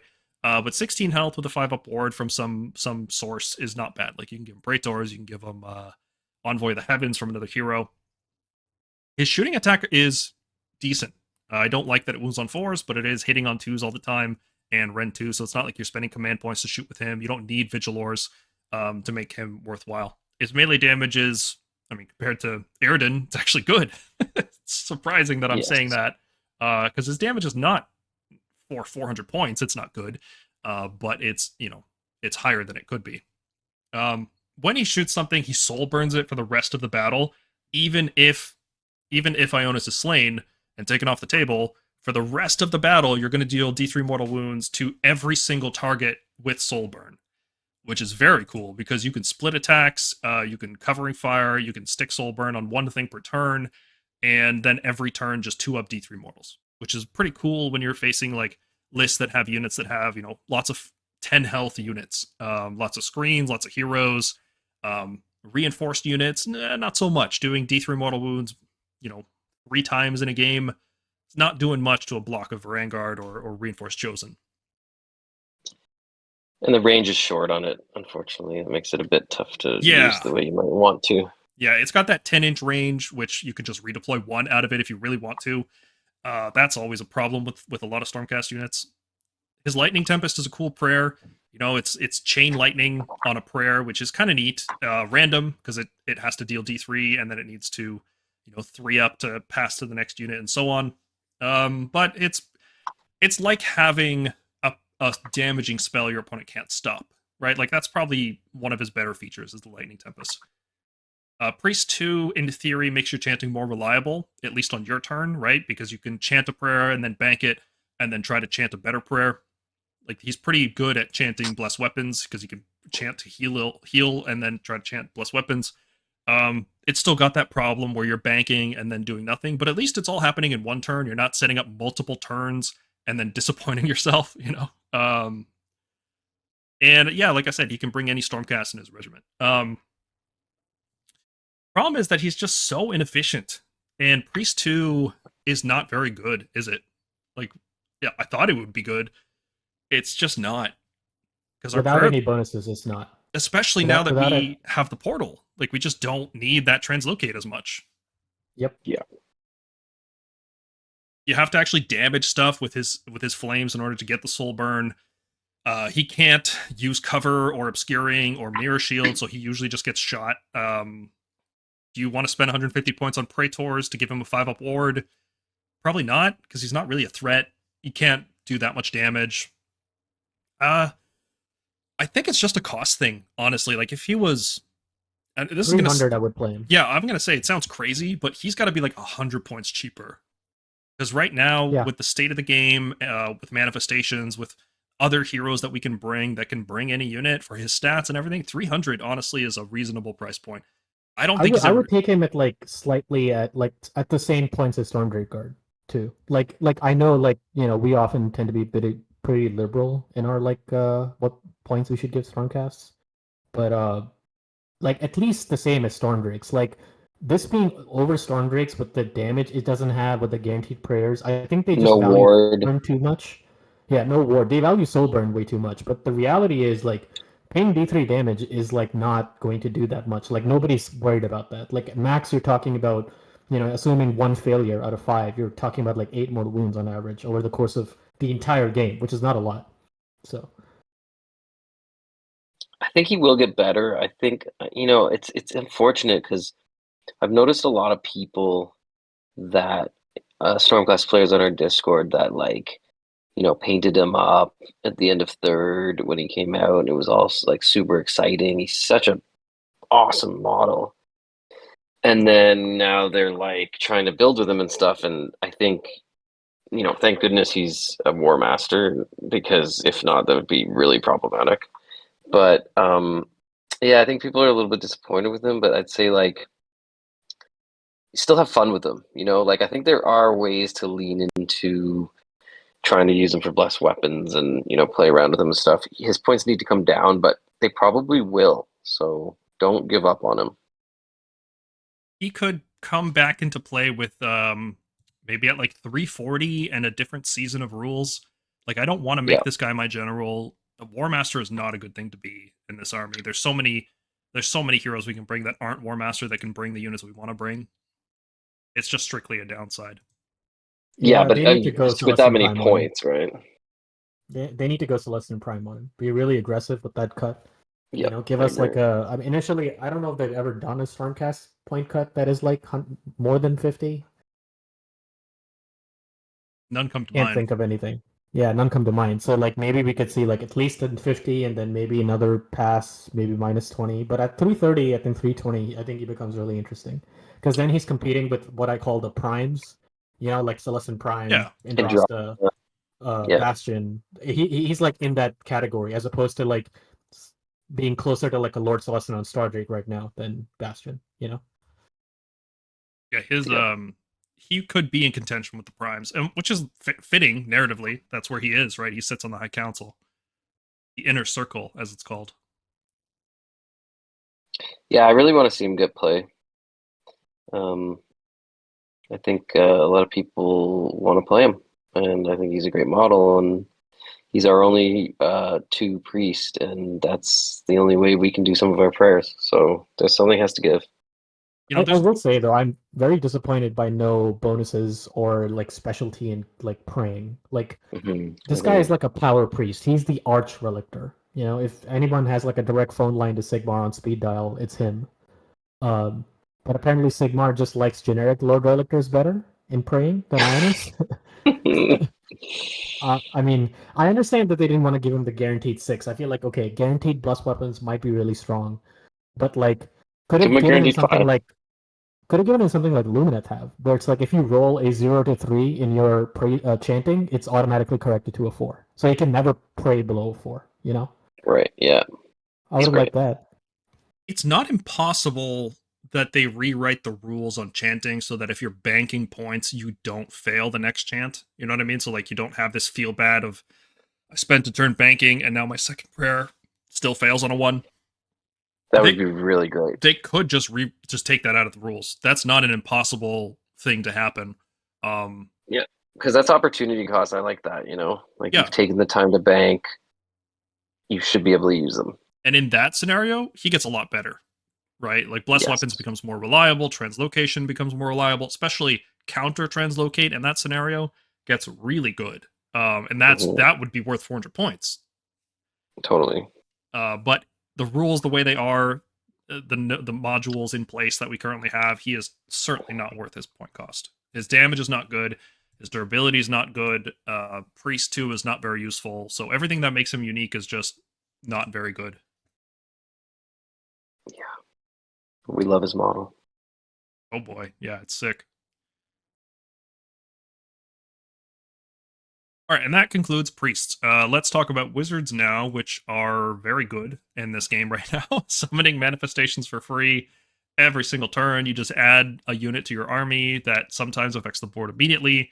Manifestations are great. The Knight Arcanum is a very cheap wizard at only 120 points. She can take Gryph-hounds, and she is +1 to summon and +1 to banish, which, yeah, that's great. She's also got like a ward or something against manifestations that might matter someday. I don't even think it's worth mentioning. No. It's much better than you think. It's a 3-up ward against manifestations, and they cannot end in combat with her. Nor can they finish a move within combat range of her or start a move within combat range of her. Or pass through her combat range unless they start a move within it. I have created some interesting choke points, especially with using the Dice Arcanum for enemy manifestations. They cannot Ooh. charge. Like the Kronspine comes at me, I like trap it between two pieces of terrain. I'm like, you literally cannot charge my unit because you cannot end in combat with the Arcanum. Yeah, that part of it is cool. The ward is not very useful. I mean, it is useful because like you can put this out to fight a manifestation, and a manifestation will almost never kill it. It's not killing someone with a 3-up ward. How's it going to fight her if it can't move within 3 inches of her? Well, because you can fight it. You can go fight a manifestation. Oh, yeah, I'm very often doing that with wizards, punching spells. Yeah, I don't know. I'm not sold, but anyway, the point is, +1 cast is great. +1 banish is great. +1 banish is actually really rare. There's almost nothing in the game that gets +1 banish now. Only downsides now, she has to go in her own regiment, which we have wizards that don't have to go into their own regiment. We have wizards that can slot into other hero regiments now. I'm also just finding it harder and harder to find room for a Knight Arcanum in lists. I'm leaning away from wizards in general because there's so many other things I want to do. I'm actually considering 0 wizard builds. Is that crazy? Yeah, I've been considering it as well. I played one game without wizards. It was with Karazai, mind you, and it was okay. But I think there's some matchups where you're gonna really regret it. Well, Knight Arcanum is second best wizard in our book. Very humble, very just understated. Very good hero. The Knight Incantor is a situational pick. Doesn't get the +1 to summon, but it does give enemies -1 to summon. So if all you're carrying, like if you don't have a lot of spells to cast, if you're just trying to stop enemies from casting, you could bring a Knight Incantor who summons a meteor and gives -1 summon, and that's all he does all game long. Really disruptive. Forcing an enemy to banish every turn is better than it seems, because a lot of armies will have 1 to 3 casts. Like, we're not talking about every list having Nagash or Teclis or something like that. It's really disruptive to a lot of armies to force them to banish the Comet and then still have a -1 to summon, which is great. It still has the Dispel Scroll too, like, which is always good. Like, it's never going to be a bad ability.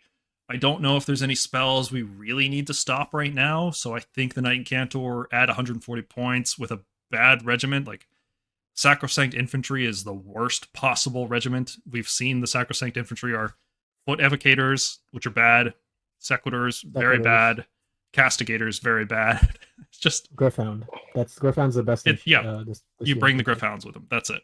Yeah. I will say though, this person, they're not going to be casting the Comet anymore because it's on an 8. Yeah. Like, imagine trying to get Mind Razor off without any casting bonuses. So like, all this thing is doing now is giving you the auto unbind for 140. Like, this thing was 120 last edition. It's like, no, I don't think I'm going to take this anymore. I think the only spell worth unbinding, like in that way, is like a 5-up protection of basically the Teclis's protection of Hish, or like from Lumineth or something. Yeah. Or like the Gitz 12 the Gitz spell, which grants you like a 12-inch aura of -1 to hit. The spells I was always focusing on were the teleport spells. That's the thing I hated the most, is anything that can reposition opponents' units. That's the thing I always had to hit. Bridge, I think, falls under that category, or 3d6 charging with slaves. There's a couple of these mobility spells that I'm still targeting, but it's not like it's impossible to play around those things. I'd rather just not bring the Knight Incantor. It's just too expensive. Yeah. That said, it's not a bad choice. It is definitely playable. It is viable. It is just a very situational choice. Yeah. Lord Exorcist is kind of in the same boat, where it's a very specific ability, but he's just 150 points for a 1-cast, no bonus wizard. He does get to stop people from returning models within 12 inches, which I think, as this edition goes on, is going to become more and more common. You're already seeing it right now. People are rallying Chosen. People are starting to abuse Rally with some armies. Death will make a comeback, and the only thing Death has ever gotten in Age of Sigmar is Recursion, so he could possibly find use one day, but no, probably not. 150 is just too much. His other thing is, like, you get to pick a priest, and you get to reduce their ritual points, and if they don't have ritual points, you get to do D3 mortal wounds to them, and that sounds cool, but most of the time, people aren't that fussed about losing some ritual points, you know? Like, even if they're banking there's still a chance they're just going to fail it, or there's a chance they're just going to pass the prayer anyway without ritual points. Like, there's not a lot of prayers that require higher than a 6. Sorry? Priests aren't that impactful. Priests just aren't that impactful in 4th edition anymore for this to be like viable as like an ability. Yeah. Like the best thing you can do is probably reduce points from like a Fire Slayer priest because they're like a completely priest heavy army, but like who cares? They're still going to make their prayers anyway. Like, you're not going to really stop them. Yeah, because they have +2 to chant with the Rune Master and the command trait. Like they're going to make the prayers they want. There's always been a missed opportunity with this model to make him a priest wizard. I think they should have done it. This dude looks like a priest and a wizard. What a wasted opportunity. Rest in peace, Storm Pope. You were too good for this world. Maybe Iridan could have been that. Don't get me started again. Lord Arcanum on foot, 140 points. So again, more expensive than the Knight Arcanum, which could be fitting for a Lord, right? +1 to summon, again, like the Knight. Cool. Instead of +1 to banish, he has healing a manifestation for D6. The only way this was ever useful, because usually people just banish manifestations or just kill them outright because they're not durable. The only time this was useful was for the brief period of time where there were a lot of spells that couldn't be banished, right? I think like Purple Sun, Jaws, Krondys, or not Krondys, sorry, Kronspine. The only one that's left is the Kronspine. They've eroded it away from the other spells. The only spell you can't banish is Kronspine, so that's this guy's niche. Combo him with the Kronspine. You get +1 to summon it, and you get to heal it for D6 every turn.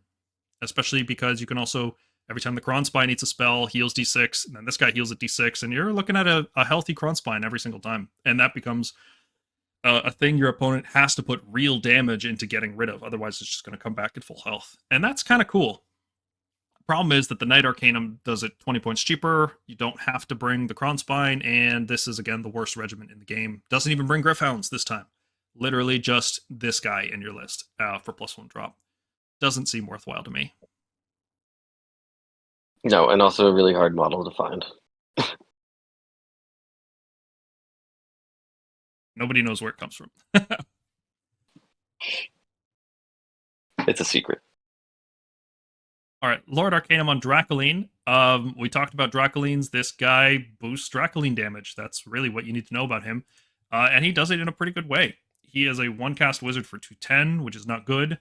But he is reasonably fast at 10-inch move. He's not like a slow foot wizard or anything. His melee sucks, but you're not bringing him for that. What you're bringing him for is to give Dracolines +1 attack on the mounts.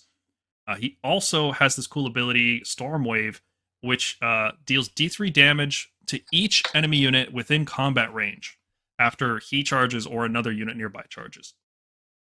And unlike other charged abilities, this is not 2+ to deal D3. It's just D3, which means it can't fail. It's guaranteed damage. And it's not just one unit, it's every unit within combat range, so that's cool. And it's not just one unit within 1 inch. It's like looking at other combat range charge abilities, like this is just way easier to use, way stronger. He can put it on himself, or if you just have Dracolines near him that charged. It can be done after counter charging. It can be done from reserve, because this guy does this ability in the charge phase. So there's no reason you need to keep him on the table.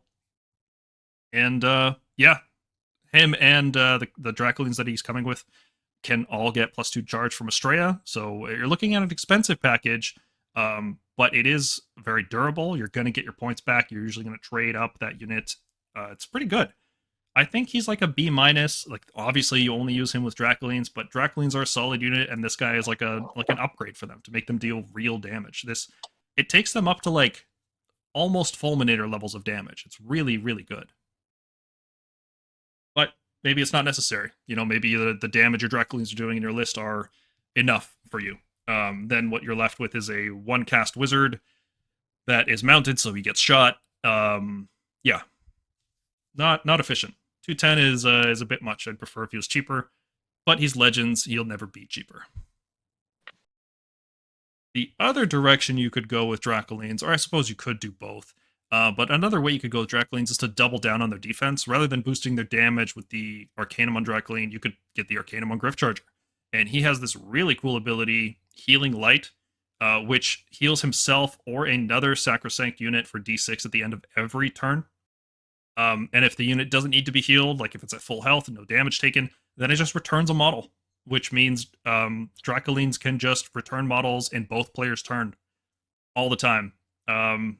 It's just so good to return like 2 Dracolines per turn. Good lord, it's so much attrition. People are not ready for that kind of grind with Stormcast.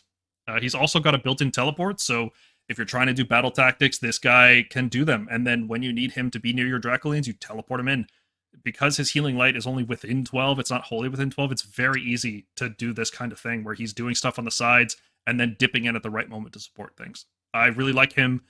I was going to put him in B tier. I moved him down to C because I feel like he's an expensive hero. 220 is a lot.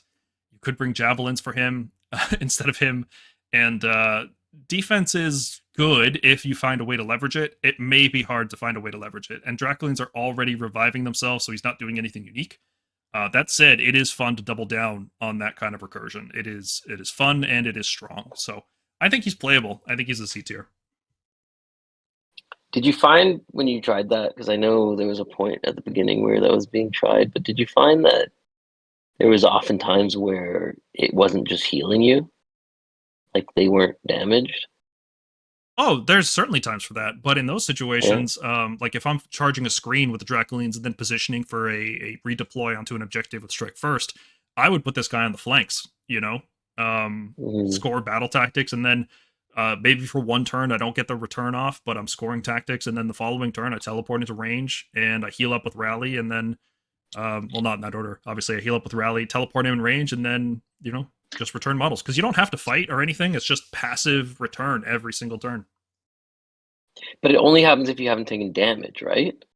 If you have damage on you, it has to be healed. If you have no damage on the unit, right, then you can just return a model. So if you heal with Rally or with Life Swarm or with Prayer from a Priest or Vexilor or something, then you can just return a model. Oh yeah, Vexilor, that's cool. Yeah, very, very cool unit. The teleport really is what makes him playable. Like if he just had the healing light, I wouldn't bother. But he has this other angle of use where he's just teleporting around, taking their land, reclaiming the realms, and then taking the flanks, and then also returning models and unbinding and sometimes casting manifestations. Just a cool wizard. Yeah, he was my go-to general last edition. Loved him. All right, Lord Arcanum on Toralon. This is a 280-point one-cast wizard. So for a lot of people are just going to pass as soon as they see that. Gosh, that's so inefficient. Very fast, 14-inch flying move, which is cool. I actually really like having fast wizards. I think that's a neat thing. Melee damage is garbage. Just really bad. Never will do any significant melee damage. Can't kill screens. It's really bad. But the reason you want to do it in the combat phase, if this hero's in combat, it can use a rampage to give itself a 5-up ward and every other unit in its combat range a 5-up ward. So you can tuck this thing in behind a unit of, let's say, I don't know, Vanguard-Palladors or Dracolines or something. When an enemy charges into you, you reactively give yourself a 5-up ward immediately.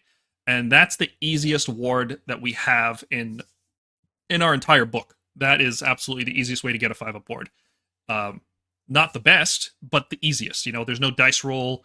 It's guaranteed. It's not contingent on a unit being destroyed in the previous turn and then being in range of a specific hero on your turn, assuming you even get the next turn.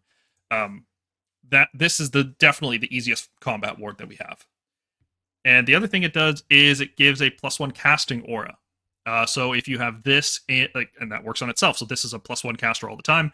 And if you have a Knight Arcanum in your list as well, or a Storm Coven, all of a sudden you're just multiplying the effectiveness of these heroes. A Knight Arcanum being a +2 summon is really good. That's like Krondus level. So if you bring a Toralon and 2 Knight Arcanums, you're looking at 3 casts, 2 of which are at +2, because let's be real, most of what we're casting is summoning, right?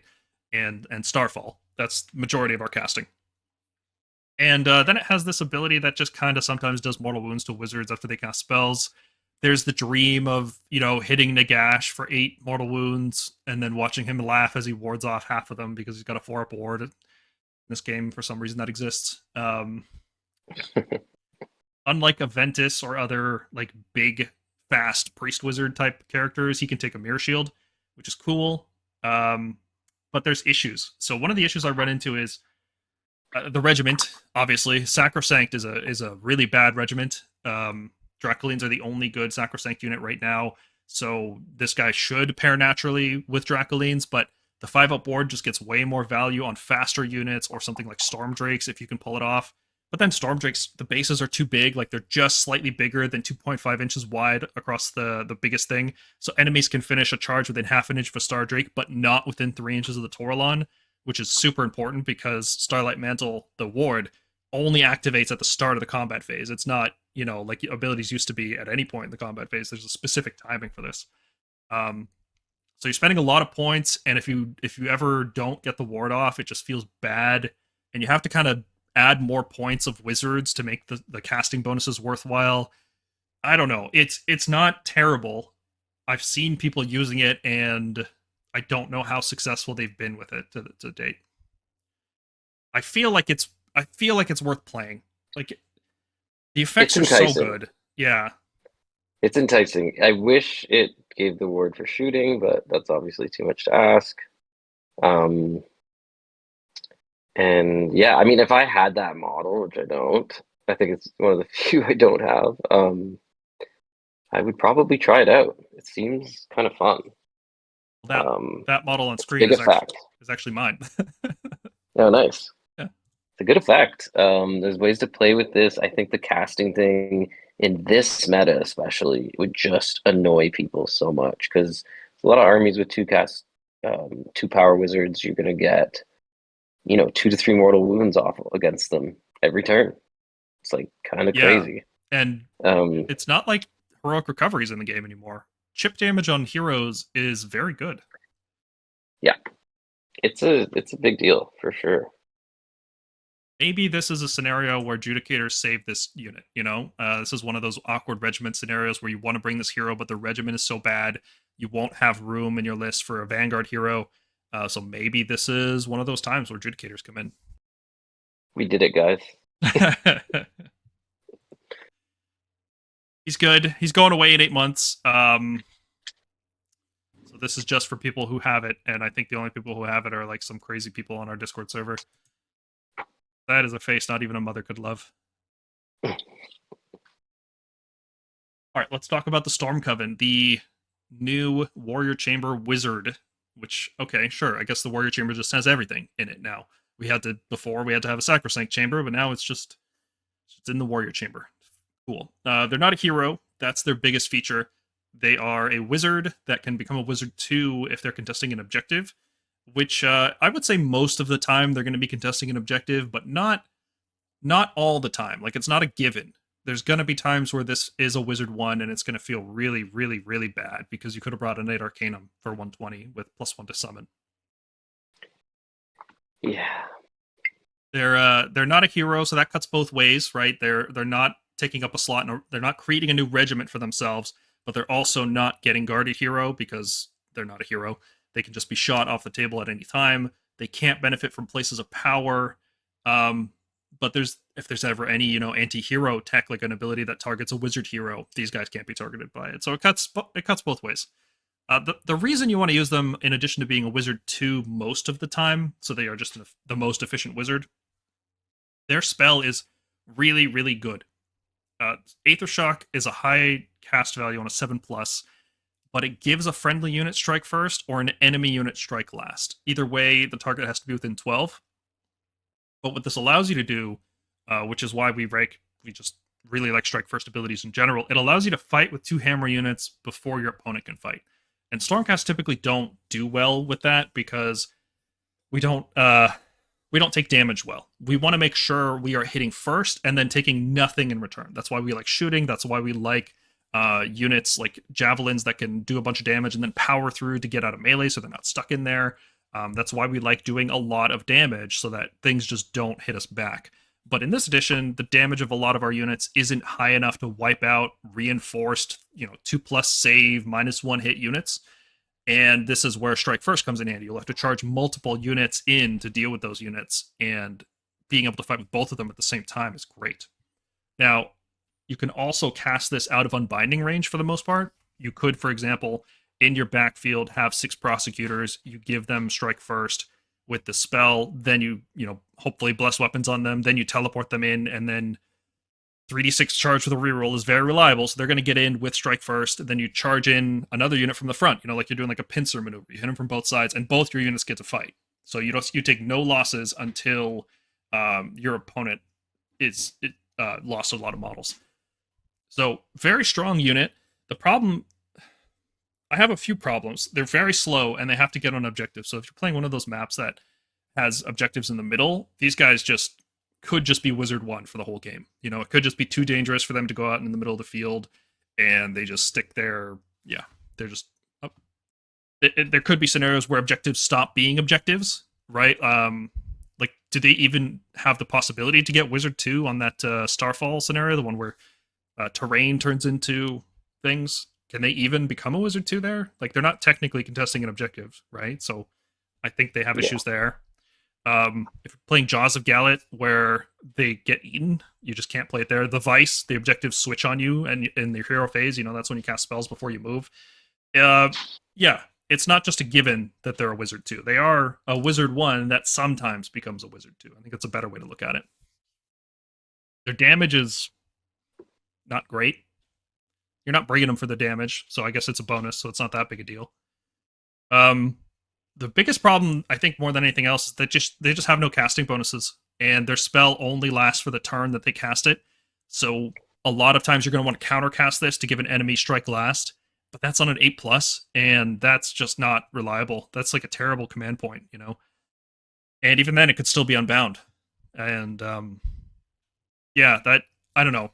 B tier seems good because they fit so many lists without increasing drops, but they feel like a B- to me. Am I crazy? Am I underrating them or overrating them? What do you guys think? I think they're a decent unit. I think their biggest niche is that it's a wizard that it doesn't take up a slot, which is super important right now. But every time I've played them, you just have to play them as, like, I just might not get a spell off, or I just might not get a manifestation off, because they can't ever get bonuses except through like a Toleron. So, like, they want easy to cast manifestations, when right now Morbid is probably still the best manifestation in the game. So you can't reliably get those 8+ spells off. Strike First is still a 7. So they want, like, Primal or Machines, like, really easy to cast spells. And, yeah, like Paul said, like, sometimes, it's hard to get an objective, or, like, you're not going to go suicide on an objective just to be level 2 anyway. But I think they could be slot in a lot of lists right now, just because it's common to do a priest hero and then the Storm Coven in the regiment. I think we'll be seeing a lot of that, and 210 is pretty fair for them. I feel like I would like to see this unit like 180, 190, but I guess 210 is fair for the utility that they can provide. Yeah, I think the price is right. I think that they offer a lot of things that some lists really want or really need. They open up some 1-drops if you just want to take something crazy, hammer and a bunch of reinforced stuff. But yeah, you will be disappointed with their reliability as wizards, even with the 2 casts.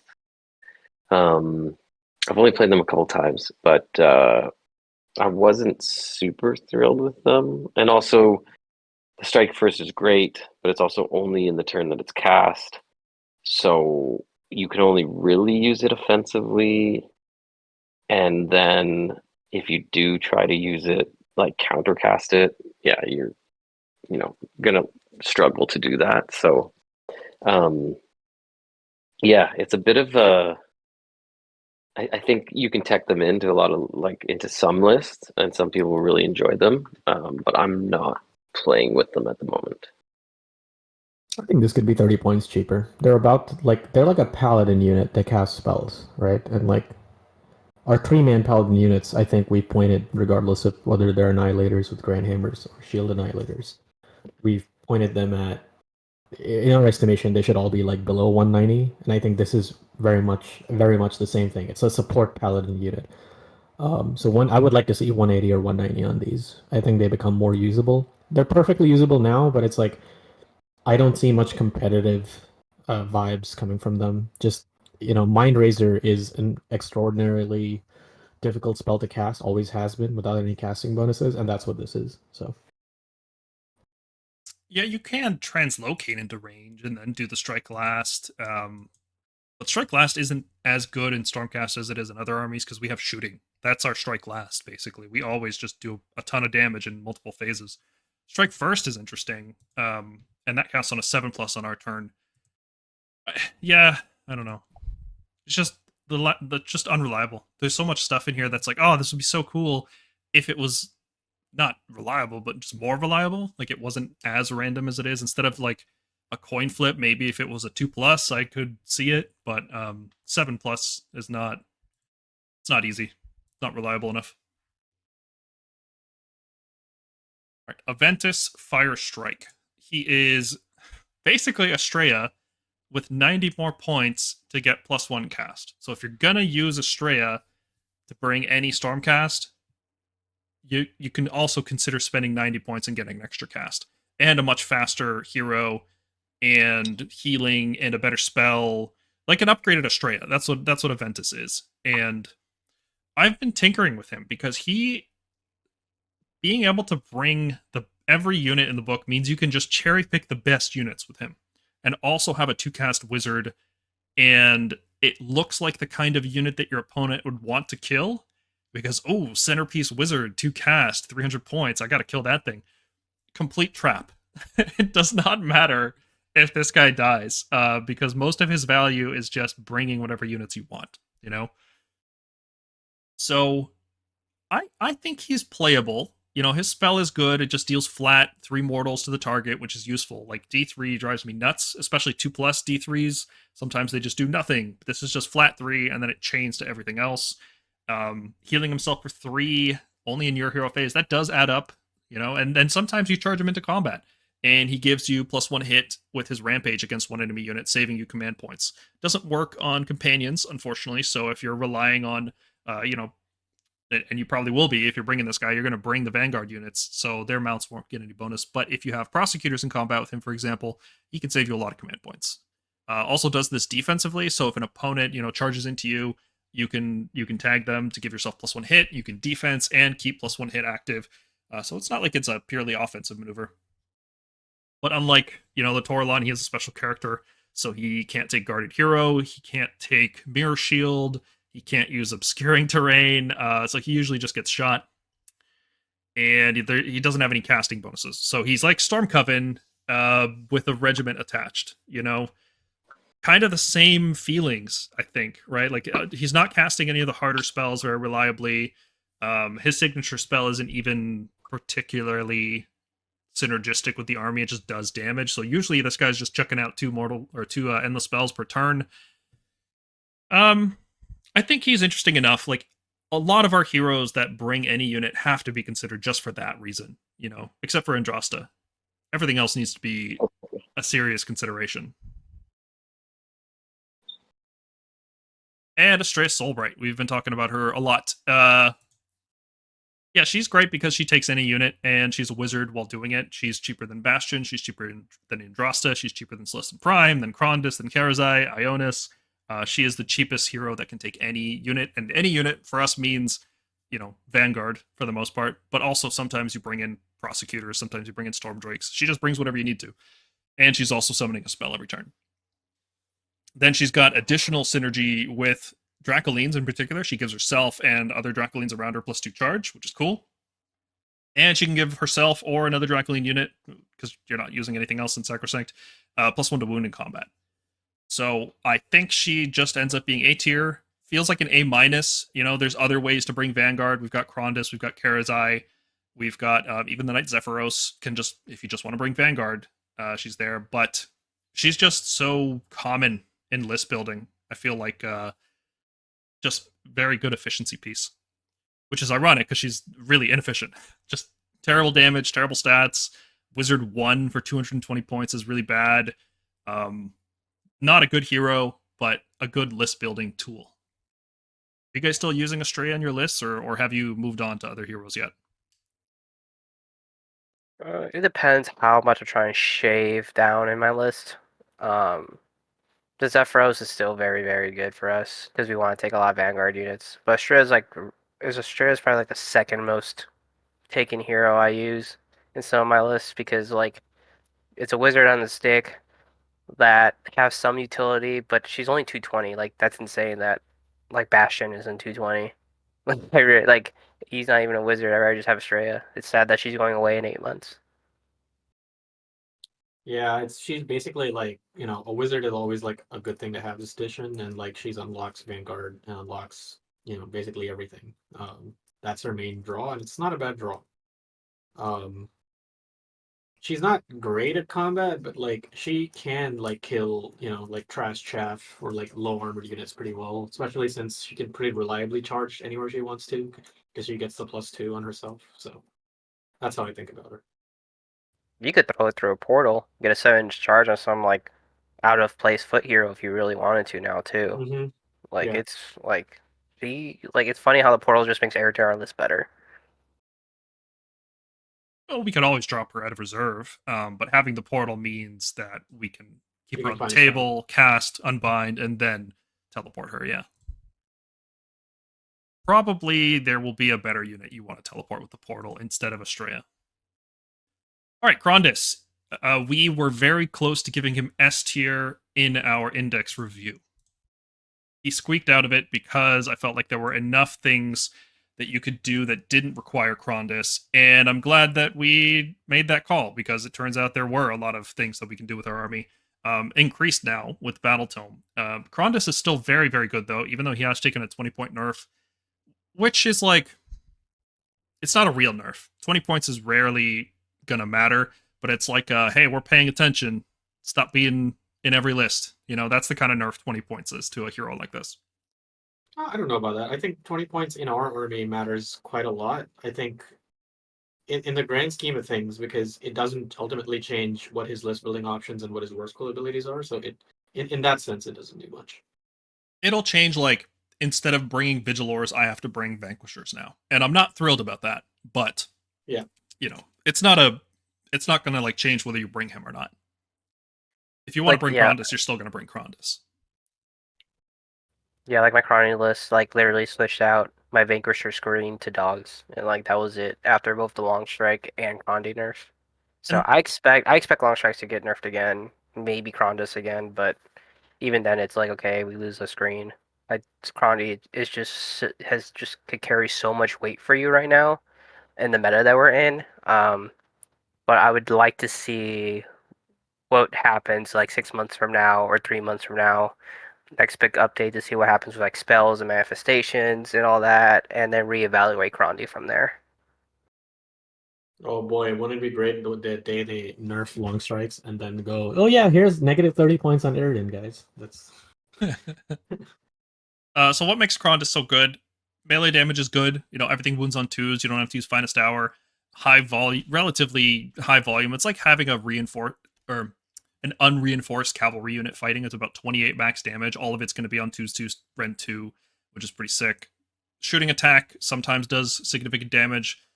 For me, most of the time it just misses horribly because it's single shot, which is unfortunate. His biggest feature is the +2 cast while also bringing any Stormcast units in your regiment, which is just phenomenal. He's a Vanguard machine, and all the Vanguard units love armor shredding that he brings. He can target enemy units with his spell and give them -1 save, and that's just really good with Javelins. Makes everything they do Rend 2, which is making up for one of the fundamental weaknesses in Stormcast is the low rend on a lot of our units. The units we have that have good rend are very expensive and very inefficient. Like the dragons in general are just inefficient, and this guy's just pumping up efficiency of our efficient units, which is good. Now, this is a discussion I want to have with you guys. When you bring Grandis, do you also bring, like, do you put more points into increasing his defense? Do you bring Praetors? Do you bring a Knight Vexillor? Do you double down on bodyguard duty with him with the honor guard abilities? Like, how much are you guys putting into his defense? Because I feel like when you bring a 560-point model, it has to do more than just cast spells. Like, it has to engage in melee with that much points sunk into it. Yeah, I love Yep. Praetors. Oh, you go. I've played with him a lot, and he's really great. you do want to bring Praetors or Vex or something, because you just want to have that confidence. Like, he can really slap in combat, but you also don't want a giant target on his head where they're just going to come and kill him very quickly. So he really kind of does need a ward, but you will be really satisfied with his output. He also has Roar, which is kind of funny, sort of from last edition. And every time I pull that out, people are like, wait, what? So he's sort of like a red machine in a way, because getting Roar off can often feel like you're getting an extra piece of rend. He's got that spell that gives an extra piece of rend, might as well to save. And he's our best unit, one of the best units in the in all of AOS to cast Purple Sun. So there's a lot that he can do. He's super dangerous. Countercasting with him feels really good too. Like hitting an enemy with Starfall to give them -1 charge dice, and then redeploying him away, and then they have, at most a 3-inch 1 dice charge. Very, very much they could fail that. If you tag somebody from further away, let's say a 10-inch move cavalry, and they're just within 18 inches, they're not charging you. They're not getting an 8-inch charge on 1 dice. Yeah.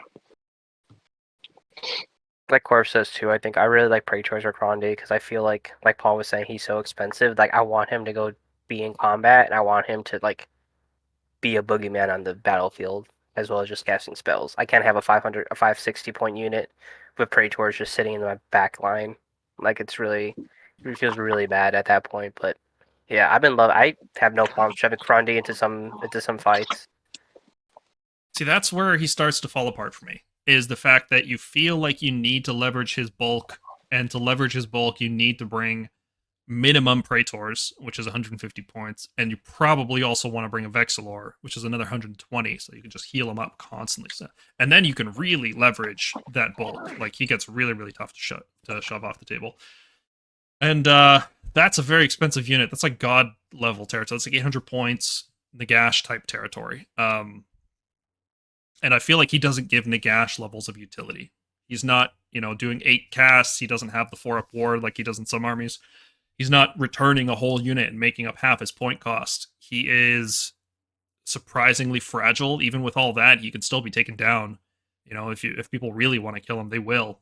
It feels like he never gets tough enough, and the point investment makes the rest of your list so slim. You start lacking screens, and then that's really when he starts to struggle, is when he doesn't have that extra screen stopping that 1 turn of melee combat, which he needed to survive.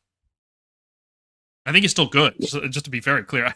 I am leaning towards cheaper wizards and Karazai, frankly. I'd rather have a Karazai, which I'm trying to get in combat. I'm not trying to hold him back, because Grondis, you kind of have to get over him dying when you play him. You kind of just have to get used to the idea that your big centerpiece model that all of your spellcasting probably is tied into is at some point just going to not be on the table anymore. You have to get used to that. Yeah, for sure. And that's tough. That's tough to get used to, because you could be spending points on a hammer unit that you could return once per game with Heaven Sent, right? That's always an option. But it is pretty wild to have, Rend 4 long strikes, or Rend 5 if you have the Purple Sun out, or Prosecutors going up to Rend 3, Rend 4 with special assignment, Purple Sun and his spell. It is crazy what you can do. Right now, I think he's at his peak. I don't think spells are getting stronger than they are right now in this edition, and health pools are probably as low as they're going to be for this whole edition. The armies that are out right now that are very popular are Stormcast and Slaves, and neither of these armies are high health armies. That's not like you're fighting, Bone Splitters or Soulblight Gravelords or Gits spamming a bunch of goblins, right? So this 28 max damage is very significant, because it's actually taking out half a unit, whereas you throw this 28 max damage into 40 zombies, it doesn't care. They just don't care. It's like, yeah, okay, cool. So I think this is the peak of Krondis' power. and I'm currently moving away from him. Like I'm not. Me I don't know. too. He's still Yeah, good. I had him in every list for the beginning of this edition, and then lately I've been sort of moving away from him a bit and trying to do it with just an Arcanum. I find that it just opens up to have a lot more units. Mhm. You have a lot more board presence. He's a lot of points. Yeah, he's like Teclis in a lot of ways. You feel like you can't play without him. You just get so used to how much power he brings, but then as you start playing without him in your list, you're like, oh, I can. It's not as good. Obviously, casting only one spell at +1 is not the same as casting 2 spells at +2 if you just bring an Arcanum. But look at all the other stuff in my list I get to bring, and look at all the board presence I get to have, and suddenly I'm not worried about this 400-point unit getting destroyed. I can just bring it back to life once per game. Yeah. He's like an A- to me, which sounds crazy. He's definitely not S. Like, we were considering S tier for the index review. I don't think there's an argument for that anymore. I think he is solidly A tier.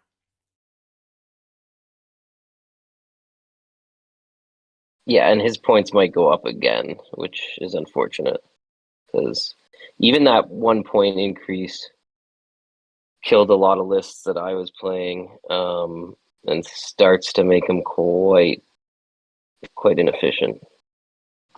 All right, let's look at our regular heroes that are not priests and not wizards. First up, unfortunately, is the Knight Azuros. Now, this is just done in alphabetical order. I didn't want to just rant on about another hero. But I think the Knight Azuros is actually really, really cool. We are giving him D tier, and I think it's mostly just to do with his cost, because his War Scroll is kind of cool. He can bring one warrior unit and then Ruination, which is like, I don't know why it's just the one, but whatever. He's fast, 12-inch flying move, melee damage is what Stormcast do, max 10 at 3/3, rend 1. His Light of Sigmar ability is cool. You roll a dice, and on a 3+, enemies in combat have -1 hit with him, not just while they're attacking him, so he can blind and protect other units. Or instead of doing the -1 hit, you can heal D3 from every Stormcast unit in his range. So you could, for example, do a bunch of like Stormdrakes, like big chunky units, Stardrakes, Krondys, Karazai, more Gryphs. You could put all these big monsters in combat range, and then every combat phase on a 3+, you heal them all D3, whether you're in combat or not. It's just passive healing that's happening every turn. And that's pretty cool.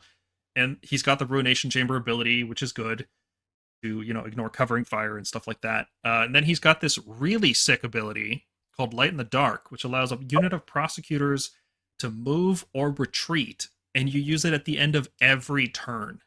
And Prosecutors are a very fast unit. They're a 12-inch flying move, and they love this kind of like skirmishy, play just outside of your ranges, and then, basically, if I know I'm getting the next turn, if like I'm going to the bottom of the round, I can move in, and then on my turn, get a very reliable charge, like go right over your screens, get the really squishy stuff in the back. It's really, really threatening. The problem is, of course, that it's on a 3+. Light of Sigmar is on a 3+, and Light in the Dark is on a 3+. So everything this guy does is on a 3+, which that's the real killer for me. I just, nothing he does is reliable, so you can't really make a plan around him. And when you're spending 180 points for a model that could just do nothing the turn you need it to do something, that's a lot of points, for not having a guarantee. Now, yeah, that's how I feel about it. I feel like the movement is really, really good. What he does is really, really cool. I understand movement is really, really strong, so that is not something you want like guaranteed, because I feel like that always ends up breaking games. But I feel like Light of Sigmar could easily just have been a thing that happens, especially since it has already been restricted by having having to be in combat tied to it. So it doesn't do anything for shooting. It doesn't do anything against like magic or like out of phase damage. So it's like, why 3-up for both of these? Like, why have both abilities for a hero on beyond a 3-up? So you're telling me if I roll 2 2s, this 180-point hero does nothing? I think that's just like that's just not good. That's not fun. Like, is it more than good? It's like, it's not fun when you take a cool hero and they don't do what they're supposed to do 2 out of the 5 rounds. I think also in general, I think the rules team need to the way that they made 4th edition right now, they have to move away from making non-priest, non-wizards cost so much. Unless there's like a super big reason to have them cost so much, but like a unit like this, for example, like it has to compete against a spot for a Knight Arcanum and a Knight Relictor or Lord Relictor, or just another wizard or priest. And I don't think they understand how list building is right now. Like you are fighting for hero spots. That's just the way regiments are right now. Like it's weird seeing these heroes coming out, and it's like, well, I have to justify this over a wizard priest. Why is it not at the points that justifies taking it over a wizard or priest? That's an interesting idea. What if this guy was an exemplar and you could bring him like you would with a Questor or Vexillor? Yeah, that'd be a good niche, right? Like if our knights could just go with lords, I think that'd be an awesome Stormcast niche. That's never gonna happen. But it's cool to dream. Well, if you look at all the exemplars in other armies, they're basically trying to make it so you can't take a wizard or priest as an exemplar, even if they're a knight. And this is not a wizard or a priest. This could easily be an exemplar. I don't know why it isn't. I don't know why all the non-wizard, priest. I knights know in this why. army are not exemplars. It's because he's Ruination. So? So- So what? So you can't have a Lord Celeste and bring a Ruination hero. Well, that's fine. Just put him with the Ruination and Heroes and Warmaster. Like I would take a Lord Terminus, Knight Azeroth list. Yeah, but I'm saying that's because the way Exemplar works. It's the Oh, same okay. keyword for every hero. They want. Oh my god. So they'd have to add a second type of Exemplar. Ugh. And some armies have this, which is so stupid. Okay, so wish listing aside, there's a lot of ways you could make this War Scroll better and more fun. I think Morgonk, you nailed it when you said it's just not fun. A hero that only has abilities tied to dice rolls is not a fun hero to use. Right? There's nothing that this guy does except roll dice and hope for things. If one of his abilities was guaranteed, and let's say even made weaker, if let's say the Light of Sigmar heals 1 instead of D3, but it's guaranteed. I don't think this would be an overpowered War Scroll by any means, right? Well, examining it just, for what it is rather than what it could be. The fact that it's random for both of his effects means you can't form a plan around it. So, best case scenario, you would rock this guy up with 6 Prosecutors that would charge in, fight a bunch of stuff. Hopefully, they won't charge out of his range because he doesn't have the 3d6 charge, so he's probably not going to make the charge in. Prosecutors get in, kill some stuff, and then if they're stuck in combat, they can retreat, or if they're not stuck in combat, they can still retreat. Or they can, move behind a piece of terrain or something to avoid shooting. That still leaves this guy wholly within 12 inches of where they were in the combat phase, and that means he's probably going to die immediately. Now, Prosecutors are not a durable unit by any means. They have to survive combat and be in range of this guy in order to benefit from his ability, and that's just probably not going to happen. So it's like the scenarios where this guy is good are so limited. Even if it was guaranteed, I don't know if he'd be playable at this point value, because he only affects one unit and it's such a limited unit in what it does. But I'm not giving him F tier because this movement, the Prosecutor movement, is so strong. It is a very strong effect. If this guy was 120, I could totally see myself using him. I would slam him into a lot of lists, even though he brings an extra regiment. Even though he only affects Prosecutors, and even I would probably consider a list of 2x6 Prosecutors and an Azeroth. That would be pretty cool. But 180 is I don't think too realistically he much. can be 120, but 130, sure. I think 130 would be nice. 120 is I think he has how many wounds does he have? Is it 8 6. wounds? No, you're thinking 6? of Tornus. Oh, okay. He could probably be 120, 130. Yeah. Then. I thought he had 8 for some reason. Yeah, I think that's the issue. It's make me decide to take him over Wizard Priest. At least that's a good start, right? That's a good start. And the Wizard Priests aren't overpriced at 120. I think those are fair. Yeah. Just models like this have to go down a little bit. It's a cool concept. I wish it was in 3+, but it's such a cool. It's the coolest ability they've added in this Battletome, and it's locked behind a 3+ on an overpriced hero. It's so disappointing. Knight Draconis has taken a big point cut. He's gone down from 280 to 250. He still does exactly what he did before, and we gave him C tier because we felt like Stormdrakes were a very good unit, and this guy in the right meta makes one of our best units even better. And I think that's exactly where he's at right now. You know, his stats are less important than when he really offers to Stormdrakes, but as a stat buffer, he still has pretty good stats himself. You know, he's 11 health, 18 max melee damage, 4 in shooting. He gives himself +1 attacks at the same time that he gives it to the Stormdrake Guard. So if you play them together, which you probably will be, like that's the reason you're bringing this guy is to buff the Stormdrakes. That's pretty cool. Anytime you're bringing a Draconis, you're probably going to bring Lightning Echelon as well. So it's not like it is on a 3+ to strike first, but most of the time this guy's going to be striking first between Lightning Echelon or the Quicksilver Draft. So it's not like you're missing combat activations there. And his Spell Ignore is really cool right now. Tzeentch has a lot of debuffing spells that they're trying to put on it. That's about the end of my list. Unfortunately, the Spell Ignore is only once per turn, because unless you have multiple Knight Draconis for some reason, I believe it's just once per turn per unit, which is unfortunate because if you could just have a 4-up Spell Ignore, like what Stormdrake used to have, that would be cool. And it doesn't do anything against the damage or effects from manifestation. So if there's a manifestation out, he doesn't do anything about that. He just affects enemy spells. So maybe you force Tzeentch to just cast spells, which are a lot easier to deal with than their actual spells. I don't know. Might be a bit of a mind game scenario. He doesn't really do much into a lot of matchups. Any army that's just casting, endless spells at you, they don't really care about a 4-up ignore. Then there's also the problem that his Rampage can fail, so even though it does give a nice damage boost to Stormdrakes, buffing up the mount attacks, which is the best attack they have, it can fail for reasons. I don't know why it can fail when you're paying 250 points for it, but it can. And if he doesn't have a Mirror Shield, he usually just gets shot down immediately. Like, this is easy target for the most part. Overall, though, I'd say C tier. He is playable. Stormdrakes are very good, and in the right meta, this guy becomes a good pick with Stormdrake. So I think that's enough to give him a C. Have you guys put him in any lists yet, though? Because I feel like I'm ranking him as playable, and I have not put him on the table once this whole edition. I have not. Same issue, just on a 3+, your army doesn't work. It's infuriating. Yeah, I played him once, and I think he got killed very quickly. So, wasn't great. He'd be D tier then? He's going to be higher than D tier, for sure. So I don't know if I wouldn't put him that low. Like 30 points is a good cut.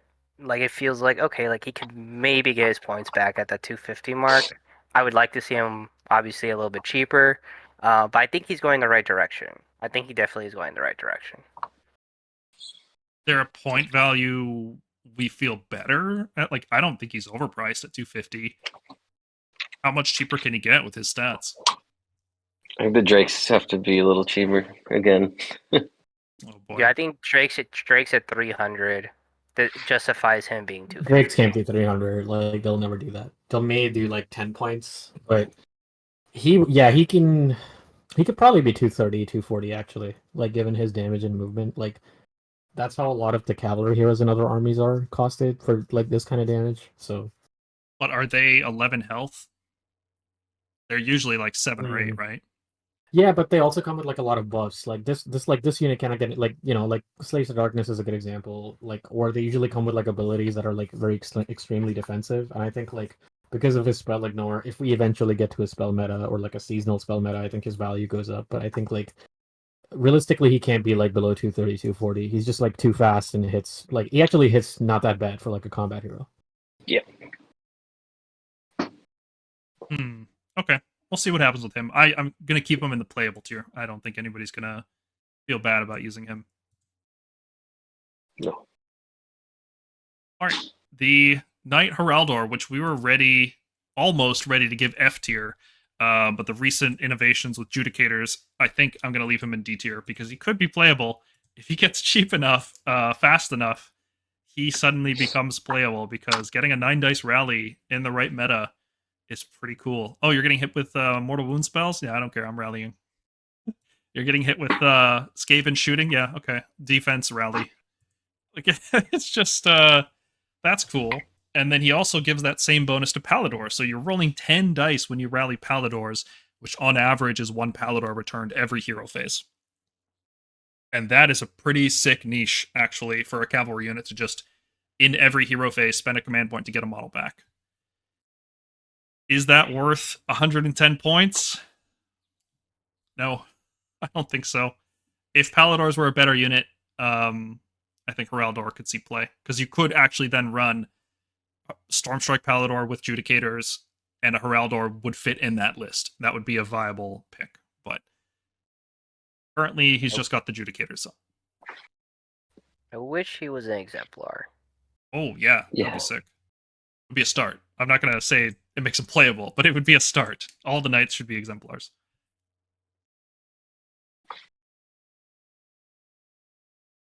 Knight Judicator, another hero that drastically, desperately needs to be an Exemplar, because one of the biggest flaws with this hero is that he takes up a whole nother regiment, and his damage is not so good, like the max damage is not so good that you are okay just bringing one of him.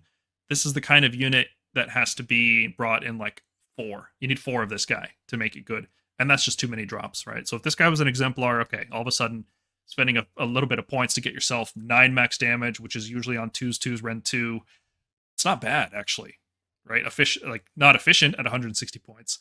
But let's say, and he is D tier, I'm being very clear about that, but let's say he drops down to 130, and then he can be an Exemplar, and then all of a sudden it's like, oh, well, why would I not consider running him with a lot of other heroes? Just sprinkle a little bit of damage in there. Like 9 max is not great, but consider most of our shooting hammers are like, Vigilors are 11 max, and they're not going to be on 2s, Ren 2, they're going to be on 3s, Ren 1. And this guy starts to look a lot better. So I think 130 and being an Exemplar would make this guy playable. I think being an Exemplar is exactly right. Like, this unit is not a wizard or priest. It is Warrior Chamber, much like the Knight Questor and the Knight Vexillor. I'm not sure why this isn't an Exemplar. The only reason I can think of is they didn't want to, like, somebody went out of their way to frustrate Stormcast shooting. Like, they already put so many restrictions on Vanguard Raptors, they didn't want us to have easy access to Knight Judicators. Like, he doesn't even have a regiment where he can bring, like, Vanguard or anything like that. So I have really no idea why he isn't an Exemplar. He should be like the Storm Coven. Not, the Gryph-hounds, keep them as tokens, but call it, like, Hunting Pack or something. And then it's just a slot that you put in as a Warrior Chamber unit. I think they just gave up on this unit. I think this unit was like a pretty good sniper last edition. It saw some play, and it's like one of those units, like it's like Erden, right? They have no idea what to do with him. It's like, look at his abilities. Like, they don't do anything for your units. His regiment is not like any special for your units. It's literally just he's a single shooter. He's basically like a combat hero who shoots, basically. That's what his niche is. And for that to not have Exemplar is really confusing. He shoots better than most of our heroes fight.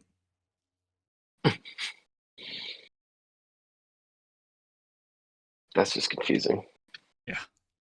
But no, he is D tier.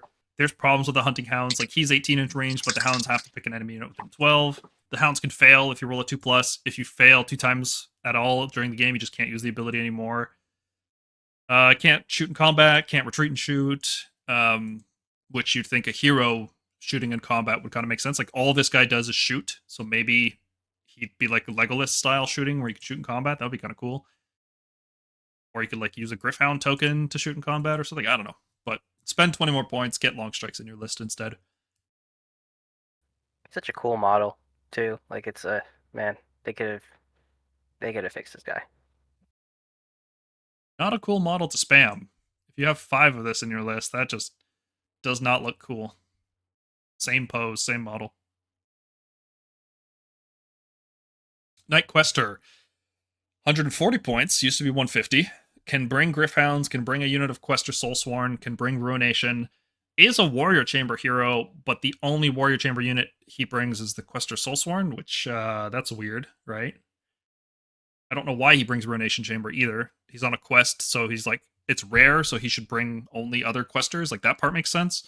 But then Ruination can go. He's just like, hey, bring all the Reclusians and Prosecutors with me. I'm on a quest, He does the 10 max damage that Stormcast do. He's got anti-hero and crit mortals, which, okay, still only 10 max damage, so none of that really matters.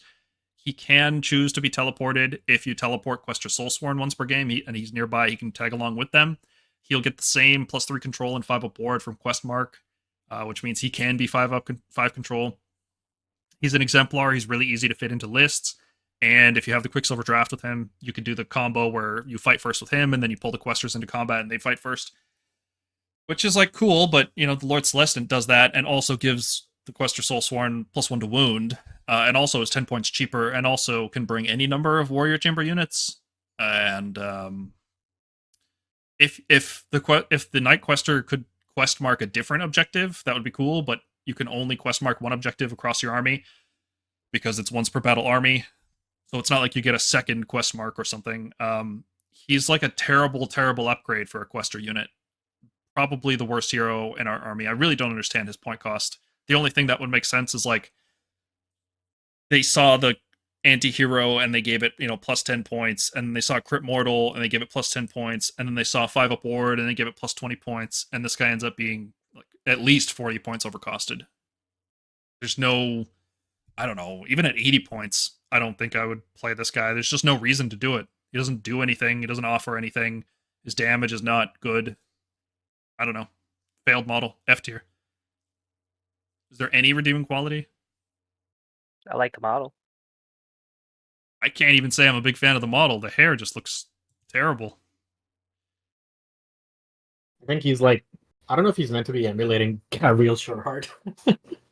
Kind of reminds me of him with his like long hair, but no, the only redeeming qualities, I guess you could Quicksilver draft with Questor Soulsworn, but yeah, for a combat hero, this just seems like they have like a math, like a calculator for what units cost based on certain abilities and keywords, and this guy just got screwed over by that.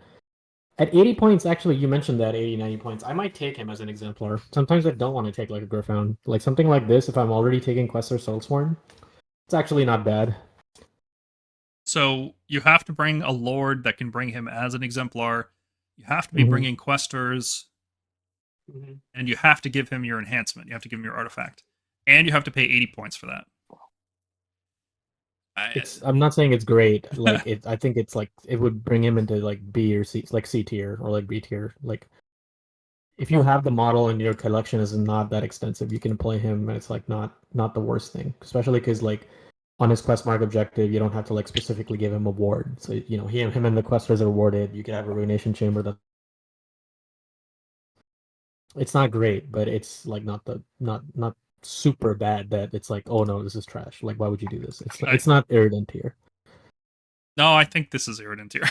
It's just I think they should have allowed him to quest mark a second objective if you brought him. That's all they had to do. Sure.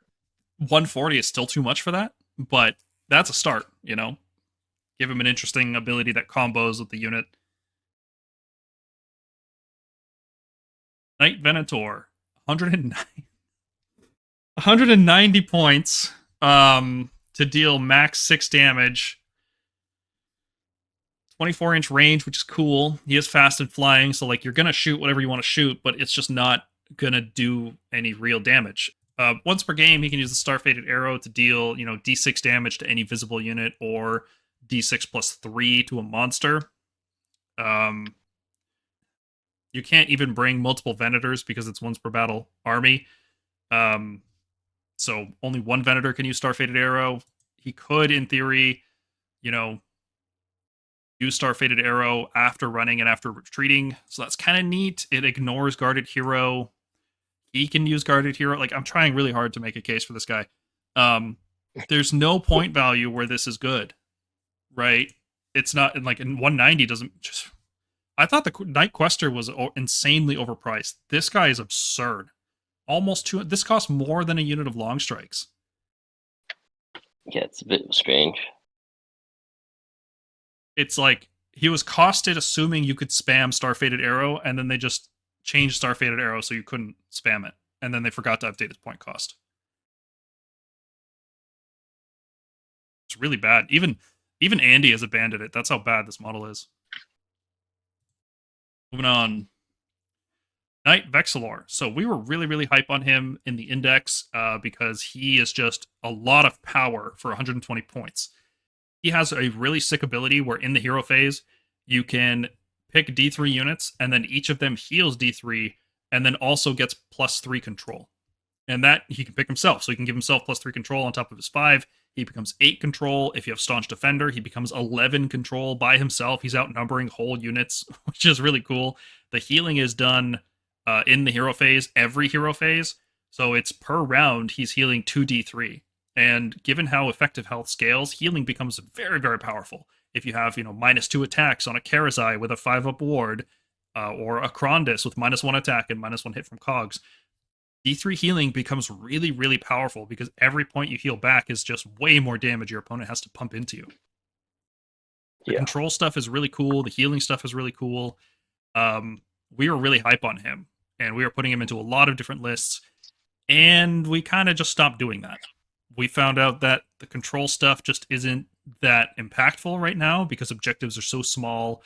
You're not fighting over them that much. You're either wiping people out or you're just putting enough models on there anyway. And the healing is very situational. It's really good with, Karazai, Krondys, these like single centerpiece models. Not really anything else. Maybe Stormdrakes. Maybe. But probably not. So the control stuff is just not good. The healing is situational. I think he's still a B tier unit. Like, he's not the A tier we predicted. I think we got that one wrong, unfortunately. But I still think he's like a B minus, where you will bring him if you're bringing one of the big dragons. And the big dragons are really good. They're in a lot of different lists. So I think this guy still makes the cut. I don't think he is C tier. I think he's still B. If he wasn't an exemplar, he would definitely be C tier. But the fact that you can just bring him with every big dragon as a regiment slot, not bringing another regiment, is really cool. He's also only 120 points. 120 points for an undeniable heal. You don't have to try catch manifestation. You don't have to try rally. Like, it's D3 if you're fully within 12 of him. Like, I think that has a lot of weight to it, and I think 120 is more than fair for him.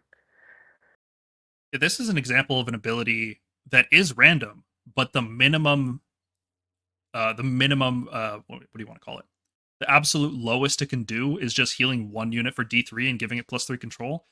That still feels good, and it can scale up to 3 units, healing 3 each and getting +3 control each. But you bring him because you just want to heal the 1 unit. Anything else is a bonus. And then you compare that to like a Knight Azuros, where everything they do is random and there's no consistent. Like, if this guy had to roll a D3 to activate a 3+ to activate his ability, you wouldn't bring him, right? It's just way too inconsistent. No, that's exactly right. Like, the reason this one works and Azuros doesn't is because for your cost of entry, you're getting like a reliable but not like that powerful an effect. It's like Light of Sigmar, right? It's like this ability kind of is like Light of Sigmar. You're helping out D3 units. At worst, it's 1 unit, but you're healing them D3 for sure, giving them +3 control for sure. You don't have to pick one, you get both. I mean, this is basically the Light of Sigmar done right. Yeah. This ability is just well designed. It's strange that this is in the same book as the Knight Azuros. Knight Zephyros. She is the cheapest hero that can bring Vanguard. And for that, we gave her at least B tier. The fact that she can teleport is also really cool. You can score a ton of different battle tactics, and she's basically not a threat. Your opponent can kill her. You don't really care. Like, when we talked about Estrella, we said, she's 220 points, and she brings Vanguard units. The Knight Zephyros is 130 points and brings Vanguard units and teleports around. So she's just useful. When you have her on your list, you're never worried about which tactic you're going to score. You don't have to plan that far ahead. You can be more flexible. I really, really like having a teleporting hero. And a teleporting hero that brings the best units in the army, well, that is just good. So why is she not A tier? Well, I found that in a lot of list building, with Stormcast especially, you're trying to keep to 2 drops, or sometimes even 1 drop. She is not the 1-drop hero. Absolutely not. And even 2-drop lists are pretty tough with her, because what's the other hero going to be? It's going to usually be like a Krondys or something, because your other hero needs to be a wizard or a priest, usually. Like, you're not going to run wizard lists, and you probably don't want to run priest lists. So there's no wizard priest, unfortunately, so maybe it's like a Lord Relictor with a Storm Coven or something. That would probably be the use case. But the point is, usually it's going to be a Krondys. It's going to be something that can bring Vanguard already. So her use case is just falling off because we're trying to stick to 2-drops. Back when we were okay running 3-drops all the time, she was great. Just here 3 units, bam, done. Put that in the list, But these days I'm finding less and less use for her. Not to say she's bad or she's not finding use, just a lot of lists require something more specific than only bringing Vanguard units. So even though she brings the best units, the fact that she only brings those units is a bit of a problem. Because let's say you want to bring Prosecutors, or you want to bring Vigilors, or you want to bring, Questors or something. Then she's not bringing any of that. She's only Vanguard. That can make a big difference sometimes. All right, so our next hero is Aquilar. So it was nice that he got a point cut, and I appreciate that. I'm hoping by the time the Zephyros goes away, he's at least like 150. I think that's fair for him. Just right now, because we have access to Zephyros, it just pretty much it invalidates him. At this point, he does have a cool he also teleports. He's a little beefier than Zephyros. He could take Palladors, teleport with them, and that's all cool. But especially in Stormcast, we're trying to scrape off as much points as we can to reinforce our hammers and to double down on our hammers. And every time we take him, it's like, well, I could save 50 points and just take a Zephyros, and I think that's really the biggest issue with him. Like next July, June, when the Zephyros goes away, I'm hoping, like you said, I'm hoping he's like 150 around there, and then you'll probably start seeing him a lot with Palladors and Longstrike still, because he still just brings them really efficiently.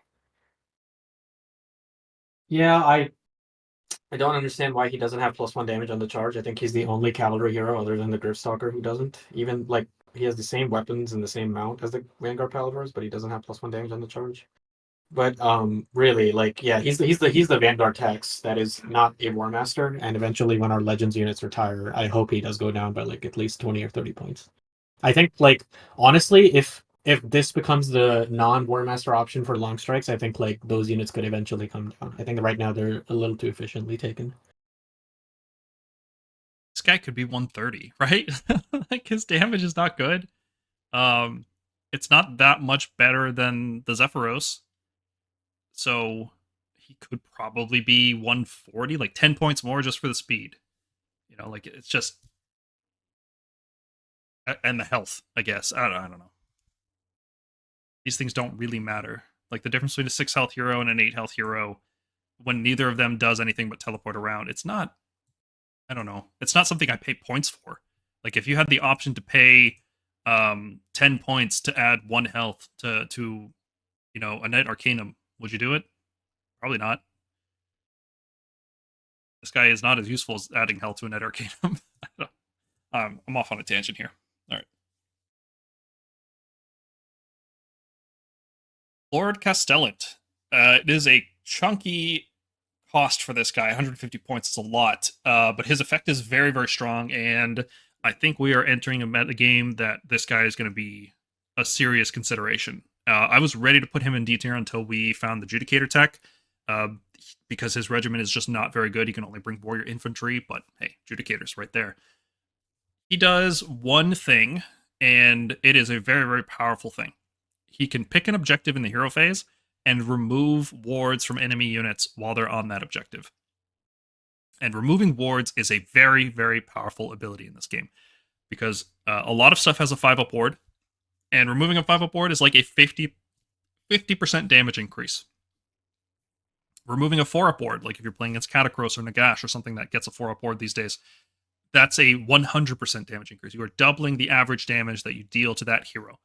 And that is just tremendous damage boost. Nothing increases our damage like this does. Now, there's some problems, of course. He doesn't bring Vanguard units. He actually only brings warrior units. He also has to be within 12 inches of the objective, not the area around the objective, like the 40 mil marker that is the objective, and he has to be there in the hero phase, which means you probably want to bring like a Translocate to put him up there. Now, he's not himself a wizard or priest, so this is all he's doing. But this can't be stopped. Like, it's reliable. It's not a prayer. It's not a spell. There's no playing around it. If you're fighting over an objective, you are going to obliterate everything that's on that objective when it doesn't have a ward. You could also argue, well, the Knight Relictor reduces wards by 1, and the Knight Relictor is 30 points cheaper, and the Knight Relictor has the priest keyword. And these are all good arguments. That's why we gave the Knight Relictor A tier, or B tier, right? He's a good unit. The Castellan is more situational, but potentially more powerful. Knight Relictor reducing it by 1, going from a 5-up ward to a 6-up, that's only a 25% increase. Removing the ward altogether, well, that is really good. So right now, the game is infested with, Slaves to Darkness using a 5-up ward. You've got Night Haunt using 5-up wards. You've got Nurgle using 5-up wards. You've got Fire Slayers where everything has a ward. Daughters of Cain, everything has a ward. Tzeentch gets a 5-up ward, right? Shield of Fate still gives a ward. So many things have that 5-up ward, and this is the single biggest damage increase that we can bring. So that is worth considering because damage is utility. Especially, we're talking about Judicators here, more damage on them, and then also stripping wards off enemies. That sounds really good to me. You force your opponent to play objectives, and when they do, they just die. So I think he's playable. I'm going to build a couple lists with him, and I think you can look forward to at least one Castellan list in the next Lords of the Storm video. One final hurrah for one of my favorite models. Always loved this guy when I started Stormcast. I thought his halberd, his lantern, everything about him was just so cool. Yeah, I think his price usually just have to come down, but and also, it would be nice if the ability was in both turns. I was trying to fit him in recently, and I just could not get the price working, but maybe he'll come down. No, he's not. He's a Legends Come unit. on. They never come down. This is it. This is as good as he's going to get. I will say this is one of my favorite models too. Like it was absolute goat for like 2 editions straight or 3 editions straight, and then sad to see it go. But the good news is we might actually get a new one. They have a new design for Lord Castellan in mind. We've seen it on the Callus and Toll Warband, and I have a feeling we might get what is his name? Hamilcar, whatever. Hamilcar Barca? No, sorry, that's Bear Eater. that's the historical figure. Hey, Bear Eater. That's it. It's Hannibal Barca's brother. Hamilcar Barca. I think that's likely. They gave Astral Templars their own subfaction, so that they're thinking about them. It's in their minds. It's like how Tornus came back for Hallowed Knights. We have Gardas already. There's rumors of another Gardas. We might see characters for different storm hosts. So now that storm hosts don't matter in as far as like list building is concerned, it's all about like hero regiment list building. Lord Celestin on foot. Okay, so new model doesn't look drastically different than the old one. The cape is cooler, I guess. I thought the hammer cape looked pretty silly, honestly. Never really vibed with me. And so she's not good. Lord Terminos and Reclusians are just cheaper and generally better than whatever combo you can put together with her. I think it's really just a matter of cost. Like if Grandhammers get cheap enough, all of a sudden Lord Celestin starts dropping down with a little swig of ale, just ready to fight, ready for somebody to charge in, and those Grandhammers are just gonna smash everything to bits. But right now, that whole package is just too expensive, so use the Terminos and Reclusians instead. Celestin on Dracoth does basically the same thing. Can bring Extremis and Warrior Chamber units, which is cool. Faster, punchier, doesn't get the Guarded Hero, which is unfortunate, so they can just be shot. And you're not going to take the Mirror Shield because you want to take the Quicksilver Draft. If you're using Lord Celestin on Dracoth, it's because you want to combo the Fight With Me ability with this unit. So you want to bring a pack of 4 Desolators or 4 Concussors that can fight at full damage off the charge. You drop them into place somewhere, you breathe a bunch of lightning on people, you make the charge, you don't make the charge. Either way, it's okay, because when the enemy charges you, you activate the Quicksilver Draft to fight first, and then you fight with the Concussors before your opponent has a chance.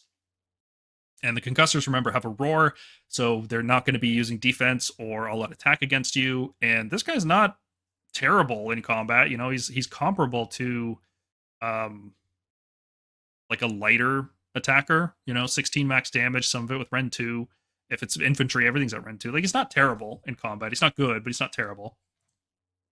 But I think this is actually a really solid combo because unlike the infantry versions of this combo with the Reclusians and the Terminos or what's listed in Grandhammers, the thing about this is the unit is fast.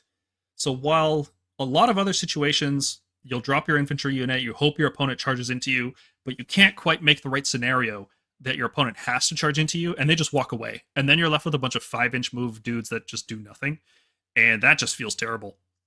Whereas Dracoths are 10-inch move. They'll catch whatever is running away from them after breathing lightning on it. They'll charge in and they'll get to fight. So it creates a scenario where opponent can't ignore the unit. They have to charge into it because if they don't, they will get charged the following turn. And that's pretty interesting.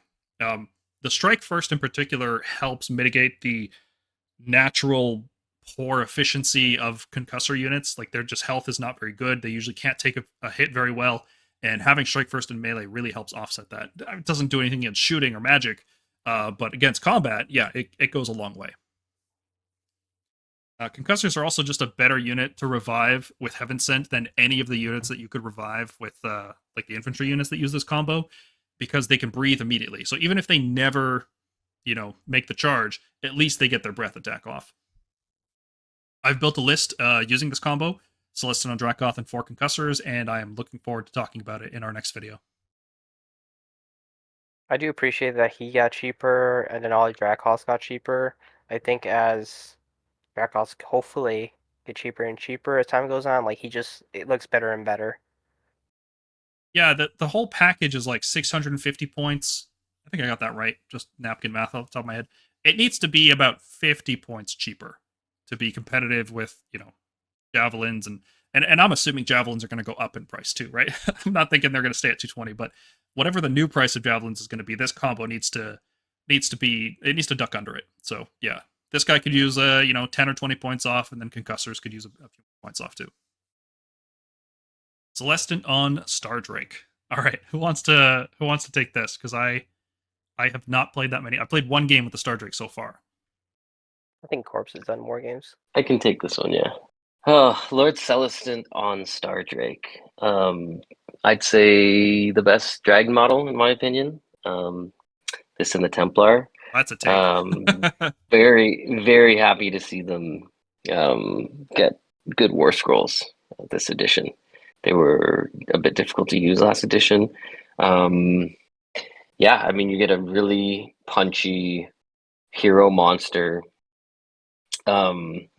Obviously, he's very expensive, and you're not going to get the output that something like Karazai has. But you can use him with Quicksilver Draft, which allows him to fight defensively. He can gain strike first. He has the bounce back mortals on a 6-up. He gives extremist units +1 to attack. He's got all these sorts of extra features that come with him. He's got incredible shooting, like for just sort of being added to his war scroll. I think he's the only one of 2 units in our book that has 24-inch shooting. And yeah, it can do 8 damage, and you're just going to annoy people with it all game. He's a great target for Praetors, or you just bring Envoy and he'll give it to himself. Honor Guard would be good.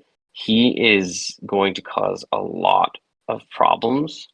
And then one of the funnest things about him is he kept his ability to eat units in combat.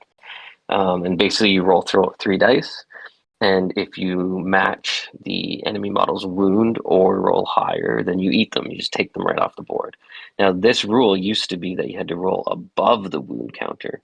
But now that it's, match the amount or higher, you have such a better chance of eating those 3, 4 wound, even 5 wound models. And it'll happen. It'll happen in games. You'll be charged with, a unit of 4 or 5 wound models, and he's gonna use Quicksilver Draft. He's gonna eat 2 of those models straight up before fighting even starts, and then he's gonna turn around and smack them. So he's got a huge amount of utility. there is like a little bit of difficulty building around him, unfortunately, right now, because he can take extremists and he can take warriors, so that's fine. But for this many points, we really want something that can unlock Vanguard-Guard as well.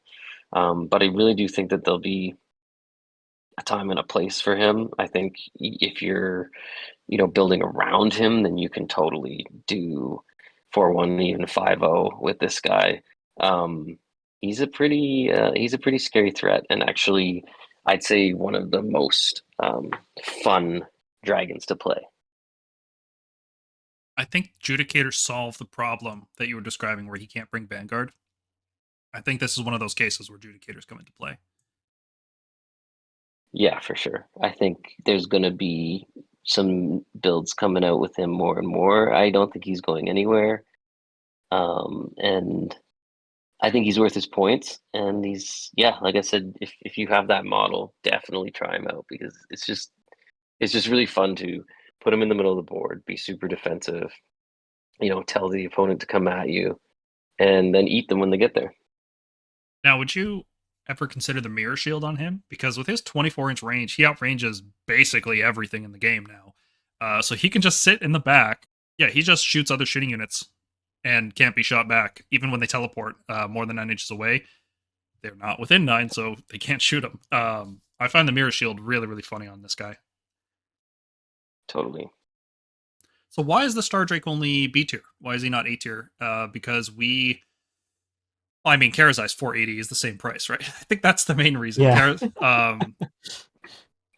And Karazai, Yeah, exactly. there's just no... In a vacuum, I honestly think it's a toss-up which one of these models is actually better. Karazai is powerful. He stacks well with the Honor Guard thing.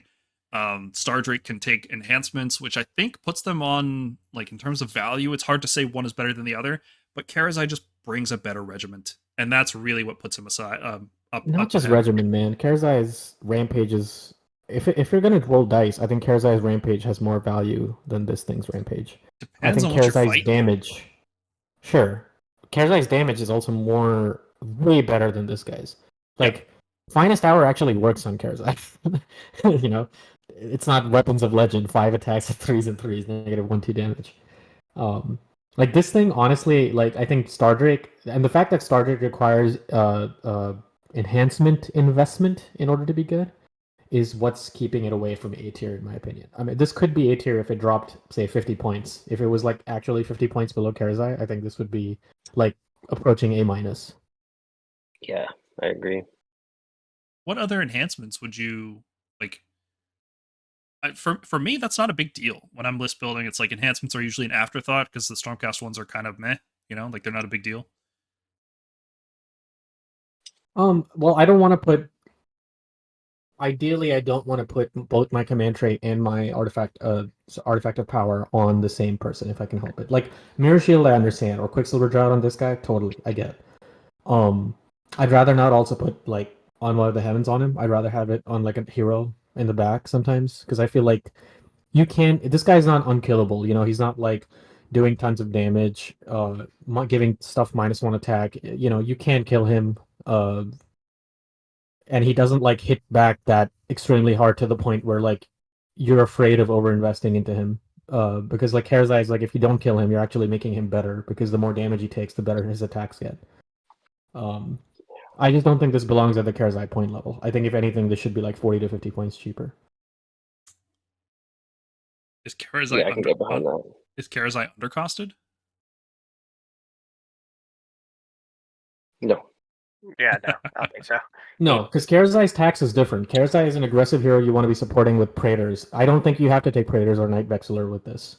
So Karazai has a different sort of set of taxes associated. This guy is like your extremist guy. He's only unlocking extremist chamber, not the entire Stormcast roster. I think for that alone, he should get a 30-point drop. And then the fact that he's not as good as at damage as Karazai and relies on essentially his Monstrous Rampage working against stuff. I think he should be like 420, 430.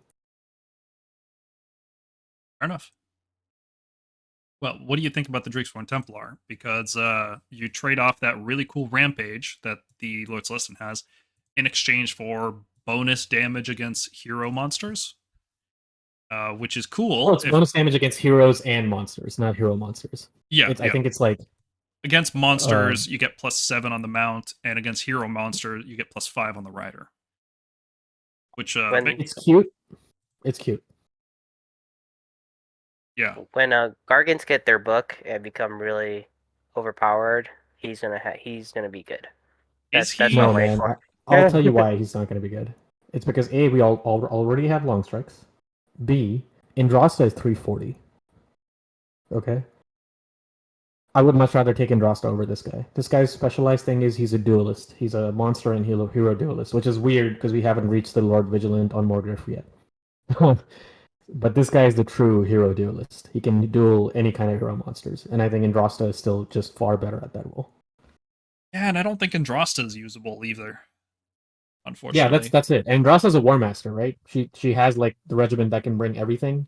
This guy's only Extremist and Warrior, and it's like, well, if I'm looking for a big beatstick that kills like hero monsters, why would I not just take Andrasta? Yeah. 3d6 charge on her, no control source subtraction, double damage against monsters. She's infantry, so you can, put blessed weapons on her pretty easily. Like, it just, yeah. But in that specific role, I think Andrasta is way better. And the worst part, his rampage can fail. On a 1, you just don't get the bonus damage, and he's strictly worse than a Lord Celestin on Stardrake. Yeah, D tier. 380 points, maybe? Like, he needs a hefty cut. Yeah, probably sub 400. There's no reason not to now that allies aren't a thing. I think that was always what was keeping them above 400 before. Lord Imperator. Yeah, I'll go. Like, I liked this unit last edition. He was like a general in the back directing battle strike maneuvers, and it felt like it kind of felt like, if you're a Space Marine player in 40k, like Gilliman looking over like the situation board, deploying units as they see fit. They changed him to be more like that Age of Sigmar 3.0 trailer, like the cinematic, where he comes in with like a Shield Annihilator on the left, Grandhammer on the right, and a Praetor behind him. I think that's literally what they modeled him after this edition. And it's not bad. The problem is he does not do literally anything else. Last edition, you could sort of justify his cost by saying, oh, he gets a free CP every turn. He can use a Holy Command. He has a shooting attack that is, not irrelevant because he can do something at range. Now it's just like the only thing he does is move units D3, which oftentimes will be a 1, and then your opponent just redeploys. So he's basically a really bad delivery system for Annihilators. And to drive the knife in even deeper, he doesn't even have something like fight alongside units or something. They just, I don't know why they did what they did with this unit. He's not a wizard, he's not a priest. He's worse in just about every single way. And his cost has essentially stayed the same. Actually, it's gone up. He was 140 by the time 3rd edition ended. I think he should be 120. And if he's anything over 120 or 110... Actually, no, I'd say 110. He should be 110 or 120. Anything over that, and he's trash. Yeah, he's one of these heroes that isn't a priest, isn't a wizard, has you could argue, a powerful ability, but not in this edition of the game, right? Like, if we didn't have redeploy the way it is, this would be really good. Like, if this was 3rd edition, this guy would be sick.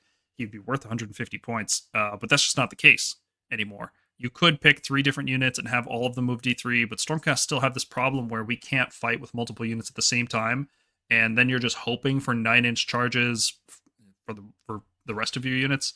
Even a 6-inch charge isn't so reliable that I would, love this strategy. And he's 150 points to boot. Like, he does literally nothing else. He doesn't shoot. He doesn't give any kind of buff. 150 is way too much. This, like, 110 at most for a once per battle tax to use to get like effectively a +1 to charge from reserve. And your opponent's going to redeploy against whatever you're putting out of reserve. So is the strategy? Absolutely.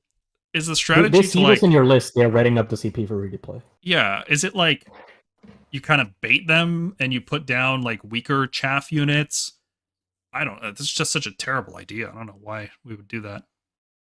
I think it just annoyed people. I think like the way this unit played last edition was basically it deploying Annihilators in your face and you not being able to do anything about it. I think people just didn't have a good reported experience, so they changed him to do absolutely nothing. Honestly, in my opinion, they shouldn't even have released a new Lord Celestin. I think they should have, this could have been the new Lord Celestin, Like, okay, they're called the Imperators now. Well, the Imperitants are strategists, while the Celestants are fighters. So I can see, yeah, if they never put out a new Lord Celestant, I'd be okay with that too. But there is technically a distinction. The problem is it's just so weak and so limited. There has to be some other explanation other than they just didn't think of redeploy. Or maybe redeploy didn't exist when they wrote the War Scroll or something. This doesn't function properly in the game. That's the issue. They just have a giant wheel with points on it, and then they just spin it for every unit in the game. That's a justification. Just sad. I think the other part is like I think no redeploying away from deep strikes was like a sore point for a lot of people last edition. At least like from the chatter that I've heard. Like people hated not being able to redeploy away from deep strikes. So take that for what you will. Yeah, but I guess like make this guy D6 in that case. Like Or like the Archregent, you mean? Or make it like for Yeah. one unit but D6. Yeah. I would take a one unit D6. Or just make it a +2 charge instead, like every turn. Just Sure. or make him Sure. Gavriel. Just give him Gavriel's ability. Yeah, I would like that too. All right, Lord Ordinator. He is 120 points to make a ballista, which again is not efficient, but he lets it crit on 4s instead of 6s, which is cool. That's actually like a cool ability. Creative, useful, powerful. The problem is ballistas are not good, and this guy is just chucking more points on top of a bad unit to make it somewhat better, but the whole package ends up being totally inefficient. Then you have to consider that he's also a regiment, and there's no way he's going to be an exemplar, and he's legends, so there's no way they're going to make him better. So put him in the back of your cabinet and don't look back. What a shame. Second edition flagship model, just complete trash. Might be F tier, honestly. D tier, I don't know. There could be It's a one of the point value. best allies in from second and third edition. Oh yeah. Like if you had artillery in your army, like over your own artillery heroes, like over like the Cogsmith, like Cetus Sigmar would want this guy.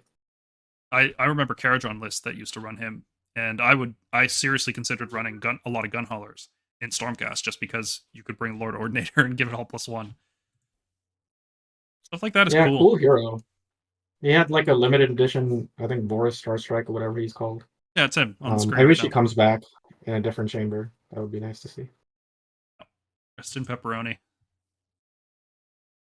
Lord Terminos, finally a good hero to talk about, right? Nice change of pace.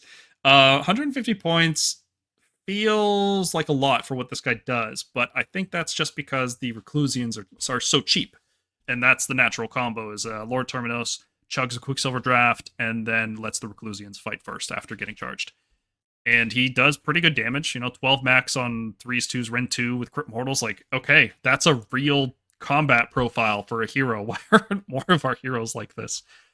His regiment also got better. He can bring warrior units now, which is awesome. Really looking forward to bringing Adjudicators or Vigilors or all kinds of stuff with him. Makes list building a lot easier. He also gives Ruination +3 control. It's like, okay, that might matter. I say that too dismissively. It could definitely matter, right? It's not a nothing ability. But the main feature here is Quicksilver Draft comboing to fight first with a pack of 6 Reclusians, doing a bunch of mortal wounds and crippling the enemy before they have a chance to deal damage to you. And because Reclusians are naturally tanky with their 5-up board, with their covering fire ignore, they're tough to shift. So this whole thing it works. And at this price point, 150 is a lot for this guy, but because Reclusians are so cheap, it just kind of, it's fine. B tier. Solid unit. It's actually like pretty oppressive to melee armies if you have like Karazai, Lord Terminos, and Reclusians. Karazai is -2 attacks, and the Reclusians fight first. So if you're playing a melee army, like, what do you do? What do you charge? What do you fight? Nothing. That's the answer. You just lose. It sucks. I think there's like a model, like a rules change and a buff that he got that's like to give GW credit for it. Like he got the warrior chamber buff. Like he actually bring warrior chamber, which was weird that he couldn't before. And then he went down a little bit. So like this is like an example of like, okay, like we have this model and it's just not there yet, but like at 150 it could bring warrior chamber too. Like it's pretty much there. Maybe like 10, 20 points you could justify off him more, but like it's it's a good step in the direction. It's like they're listening to our community. I don't know if the regiment change was asked for. I don't know if anybody was asking for that in particular, but it was a good change, and I hope they like, what's the lore reason for him bringing Warrior Chamber? He's supposed to just be Ruination, though, right? Like, he is the guy who's killing Stormcast, like putting them to rest finally. Why is he with the Warrior Chamber? Yeah, I don't think lore-wise it makes sense he could bring Warrior Chamber, but just for like gameplay-wise, like on a tabletop, like I like it. I think it helps. My guess is for the Spearhead. The Skaventide box set. Like, it wouldn't make sense if you wanted to build an army, but the only way you could take Warrior Chamber is to take a Knight Questor. They wanted to be able to do it with every single hero in that set. So it's unfortunate that that's the reason. It's a good change. I'm not upset. I guarantee you all. that's the reason. Yeah. It doesn't make any other sense otherwise. Honestly, I think every hero in this Stormcast book should be able to take Warrior Chamber because the theme they're going for is Warrior Chamber is like the generic Stormcast. But I do think that's the reason. Either way, I'll take it. Don't look a gift horse in the mouth. Vigilant on Gryph-stalker. So we were pretty close to giving this guy D tier like we did in our index review, and I'm still not sure if he belongs in C tier. But Prosecutors are a very good unit, and what you can do with Prosecutors is fully buff them up with special assignment, blessed weapons, finest hour, teleport them to the other side of the board, drop the Lord Vigilant next to them, charge the Prosecutors in, stay wholly within 12 inches, and then give them fight twice this turn. And that is a tremendous amount of damage, and it is actually worth the 180 points you spend on this terrible, terrible hero. Because that's all he does. His damage sucks. He moves 12. That's it. He uses fight twice and he moves. And that's not a good hero, but turns out Prosecutors are so good that this is actually viable. And it's not necessarily just the damage output. The damage is significant. Prosecutors are a great unit, and doubling them is very good. For me, it's the movement. It's the extra pile-in move. Like, being able to fight 2 times in a row, shoot a screen, charge into something, pile in, kill it, do it all again. Pile into something else, fight something else. The amount of combat trickery you can do with this is a very, very potent combo.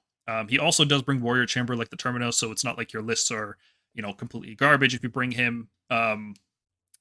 He is good enough. He squeaks by into C tier just for that combo. I don't know if you want to bring more Reclusians with him to give yourself a second target. I don't know really what the list looks like.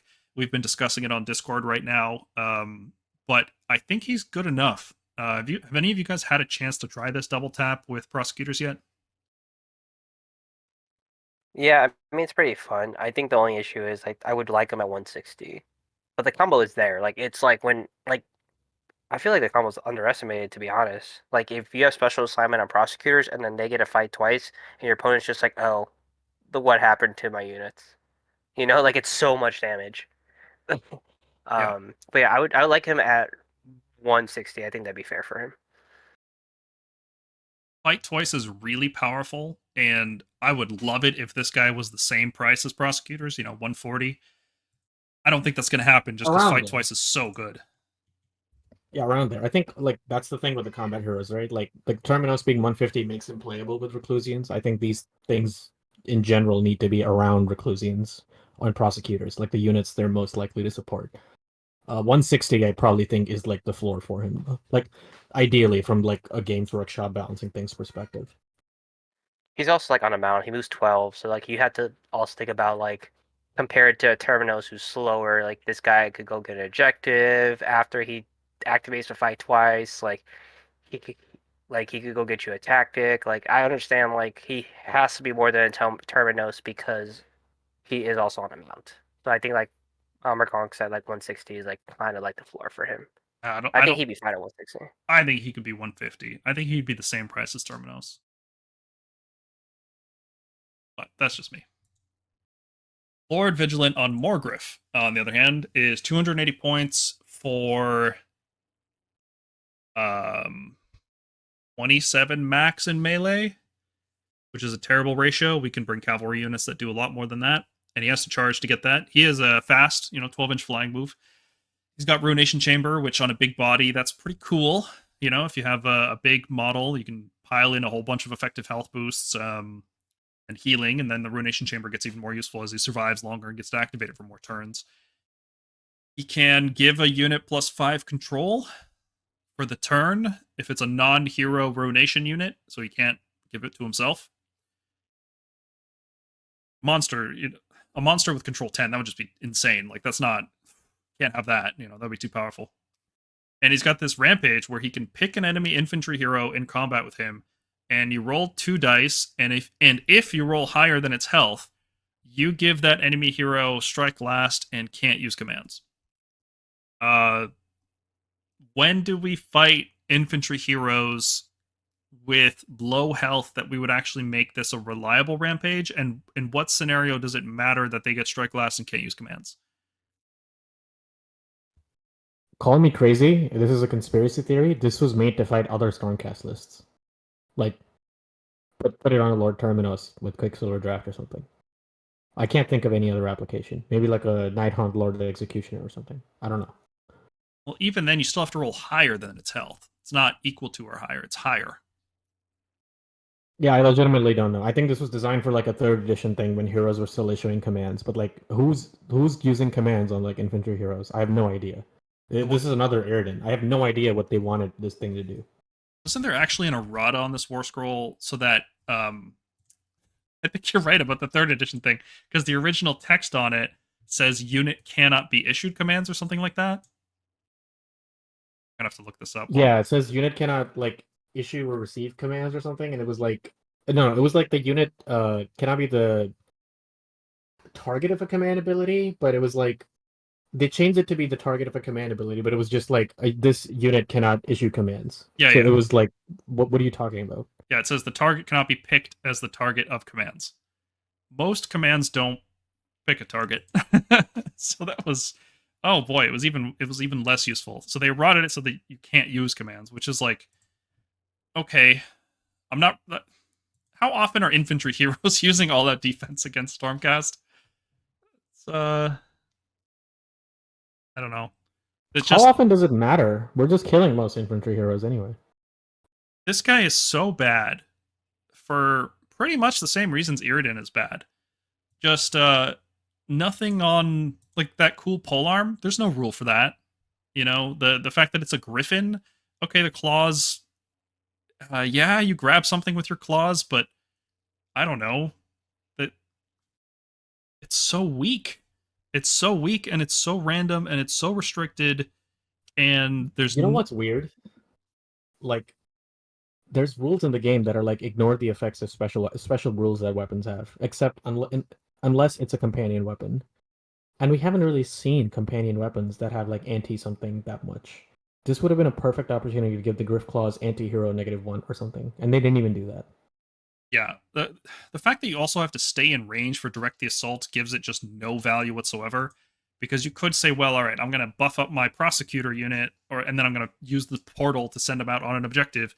+5 control on Prosecutors, that's something. But no, you have to stay wholly within range of this guy.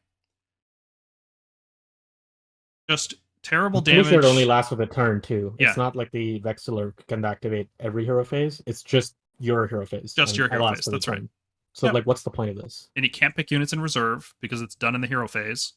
And you can't even bring multiple Vigilance on Morgriff to stack it to get, like, I don't know, something crazy like +20 control. There's just no fun allowed. This is a terrible, terrible unit.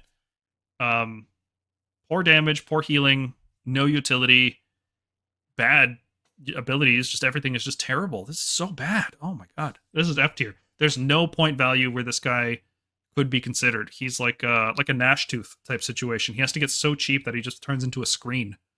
It's like a very... He has to become like so cheap, like 160, to where like you're just throwing like multiples of him at your opponent because it's like really cheap, efficient damage on a 3-up set. And that's a terrible list in this edition because each one of them is a drop. Yep.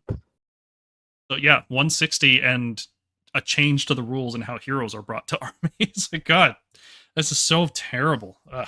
All right, let's just move on. I'm gonna get too upset. Celestin Prime, not very exciting. You know, he just hits things, but He brings any Stormcast unit, and he hits things good. He hits real good. 24 max on 3s, 2s, Ren 2 with Crypt Mortals. That is how Galmaraz should be hitting things. You know, I was so disappointed last edition where you had to wait a bunch of turns in reserve, and then he still didn't even get to this point, and things could just ignore it, you know, like with wards and stuff like that. But Crypt Mortals now just cut through armor. This is right. Galmaraz finally feels right. Unfortunately, everything else has been stripped off his War Scroll. He has, you know, a Scepter that does 2-up D3 Mortals to an enemy, which is fine. There's nothing, you know, wrong with that. But that's pretty much all he has. He has this, like, Deep Strike ability, which I don't even see myself using it in games because I'd rather just have him on the table pinging things for mortal wounds. He's not the huge, scary, guaranteed charge threat that he used to be. There's no reason to keep him in reserve for longer, you know? He just does max damage all the time, so I think he's fine to deploy on the table and leave him there. Yeah, I think I'm happy he got that huge point cut. I feel like he's no longer being held back by the ally rules from 3rd edition. I hope he gets a little bit cheaper, but I'm happy that like they're giving him attention of like, yeah, like this has to go down. And I think people are going to start using him more and more, even at 320. Yeah, I've been playing him at 320. Made a huge difference. Works really well with if you're running double cav because they take so many points. You really don't want to be taking one of the big dragons, and he Prime is really the cheapest like heavy hitting hammer we have. That is a War Master, so there is value there. And yeah, he can do a lot, and it's nice that he has the built-in 5-up ward, which you know is strange because not a lot of our bigger heroes do, but that goes a really long way because he's only 10 wins. Yeah, he's also just a big base that gets guarded hero, which I find very surprisingly useful in a lot of scenarios. Can't be shot, has to be engaged in combat, you know. Totally. He is like a list building piece more than an actual exciting model, which is a shame that the Celestin Prime, the guy who wields the Warhammer, is reduced to that. But he is playable and he is good. The way I view it is Stormcast want to have good points and bad points. You know, points on hammers, those are good points. You want to bring as many hammer units in your list as possible. If a Stormcast list could play with 0 screens, 0 wizards, 0 priests, and still like just decimate the enemy, and that would be ideal. But it's more tactically beneficial to bring, you know, 400 points of heroes and screens and things like that, so that you can keep your hammer units alive. But when you have to spend 100 points, 200 points on these heroes that are only like Estrella, who's just coming in to cast one spell poorly and bring Vanguard units, well, instead of spending 220 points on a bad wizard, you could spend 320 points on not a great attacker, but a good attacker. You know, and that's not an unreasonable value proposition. I've used Celestin Prime as good points. You know, he's not efficient good points, but he is good. I'm just happy he's going to more and more tabletops. I think it's finally time for him to. Right before he gets a new model.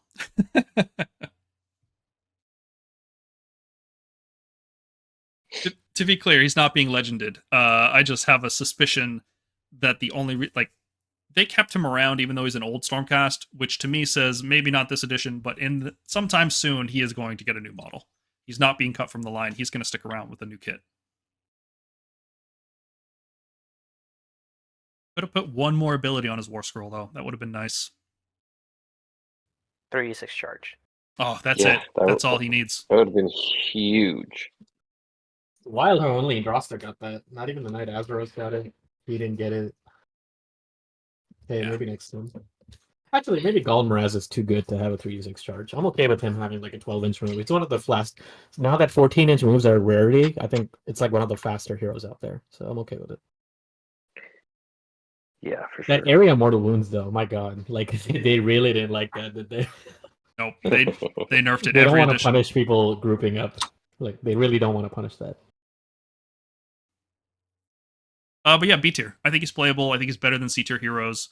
I think you can use him and feel really good about it. Gardas Steel Soul. He does one thing, and that is drop into play next to your infantry units. usually Prosecutors, Reclusians, things like that. Give them +1 to charge and +1 attack for the turn. And that's it, because it's a once per ballot ability. His other thing is that if he charges, units near him get a 5 aboard, but you're not going to charge him. It's not realistic. He's so slow, he's not getting in. So he's really just there for once per game, buffing your units. Which units do we want to buff right now? Well, Prosecutors and Reclusians, and Questors, and Vanquishers. I think that's it, right? Those 3 infantry? Or 4 units? Annihilators. Yeah. Grandhammers. If they were more cost effective, I can see that. Yeah, 170 is a lot for that. It's a lot to ask. It is guaranteed. There's no dice roll. It can be done after you've dedicated all your other movement, so it's not like you've seen your run rolls, you've seen where all your units are moving. So that's kind of cool. It is once a battle, right? Yeah, once per battle. Yeah, so I think like just reduce his points, like get him down to 140, 150. Like he should be impaired 10 points. I'd be okay with him at 140. His damage is not spectacular. Yeah. Just too expensive. You're not grouping up that much infantry. Like, what are you doing? Annihilators are the best case scenario here because one of them can give you strike last on an enemy unit, so you can actually multiple combat fight. Yeah, I do think he is playable though. Prosecutors are so strong right now, and being able to, like, this guy could allow you to run 2x6 with a Storm Coven, and I think that actually has enough gas in it to be somewhat viable because you can cast Strike First out of unbinding range. You can teleport one unit up, the one that you just buffed with Strike First. You can drop the other unit into play from reserve. You drop Gardas in from reserve. You give both units +1 attack and +1 charge. So now you have an 8-inch charge, which is like crazy reliable on 3 dice.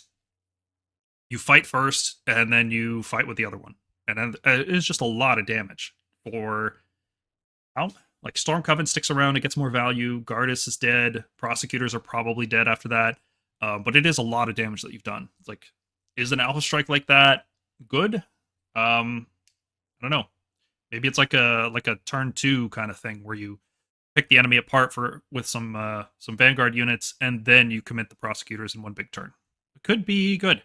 I think it's 170 is a lot to ask for that. I would love it if it was 140, but I am going to be experimenting with him. So maybe it's just hopium that Gardas is C tier.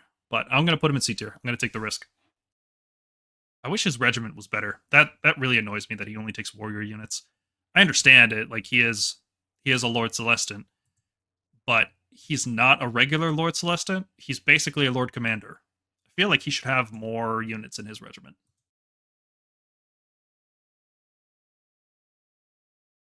Gavriel Sureheart does basically the same thing as Gardas, except instead of +1 attack, it's a more reliable charge. He can bring any infantry in his regiment, which is cool. So you can bring Prosecutors, Vanguard Raptors, both kinds. You can bring Reclusians, you can bring Grandhammers. You can bring a lot of cool units. And once per turn, you can pick another unit within combat range of him and give it a 3 dice charge, but you have to drop the lowest result. So you can see the results of that on screen. 52% for a 9-inch charge. If you reroll, it goes up to 77%, which is more reliable. Not enough, really. What you really want to be doing if you want to guarantee your units get in is you want to pair him with Gardas, or you want to pair him with a Lord Imperatant to get a +1 or +2 or +3. Like, you can see, if you have if you have a Lord Imperatant's ability, you roll a 3 on that D3, and then you have Gavriel, you have a 99% chance of making that charge. You know, assuming the enemy doesn't redeploy. So if you can have a 99% chance to reroll, if you can have a 90% chance to make a charge with Grandhammers, why are we not doing that? Well, it's because he's 140 points, Imperaton's 150 points, Grandhammers are 210 points. It's just too many points. This whole thing is just way too inefficient. And yeah, he can bring cool units in his regiment, but he doesn't really do anything aside from that. So more so, I see him as bringing units, and then sometimes he makes your Questors charge more reliably. That's really where he ends up. But if Grandhammers get cheaper in the next couple balance updates, this guy comes right back into the game for one last charge. Karazai, okay. David, you take this one. Yeah, so I've been loving these point cuts in Karazai. I feel like they're justified. I feel like they're justified because Karazai is not 480 points.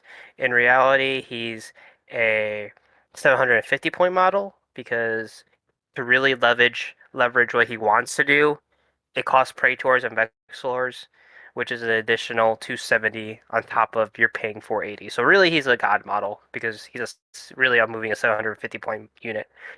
He's really good just GHB with the with stacking a -2 attacks. Like you giving Dawn Riders one attack each or Vanguard one attack each, like that just neuters them. Like they literally cannot charge Karazai because they will just die when the slapback happens. Um, he wants to be hit. You want him to take about 5 to 10 damage. He's probably always attacking last in most of my games. It's nice. It's really nice that you don't. He doesn't feel like he has to hit first. He wants to be hit. He wants that juice up. Um, he unlocks everything, which is really good. Sad he lost 2 inches on his movement. I think more people are starting to play Karazai now just because they're seeing how much value he is in a meta right now where like people want to go for doubles and people want to send super high strong cavalry and fast units or just bruisers at you. Well, you could just put Karazai to like just bully a board and be like, okay, like charge me with your Vanguard, charge me with the Dawn Riders. It literally doesn't matter. I'm gonna make them one attack each. Um, the only issue he has is just Crondy because we're in a manifestation meta still until that gets fixed. It's just Crondy is just so much utilities. Like Crondy's justifiably 560. Um, and I think everyone's just so high on Crondy right now that it kind of shadows Karazai, but that doesn't mean Karazai is bad. It just means Karazai is different, and you have to play Karazai differently. Um, you'll see him a lot now in like one drop lists. I've been noticing, the couple times I've played him, I mean, he's a ton of fun. Like it's really funny just giving everything -1 attacks, giving one thing -2 attacks. He um he it's just a different play style with him, but I feel like it's a play style that can work really well.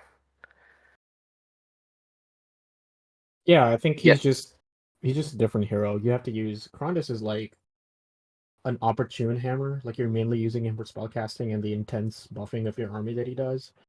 This guy is like a heavy hitter. You have to play very aggressively. That's not to say carelessly. I think he requires a lot more support than Krondus in that regard because Krondus can sort of afford to stay back and pick and choose his fights. Karazai cannot. Karazai, in order to get value out of him, you really have to like send him out there. He is your like the equivalent of like a double reinforced cavalry hammer in the right circumstances. And I do think he'll see more play. I do think maybe I wouldn't say Cronus and Karazai are a little too good right now. I think like Vanguard cavalry's maybe a little too efficient, and all the other cavalry options are not efficient enough.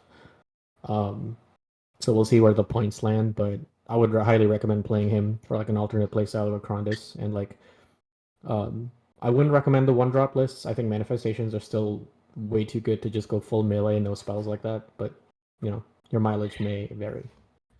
I agree. Some really good players too on the one drop list will be able to ignore him most of the game. So he's a 12-inch move. You probably have Praetors on him. There are ways to ignore him, and then all of a sudden, that's like 630 with the Praetors of your army that didn't really do all that much. But he's super fun to play. And some armies like just can't deal with it at all. It's great. Especially, and also we have so much access to different healing right now. It's like it's not hard to keep him topped off. You could Vexillor him, you could rally him, you can use Emerald Livestorm. Like there's so much healing we have as Stormcast that like it's not hard to keep him buffed up. Like they have to full on do 20 damage to him through his wards and his debuffs, or he's just gonna keep coming, or he's just gonna keep healing back up. I think Karazai is better than Krondus right now. That's just my personal preference, I think. Just the way I use a big centerpiece model is I treat it like a reinforced cavalry hammer. I want it up the middle of the board, and this guy is so tanky. I can leverage that for very good positions with the rest of my units. I feel like I can't do that with Krondys. When I play Krondys, he is a wizard first and foremost that I'm trying to keep alive, and it is really hard to find the right moment to throw him away because he has to die at some point. Like if you're not using his body, you're not getting the most out of Krondys. I think you should just use other foot wizards instead. Whereas Karazai, it's his job to die, and he's really bad at it because he just lives forever, and just he becomes like a win condition on his own. You know, if your opponent can't defeat him, if you take out the pieces in your opponent's list that can deal with Karazai, you may have just won the game with that play. So it gives you it gives you plays that win the game that you wouldn't be able to do with Krondys. Krondys is a more generalist kind of character, whereas Karazai is like, oh, I took out your big crit mortal monster or whatever it is that could actually deal with the -2 attacks. Game's over, I guess.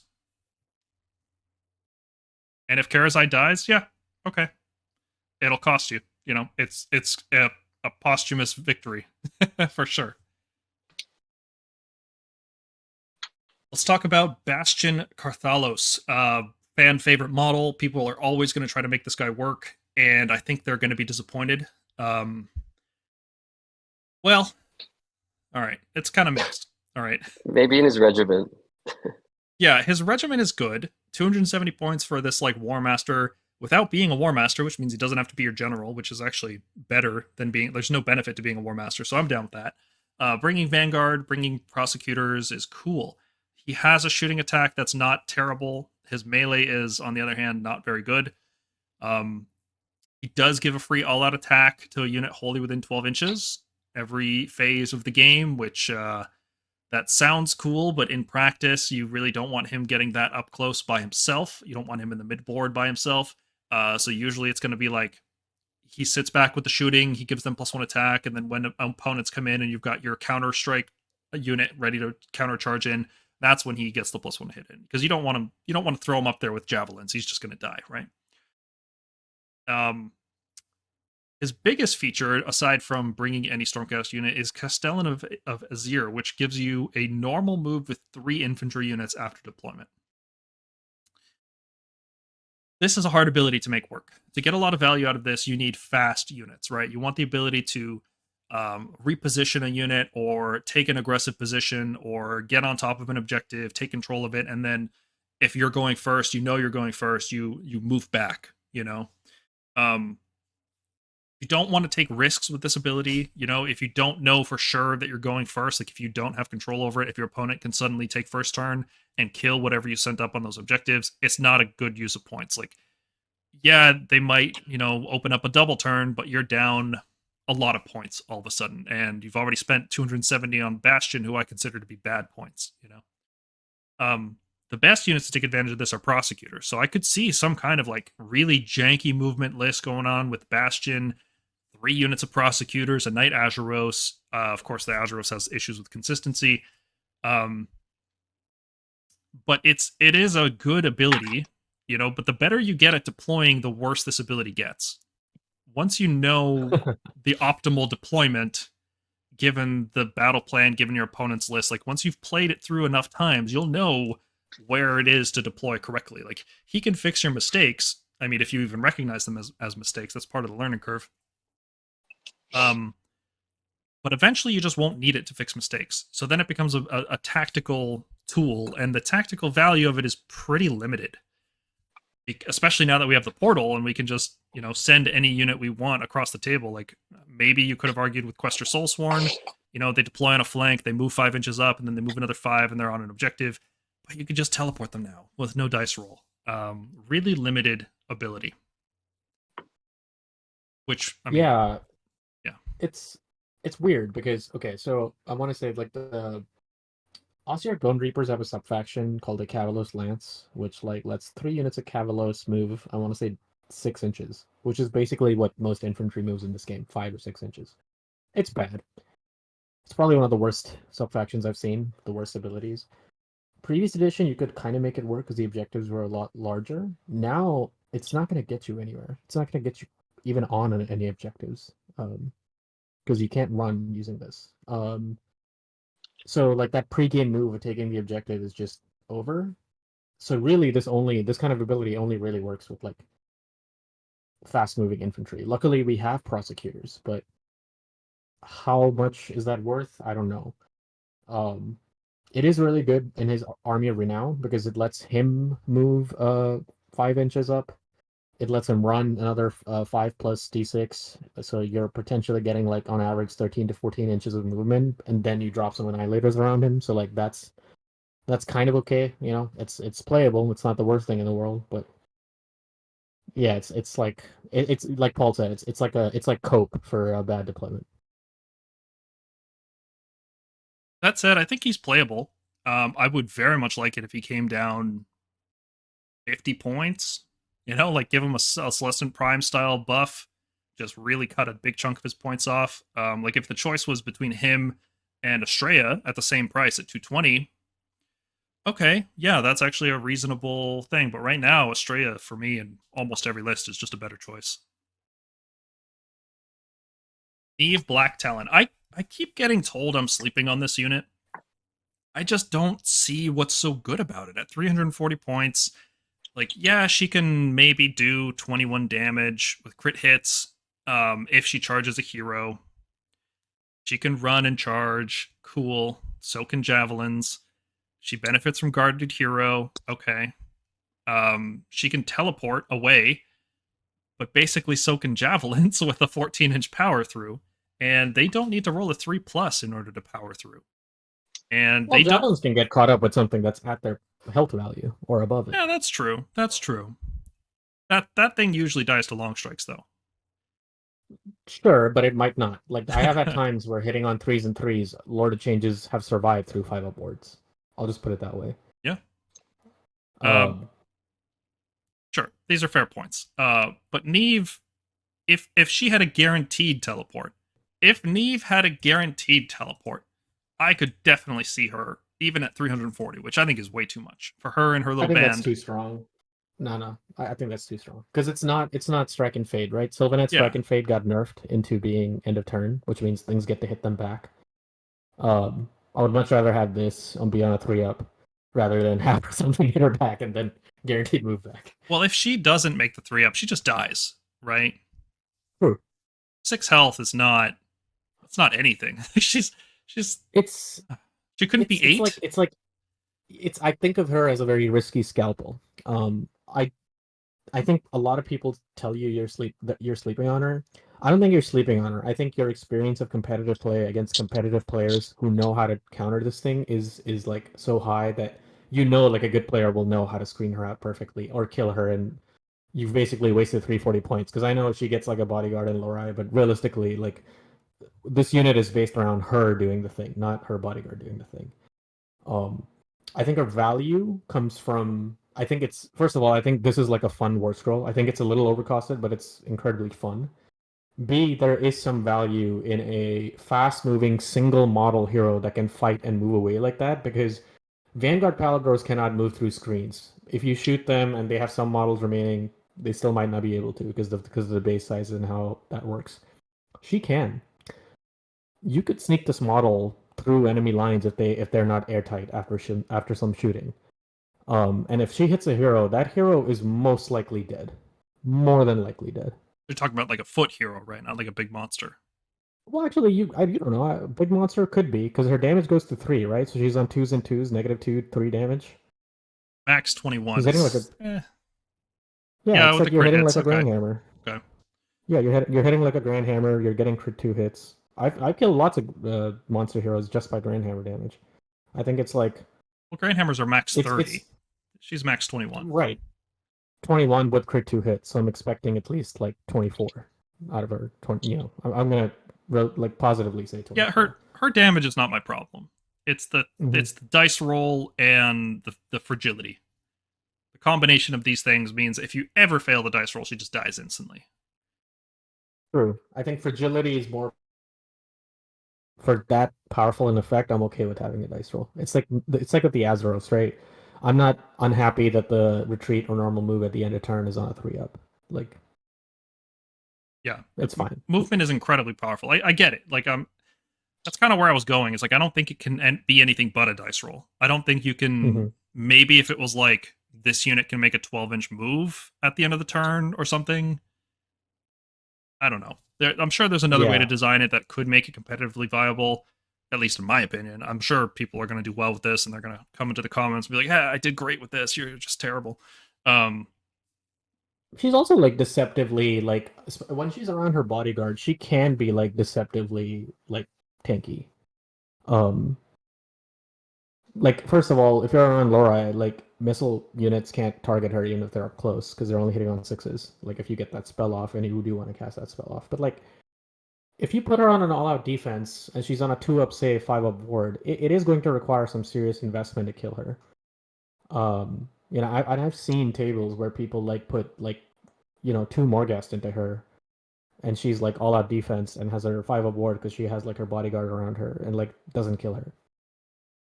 And it's like if you don't, well, she's hitting you and getting out of there, you know. So I do like having 3 units. I think that's great for that. I mean, I liked it more before when regiments weren't a thing. Because now she can bring Vanguard, so she could bring Long Strikes and Palladors with her. She can't bring both unless you make her the general. And yeah, and when she fails that 3+ dice roll, I guess you deny a battle tactic at least, right?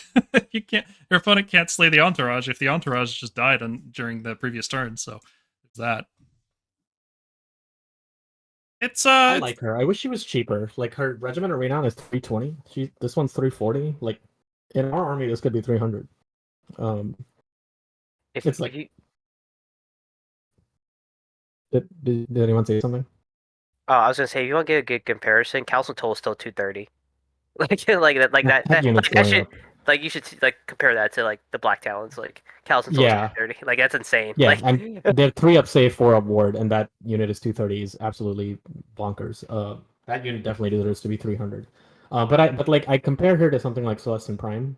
It's like I would take Celestin Prime right now over this. I think this unit would need to be at below 10 points below Celestin Prime for me to like actually be like, okay, yeah, I'll try this in my list instead. The good news is she can bring Vanguard, so you know it's not the worst choice for like a duelist hero. If that happens, if she drops to like 300, 310. I think you put it best when you said this is a fun war scroll. I would take this if I wanted to have fun at a tournament. You know, I wanted to make a competitive list with a handicap, not a handicap, but like not knowing that this is a fun unit to use and not the best unit because you can still bring 2 Vanguard units, bring her as a general. Like you can make a list and have fun with it.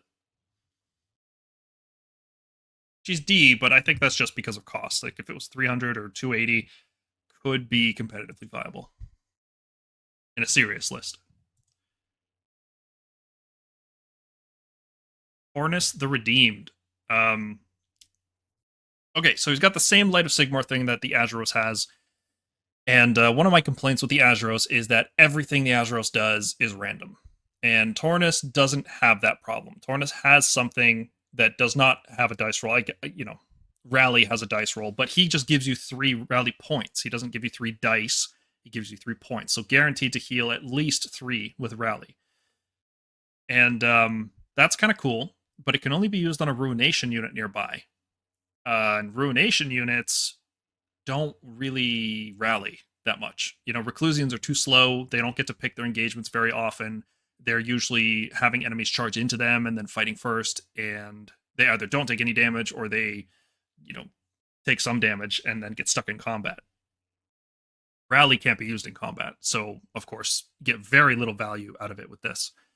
You also have to be wholly within 12 of the unit that you're using rally on, which is tough to do because, you know, Prosecutors are way faster than him. He doesn't have the 3d6 charge. Prosecutors are going to charge in, they're going to pile in, they're going to get out of that 12-inch range, and that's that. That ability is gone. Prosecutors are also frail. They're generally not going to survive a combat phase or even an enemy hero phase. They might just die to spells and things like that being cast at them.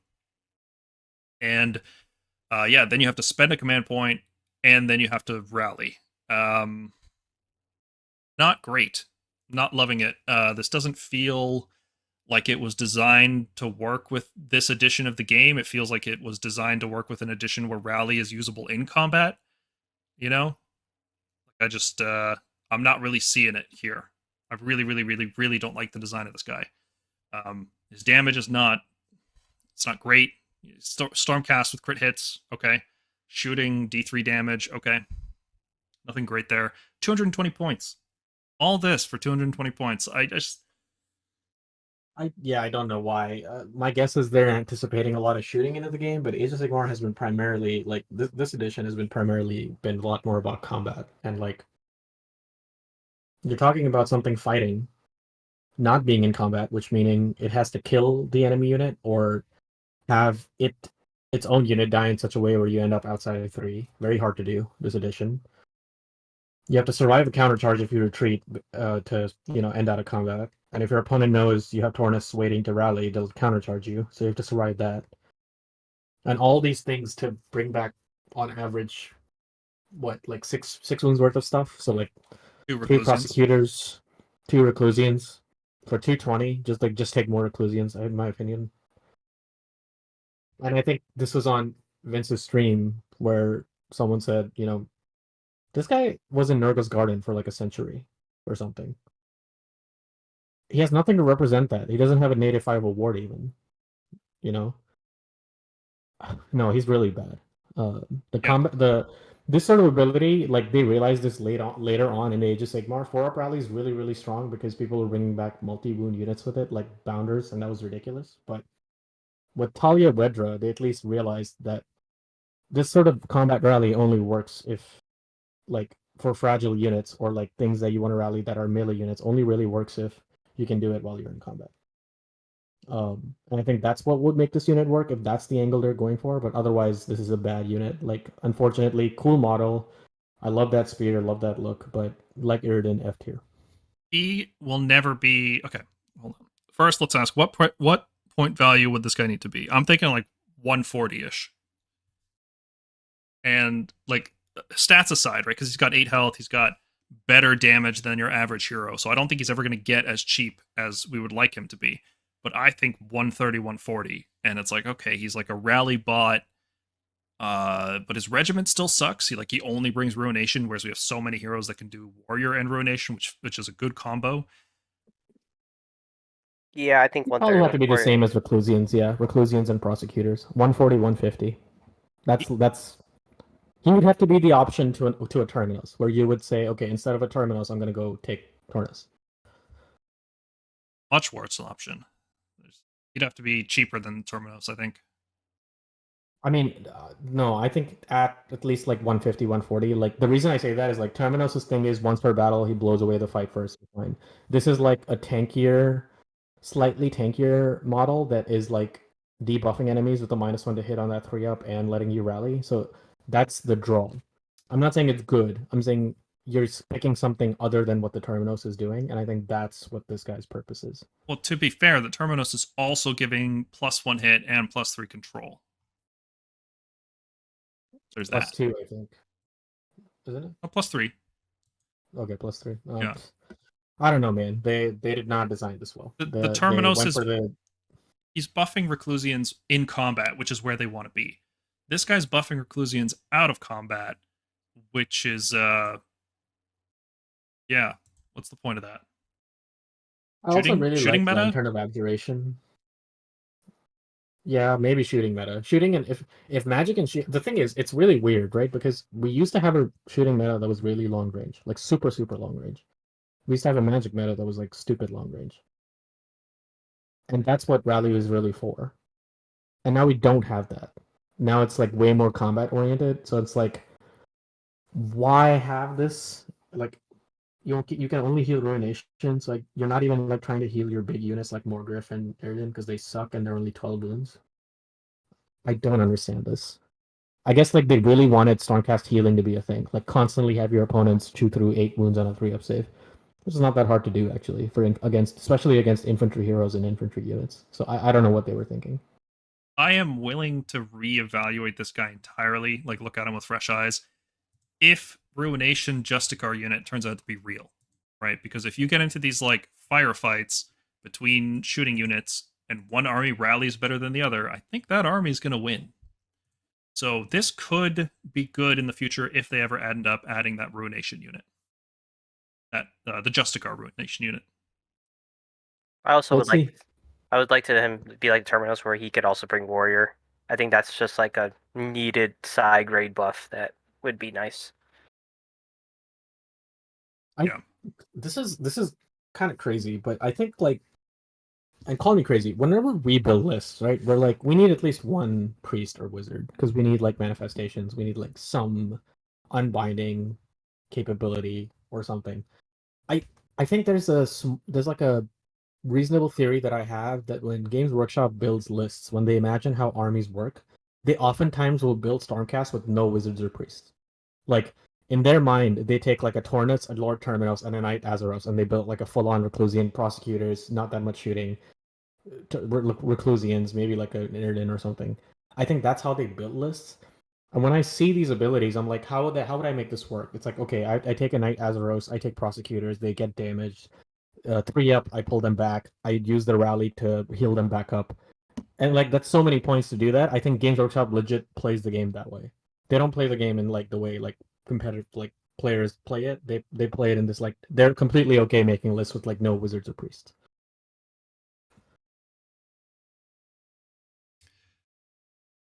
I don't know if I think that's good. I'm not going to say anymore. I feel like I could rant about Tornus for a while. I'd rather not. Trying not to be too negative. Our penultimate war scroll is Vandus Hammerhand. So we gave him a much higher ranking in our index review because I thought that this control playstyle would work out. It didn't. Vandus didn't work out.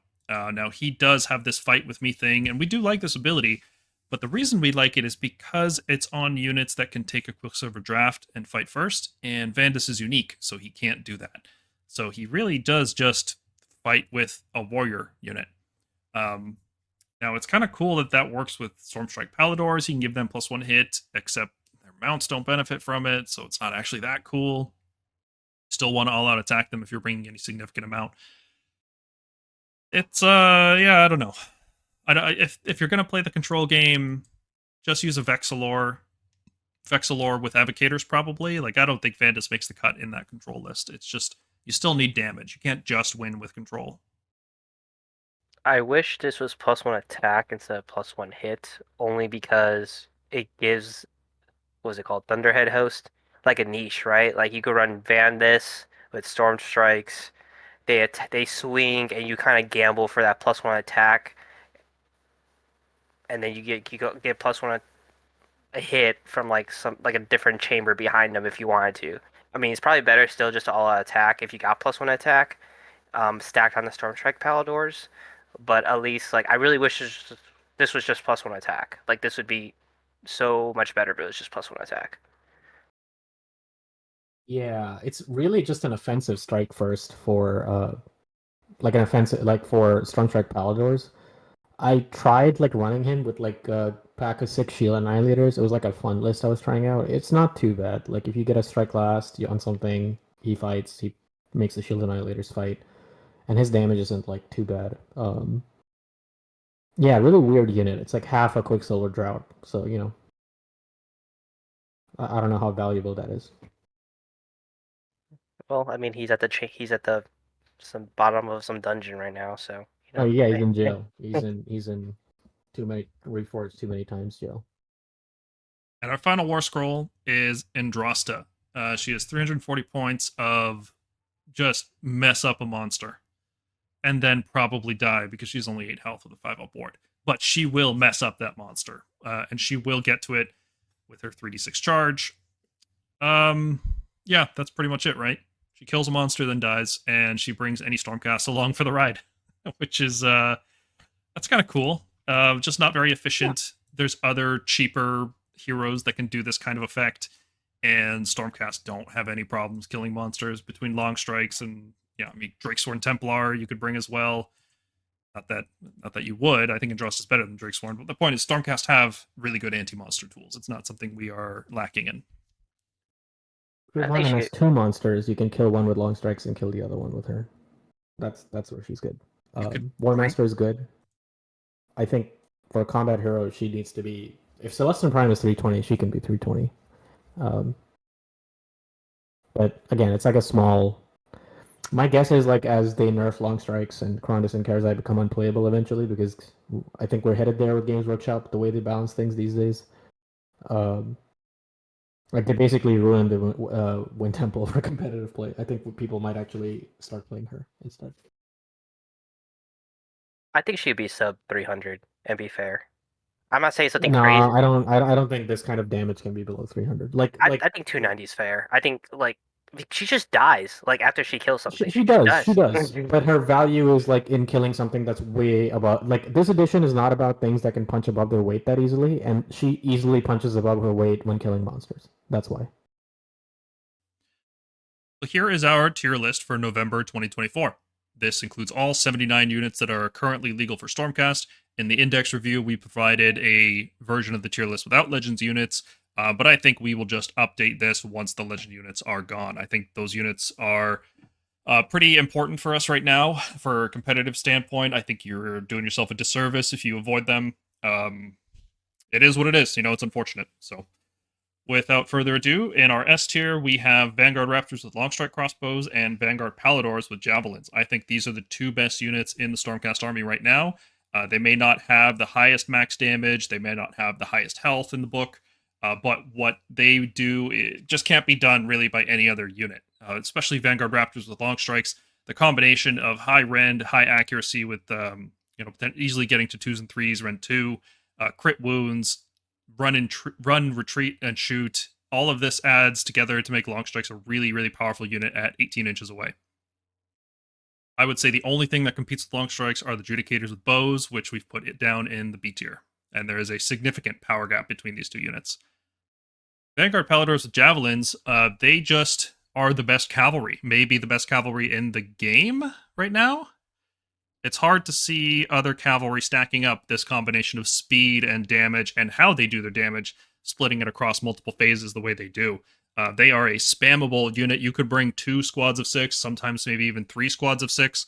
There's very little downside to doing that since they are aggressively costed at 220 points, which I don't expect that to stay. So if you're, don't rush out and buy a whole bunch of them because I don't think this is going to last. But all the other cavalry are... Cavalry's a bit more competitive, I would say, than the shooting units. We've got things like Stormdrake Guard, which are not strictly worse than the Palladors. We've got things like Dracolines, which are not strictly worse. Even the Axe version is not strictly worse. It's just that the Javelins are spammable, and that is a dangerous thing for internal balance reasons. That's why they get the S tier. They're just, if you're playing competitive Stormcast, you need a very good reason not to use these units.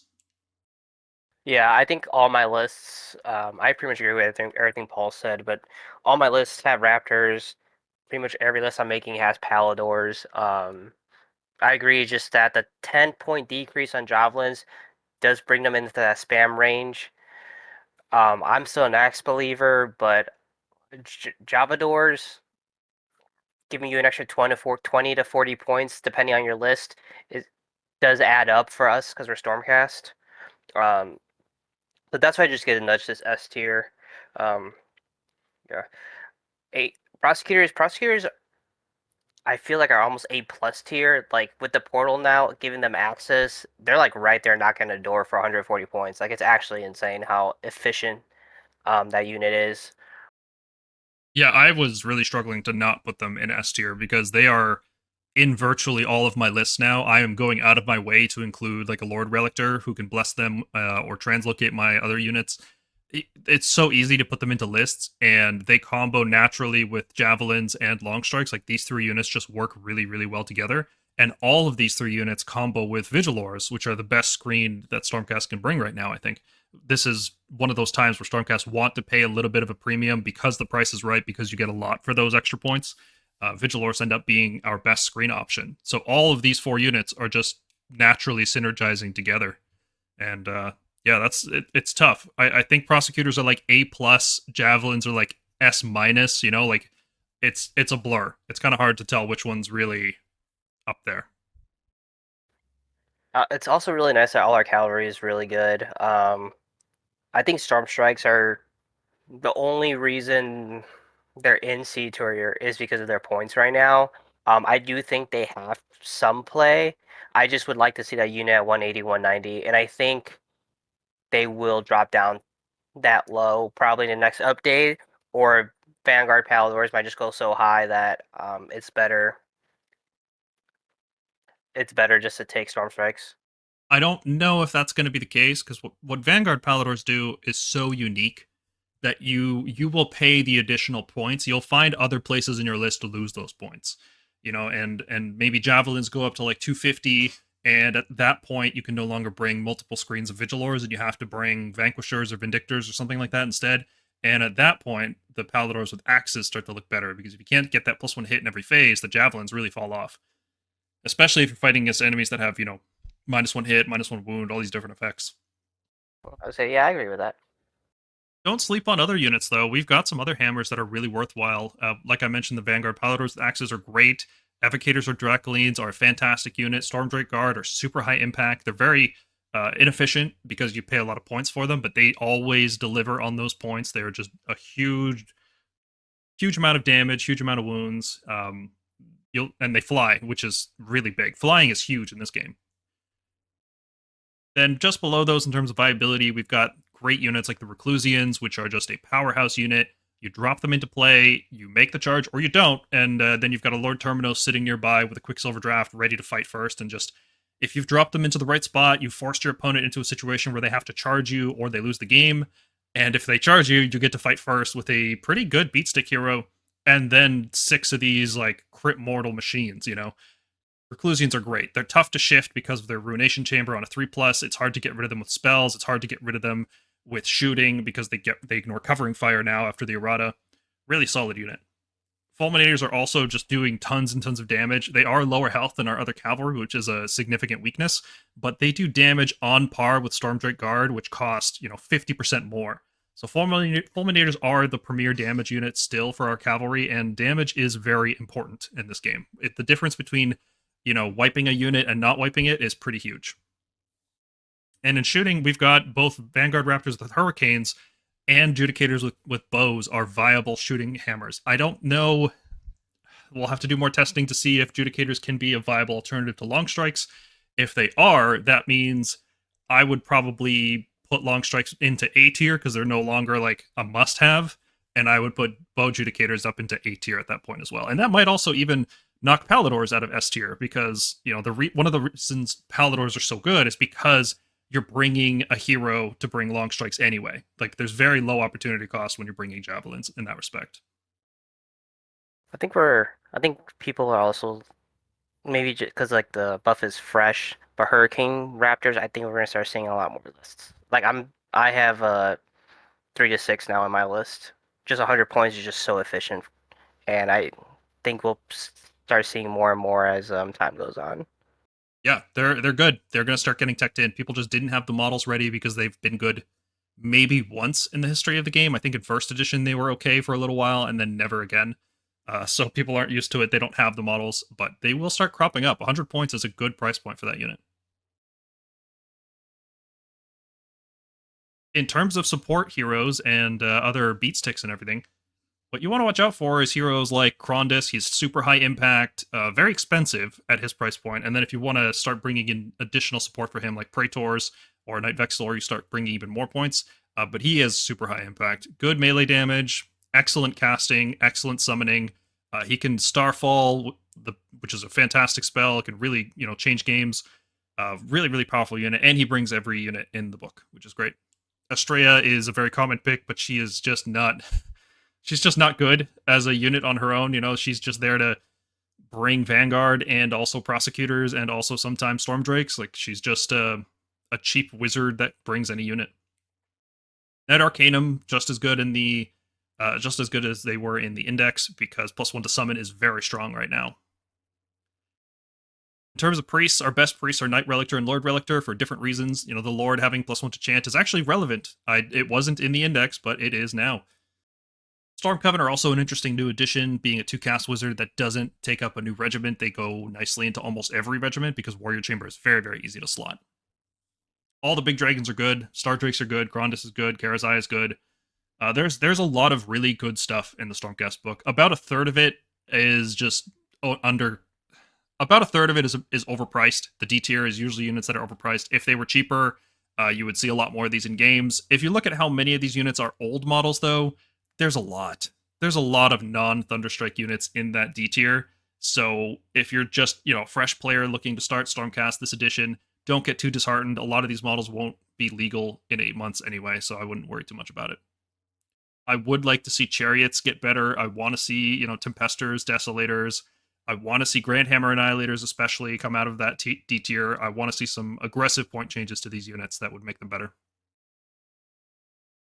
I agree. Nice thing about that is we have so many Warscrolls, so it's really easy for us to tech one way or another. So, I'm really excited for these next couple of years. Hopefully, they're good to us.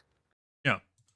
And then in the F tier, we've got Iridan the Witness, Night Questor, Night Venator, Lord Vigilant on Morgriff, and Tornus the Redeemer. We believe these Warscrolls are really poorly designed. Their point values are so absurdly high, and the only way to make these units viable is to make them so much cheaper that they've kind of lost their original function. Their rules basically don't matter as much as just being cheap stats. We think they're a failed design, which is why they go into the F tier. Section 2, the Stormcast Allegiance abilities. We use the same ranking system we use for our Warscrolls, where an S tier thing is just too powerful. It's causing internal balance problems. Every list is pretty much going to use it. Like, you have to be really, really, really specific and not using it. Like, you need a really good reason. That scales all the way down to F tier, which is just not worth using ever. Let's take a look at our battle formations. First up is the Thunderhead Host, which gives you a bonus to hit rolls with melee weapons from non-hero Warrior Chamber. Which is, nope, let me start that again. It gives you a hit bonus with any Warrior Chamber units, even heroes, so that if you're bringing, Gavriel, Vandus, Lord Celestin, etc., they can all benefit from this. It does only work on combat attacks, which is disappointing that it doesn't work on, Judicator Shooting, for example, which is, I believe, what the original Thunderhead Host did, is it buffed Judicator Shooting, so it's kind of weird that now it doesn't anymore, but hey, it's a new addition. +1 hit is a useful buff in most armies, but the problem is that Stormcasters have one of the best sources of +1 hit in Vigilors. Like, yeah, it doesn't work on companions, but neither does this. So, yeah, this is just very weak, and they had to errata it in the book so that it specifies non-beast, because people were bringing Gryph-hounds to trigger this ability. This wasn't even, this was actually the worst battle formation in the index, and they made it weaker and harder to use for no reason. So I've downgraded it from C tier to D tier. I just don't think there's any case to be made for this. Yeah, I really don't understand the change to Beast. That was the one thing that made it more playable, but now I really don't like it. The Lightning Echelon is your, I'm bringing in Extremis Hammer and I want to strike first chamber. Like, all of our battle formations are basically a couple units in your army will benefit and nothing else gets anything. We're very agnostic to which one of these we use. You could just not have one, and frankly, it wouldn't make that much of a difference, depending on the list. Lightning Echelon gives you strike first, which is really helpful, especially because it works after a counter charge as well. It's not just on your charge. And that's very good, especially for units like Stormdrake Guard charging in with a Knight Draconis, or if you have, for example, a Lord Celestin on Dracoth charging in, he gets strike first, and then you can just chain that into a strike first on a second unit of Fulminators or Concussors or something nearby. It's okay. Extremis units aren't great right now, aside from Stormdrakes, and Stormdrakes don't really need this. Like, if you brought Stormdrakes and Vanguard and you didn't bring the Lightning Echelon, or like, let's say you brought Stormdrakes and Dracolines and you use the Sacrosanct Convocation instead, that's fine too. Like, I don't think you need the strike first, because it's unreliable. It's not something you can ever really make a plan around. You don't ever want to be in a situation where you need that strike first, or else you're going to, take a ton of damage or something. It's a bonus, and it's just not that strong of a bonus, because it only affects one unit in your army once per turn, and it doesn't give you any damage. It's like a defensive thing, right? Yeah. There's other sources of strike first in the book. We've got Storm Coven, we've got Quicksilver Draft with certain heroes chaining other units into it. It's not like this is a totally unique thing to Stormcast either. Yeah, it's a niche pick. I hate that it's on the 3+. I wish it was just like one unit could just automatically do it, but it is what it is. It's not a horrible pick though. It's just niche. If you want to run Extremis like a Stardrake or Dracos or something, like it's what you're gonna take. Speaking of which, that's exactly where Sentinels of the Bleak Citadels are. If you're using Reclusians, you take this battle formation. If you're using Prosecutors, you usually take this battle formation, but not always, because they're so fragile. A 5-up ward, it helps, but it's not necessary, right? Like, Prosecutors, you're assuming they're going to die. It's okay to take a different battle formation with them, but Reclusians need this 100%. If you are using Reclusians, you will use this battle formation, and that's just how it is. Yeah, if you're not running Reclusians, I don't really see too much of a point of using this one. But it doesn't mean it's a bad pick. Reclusians are really good right now. I think they're pretty decent. They're really good bruiser anvil. Vanguard Wing is an interesting one. The best units in our book are Vanguard, but they're already so mobile that you don't need a random teleport, you know? So even though Vanguard units are the best, because this only offers more mobility on a unit that is already really high mobility, and especially now that we have the Stormreach portal, which gives us a guaranteed teleport, this is becoming less and less useful, but it still feels like it's on that tier of usability where, okay, I've brought a bunch of Vanguard units, that's it, I'm just going to bring this. Like, it just ends up being used a lot, because all the other choices are frankly very weak. Yeah, this is the one I'm pretty much using 90% of the time. It's just the best of all of them. The 3+ is nice. You can translocate one unit, portal another unit, and still have a 3+ chance on another unit if you really want to. Usually, at most, you're only really flipping around 1 or 2 units, but it's a nice to have in your pocket, and I think that's the biggest advantage of this battle formation is that it's just in your pocket whenever you need it. Well, assuming you roll 3+. Correct. Yeah, it's a nice failsafe, right? Like, I wish Vanguard-Hunters got like a +2 or something to guarantee it, you know, so that there was some kind of synergy with our rules and our units. That would be neat. Worth noting, you can still move if you fail. A lot of other teleport abilities in the game, instead of moving, you do this, but this one is just as long as you haven't moved yet, you can try to teleport, and if you don't teleport, you can just move, which is cool. And our last battle formation is the Sacrosanct Convocation, which I really like because I really like Dracolines, and this is pretty much the only time you use it is when you use Dracolines, and the only time you use Dracolines is when you use this. They're not worth using without it. It allows you to return a model on your turn to a unit that was. It had to be slain this turn, but getting one Dracoline back after, you know, you take a bunch of covering fire and magical intervention maybe, and countercharging and just combat damage, and you just pop a model back in place. And that model can be in combat with other units if your unit is in combat. But yeah, there's little sneaky things you can do with this, like, you know, put the model just on the tip of an objective that you don't control. That way on the opponent's turn, you'll have strike first. Like, really sneaky stuff. It's really fun. And when you combo this with Healing Light from a Lord Arcanum on Gryph Charger, Dracolines have ridiculous recursion. They just get so hard to take down. Power through becomes extremely good because you just end out of combat, you heal a bunch of models, and then you just pop one onto an objective. Oh, man, it's amazing. I love it. The Dracolines are so fun to use because of this. that's primarily how I've been using it, just Dracolines, it feels so good bringing a full Dracoline back. It's so devastating. This is an example of an ability that is very restricted, but also very powerful and not random. So I really like that. I like specific things that require certain conditions to be met, but there's a payoff, and it's not a random thing. You know, like if this had to be like a 2+ to revive a model, I would like it a lot less. But, you know, it's very powerful because it's restricted, and that's also what makes it fun. Looking at our heroic traits, they're not good. Yeah, Staunch Defender we rated a lot higher in the index because we thought the control stuff would be useful. Turns out it's not that useful. So Staunch Defender, which was already situational, it just ends up being not particularly good. I don't want to say it's like useless because it's not like the control stuff is bad, and if there's a meta shift, this could come into play, but probably not. It's like a C-. It's circling the drain on viability right now. Yeah, control just isn't as good as we thought it was going to be. It's just wiping your opponent off the objective is just still the best thing to do. Yeah. Shock and Awe just looks worse, even though it did receive an errata that's not shown on here. But you can also, the hero using it can benefit from it as well. So if you put on like a Lord Imperator when he comes into play, and then the other 3 units that come into play, they can all benefit from it. Now, the problem with this, why it's getting worse in this, even though we are still using Signs of the Storm, it looks worse in the book because we're not putting that many units in reserve. Like, especially not melee units, because the melee units we would typically put in reserve would be something like Dracolines or Prosecutors, and we can just teleport those across with the Stormreach portal now. There's no need to put them in reserve anymore. You can put them on the table and then still get good value out of them. So Shock and Awe just gets less and less useful.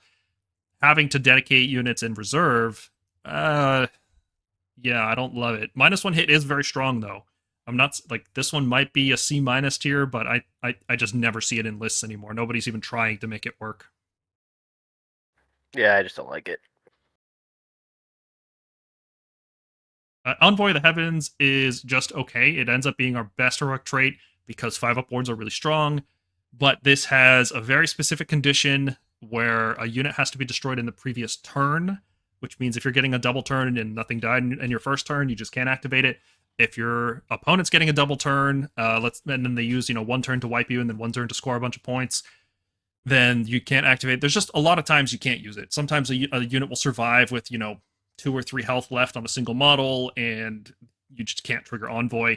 It's also really limited in terms of range. It can be really hard to fit something like Stormdrake Guard wholly within 12 inches on a hero, especially if it's like a Lord Relictor or something that can't really keep up with them. I guess a Lord Relictor could always translocate himself and then use Envoy, so it's not like it's impossible to use, it's just, it can be difficult. Foot heroes can't really keep up with their cavalry, which is usually what wants this 5-up board. Now, if you have something like a Stardrake, yeah, you can just stick it on him and he can activate it anytime. He's tough, he's not going to go down easy. He's the unit you probably want to put the 5-up board on every time, so yeah, good on a Stardrake. Yeah, I mean, it's the one I use in pretty much, it's an auto in all my list. It's just the best of what we got. It can be helpful. You just have to pre-plan for it. So, like, if you know you're going to lose, like, a screen or something in your opponent's turn, like, make sure you have the hero near one of your hammers so you just chunk a 5+ ward on your turn. I wish this was easier to use. You could do something like, every time a friendly Stormcast unit is destroyed, this hero gains a token, and then in your hero phase, they can use a token to give a unit a 5-up ward. Like, this restriction of the previous unit having been destroyed in the previous turn, it just feels so just annoying to keep track of as well. There's nothing in the game that would possibly indicate that a unit was destroyed. There's no tracking of any kind. So it requires more bookkeeping. It's annoying to use, but it is our best heroic trait, so unfortunately we have to learn to use it. Artifacts. Null Pendant, control-based stuff is just not that good right now. I don't know when it will be good. Yeah, D tier. Quicksilver Draft is our best single enhancement. It's out of every battle formation, out of every artifact, out of every heroic trait, this is absolutely the best thing that we can bring, and it's because it combos so well with specific units. Very, very strong. These fight with me things we've been talking about the whole review, they are central to the Stormcast identity, I think. Units like Concussors, units like Reclusians, even Grandhammers, if they get cheap enough, they will start to use this. But even if you're not using those combos, let's say you are putting it on a Stardrake just so that you can fight first once per game. People charge into you, you eat some models, you fight first, and suddenly there's a lot less stuff in combat with you. And when you've got a 5-up board and Bodyguard for a -1 attack, oh yeah, you're a tanky boy. Quicksilver Draft is definitely our best artifact. A tier.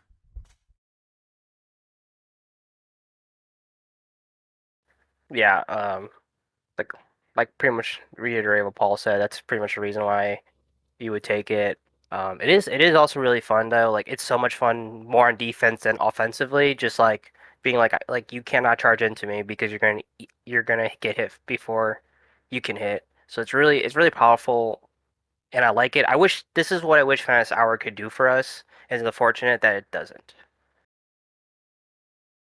Yeah, that sure would be nice. All right, and our last enhancement here is the Mirror Shield. Now, this has been a staple in Stormcast for many editions now. Not being able to get shot unless the attacker is within 9 inches is very good. Most of our infantry heroes don't need it because they're going to be in range for Guarded Hero, which is 12 inches away. Usually that's good enough, but there's a lot of abilities that can, teleport just outside of 9, and you can avoid getting shot. So, for example, if you're sending out a lone hero like a Knight Zephyros or Lord Arcanum on Gryph Charger, they're going to teleport around, they're going to score tactics, and your opponent, if they can just shoot them, is going to really make it more difficult for you to score tactics. So they'll try to kill that hero, but with the Mirror Shield, that's not happening unless they dedicate melee units. And since you're going to be running around the back corners, if they're dedicating melee units to the back corner, you're winning the game because they're not anywhere useful. So the Mirror Shield is just a good safety net. It's going to be totally useless in some matchups, right? A lot of armies don't have shooting or don't have more than 9-inch shooting anyway. Some of them are pretty short range.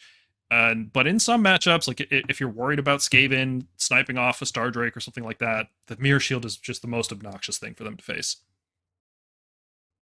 Yeah, like Paul said, just the Mirror Shield I've used just pretty much my Zephyros or any. It's really good at mounted heroes because they don't get the normal guarded hero, they only get the -1 to hit.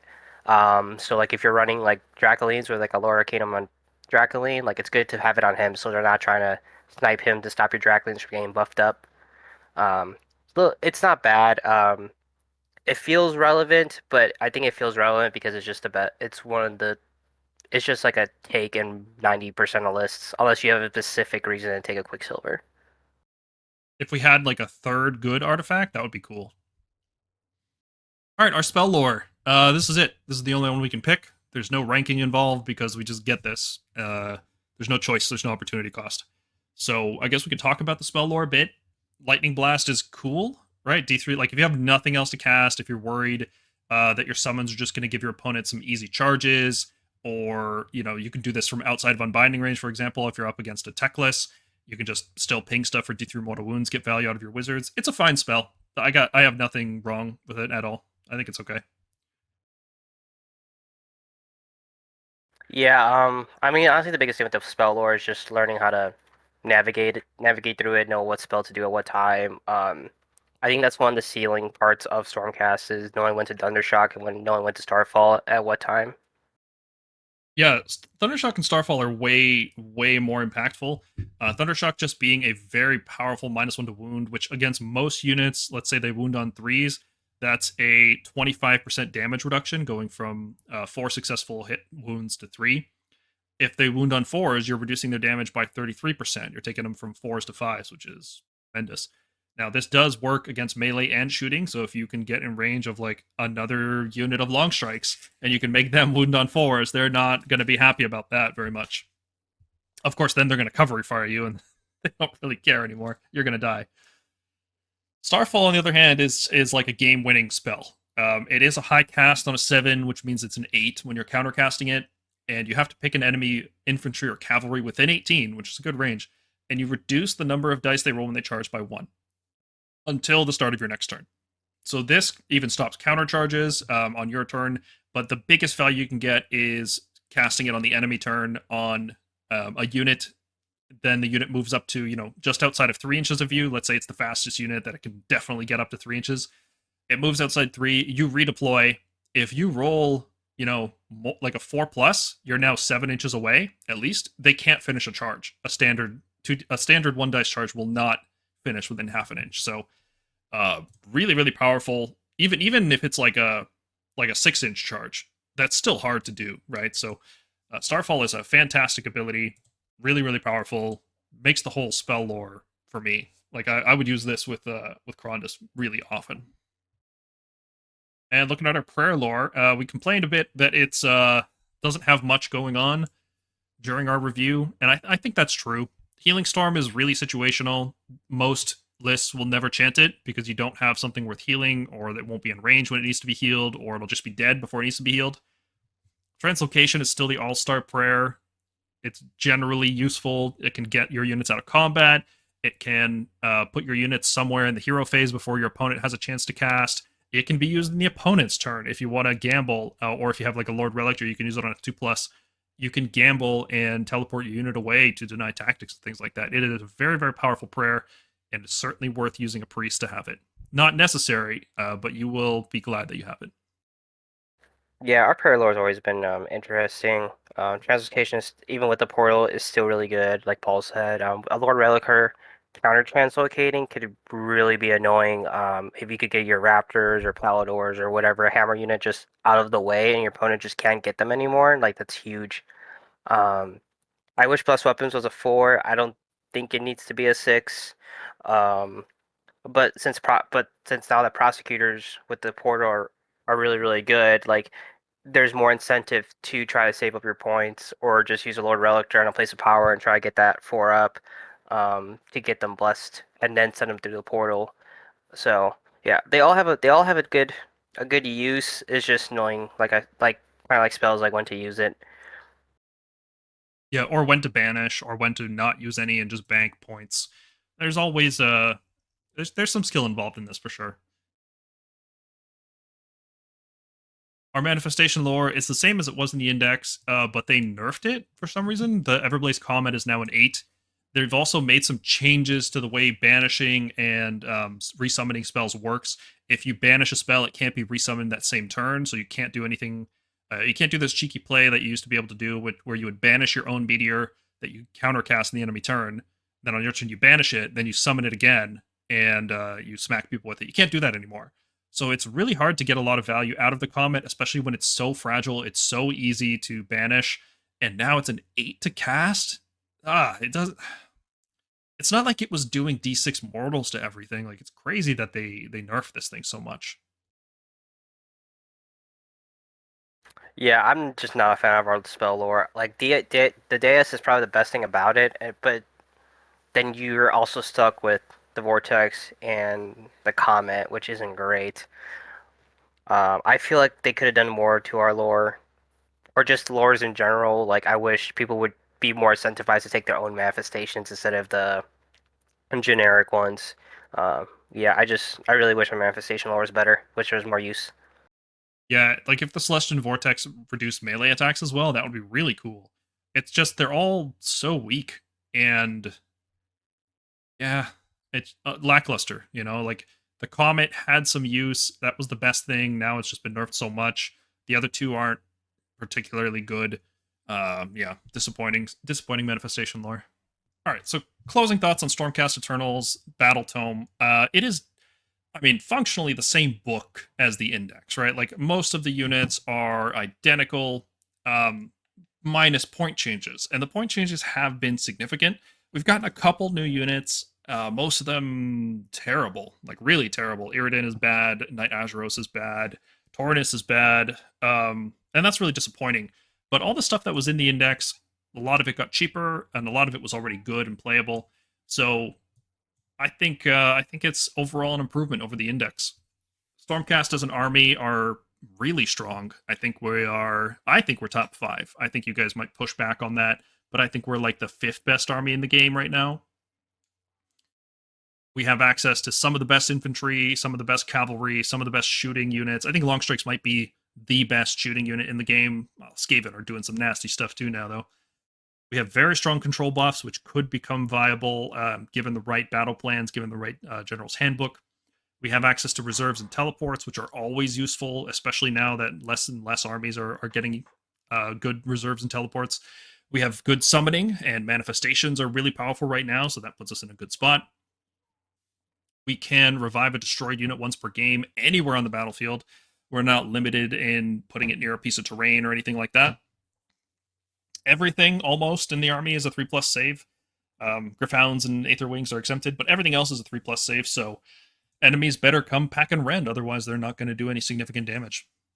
And we have a lot of access to strike first. I think that's a really important thing to note, is that looking through the other armies, most of them do not have as much strike first as we have. The Stormcast are not a perfect army by any means, even though I do think we are very strong. And you guys can feel free to disagree with me on that one, but I think it's a top 5 army right now. We have some significant weaknesses. A lot of them have to do with the list building. We can do everything, but every list has to specialize. You have to pick and choose which things you want to do. If there's a list of 5 things that you want your army to do, Stormcast have to pick 3 of them. And we could be good at those 3 things, but we're not going to get all 5 things and be good at any of them. The list building is really complex. The regiment system is extremely restricted. We've got very expensive heroes locking our best units like the Vanguard units. It's quite a problem to build lists, especially with a roster this deep. There's no obvious combos. It's not like you have I think the only example of this is something like Estrella and Dracolines or the Knight Azuros and the Prosecutors. But there's not like this unit gives Annihilators +1 attack. It's really not obvious how you're supposed to put heroes and units together in this army, and that leads to even more complexity. We mostly have, 10 to 18 inch shooting ranges, and if you drop more than 9 inches away from an enemy, 10-inch shooting is guaranteed to be redeployed away. If you have 15-inch shooting like crossbow adjudicators, an enemy could roll a 6 and redeploy, and you just are no longer in range to shoot with your unit. So these shorter shooting ranges are a significant problem with redeploying the game. We do have reserves and teleports, but trying to use melee units with that, aside from something like Prosecutors or Andrasta, it's really inefficient and unreliable. Enemies can redeploy, enemies can use covering fire, enemies can drop units into play or manifestations into play to block your movement. There's a lot of things enemies can do now that they weren't able to do in previous editions to avoid getting charged out of reserve. We have control buffs, but they're just not relevant right now, and I feel like a lot of our design space was taken up with this, and it's just a section of the army that doesn't pay out. We have prayers, we have a lot of priests, we have multiple unique priests, and prayers are just not reliable. They're also not particularly strong. Translocation has a lot of potential, but it is random. Nothing is totally reliable, so you can't really make a plan around that stuff. 3+ saves are great. Everything has a 3+ save, but it's not as good as it seems. Low health relative to cost in this army. Wards are expensive. They're difficult to use. It's when it takes a hit, it really takes a hit. When you set up everything to properly avoid damage, it can feel pretty good. But it is, if you're caught unaware, there's going to be a lot of damage taken, and it's really hard to come back from that sort of thing. So this ends up being an army that really punishes positioning mistakes. It did get easier this edition with Heaven Sent allowing you to return one of your units to the game once per game. Stormreach Portal being a guaranteed teleport. These things make it easier, but it's still very much a finesse army. You have to have immaculate positioning. Every inch of the board, is very important, and a minor misstep could cost you the whole game. And this one I personally feel a lot because I like to build take-all-comer lists. I like to build stuff with a lot of everything, which, is one of the weaknesses. You can't build everything, but I still try to do it anyway. And you want to use commands in every phase, but you only get 4 commands per turn. You want to counter-translocate, you want to covering fire, you want to countercharge, you want a defense in multiple phases, you want to all-out attack in multiple phases, you want to power through. There's so many commands you want to use with Stormcast because we're a combined arms army, total war kind of thing, but there's such a hard limit on how many command points you actually get, and it really does become a problem. All that said, I think Stormcast are a very strong army right now, coming out of 4th edition with one of the first Battletomes. Usually armies are good when they get the first Battletome. I think we are in a really good position. I have some concerns about longevity, but I'd like to hear your guys' opinion on Stormcast Eternals. Look, now that we have the Battletome, where do you think the army is at, and how do you think it's going to fare over the next, let's say, 6 or 7 months until we get the new General's Handbook? I think we're in a really good spot. I think we're a top 5 army, even with not the top armies not getting their much needed nerfs. But I do think we, as an army in general, get stronger when all these other top armies keep getting weaker. It seems like we never get hit too hard. Minus that period where the dragons were just terrorizing everything. I also think that because we're such a take-all-corners army and that we're such a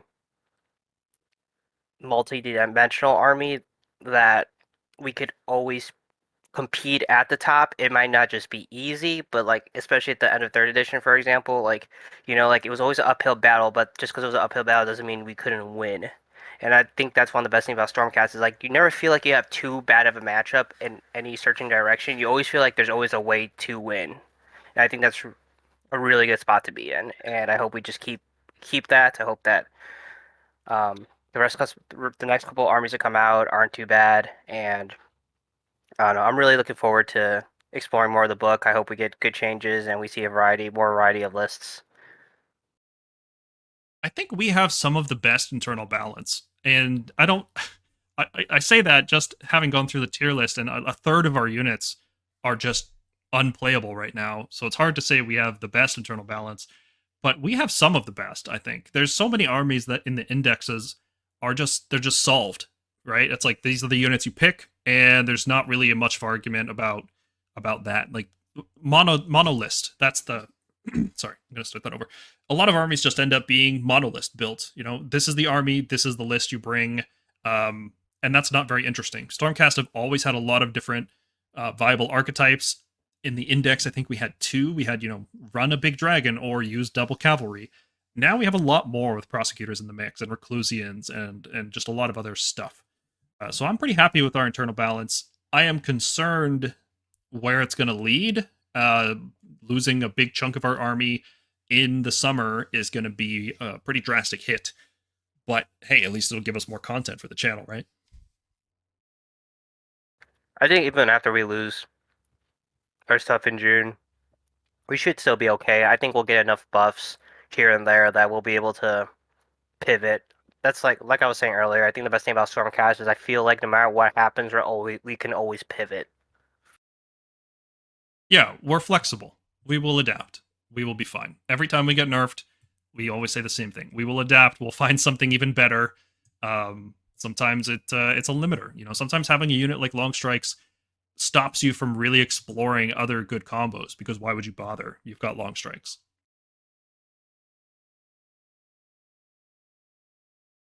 Okay, everybody, thank you very much for watching. This Battletome review has been multiple years in the making. Ever since we started the channel, we've been waiting for the next book, and we've been planning and thinking, and it's been a lot of work, but it's also been a lot of fun. So thank you very much for watching. Hopefully it was interesting. Hopefully it was entertaining. If you're sitting at your desk painting, how about you throw us a like? We put a lot of work into this, so that's the least you could do. It would be appreciated. It helps with the metrics and the algorithm, which I've been told are important. If you think we missed anything or our analysis is lacking in some way, then feel free to leave a comment down below. We love talking about the game. Especially if we're wrong, we actually like being wrong, because that means our lens for examining things is not complete. There's more to discuss. And we spend so much time thinking about this stuff. Finding out that there's something we're missing is like, oh, awesome. Yeah, we can dig into this. Like, this is cool. So if we're wrong, we want to hear it. So let us know down below. And if you want to talk about Age of Sigmar, maybe to an obsessive degree, feel free to join the Stormkeep Discord server. There's a link down in the description. We have a battle reports forum where people post detailed breakdowns of their tournaments or just whatever games they're playing. We have fantastic painters and hobbyists. We've got community contests, like right now at the time of recording this video. We have a Lords of the Storm contest, which is our list building series. So in about a month, you'll see a new video pop up on the channel with community lists that they've been working on for the past couple weeks. And we do list building for all armies, not just Stormcast. We do Death, Chaos, Order, and Destruction. And we've got passionate players for all of them. I spend far too much time on our Discord server. Consider supporting us by becoming a member on YouTube or joining us on patreon.com/thestormkeep. For $5 a month, you get early access to our videos. And for a little bit more, you can get access to a private list building forum. So if you're looking for that extra edge in your tournament prep, you can have us help you out. And from everybody at the Stormkeep, that'll do it for this video. Thank you, everybody, for tuning in. Thank you, everybody on the team, for all the work you've put in behind the scenes, putting all this together and putting up with the recording. And we will see you in the next one. Thanks, y'all, for joining us.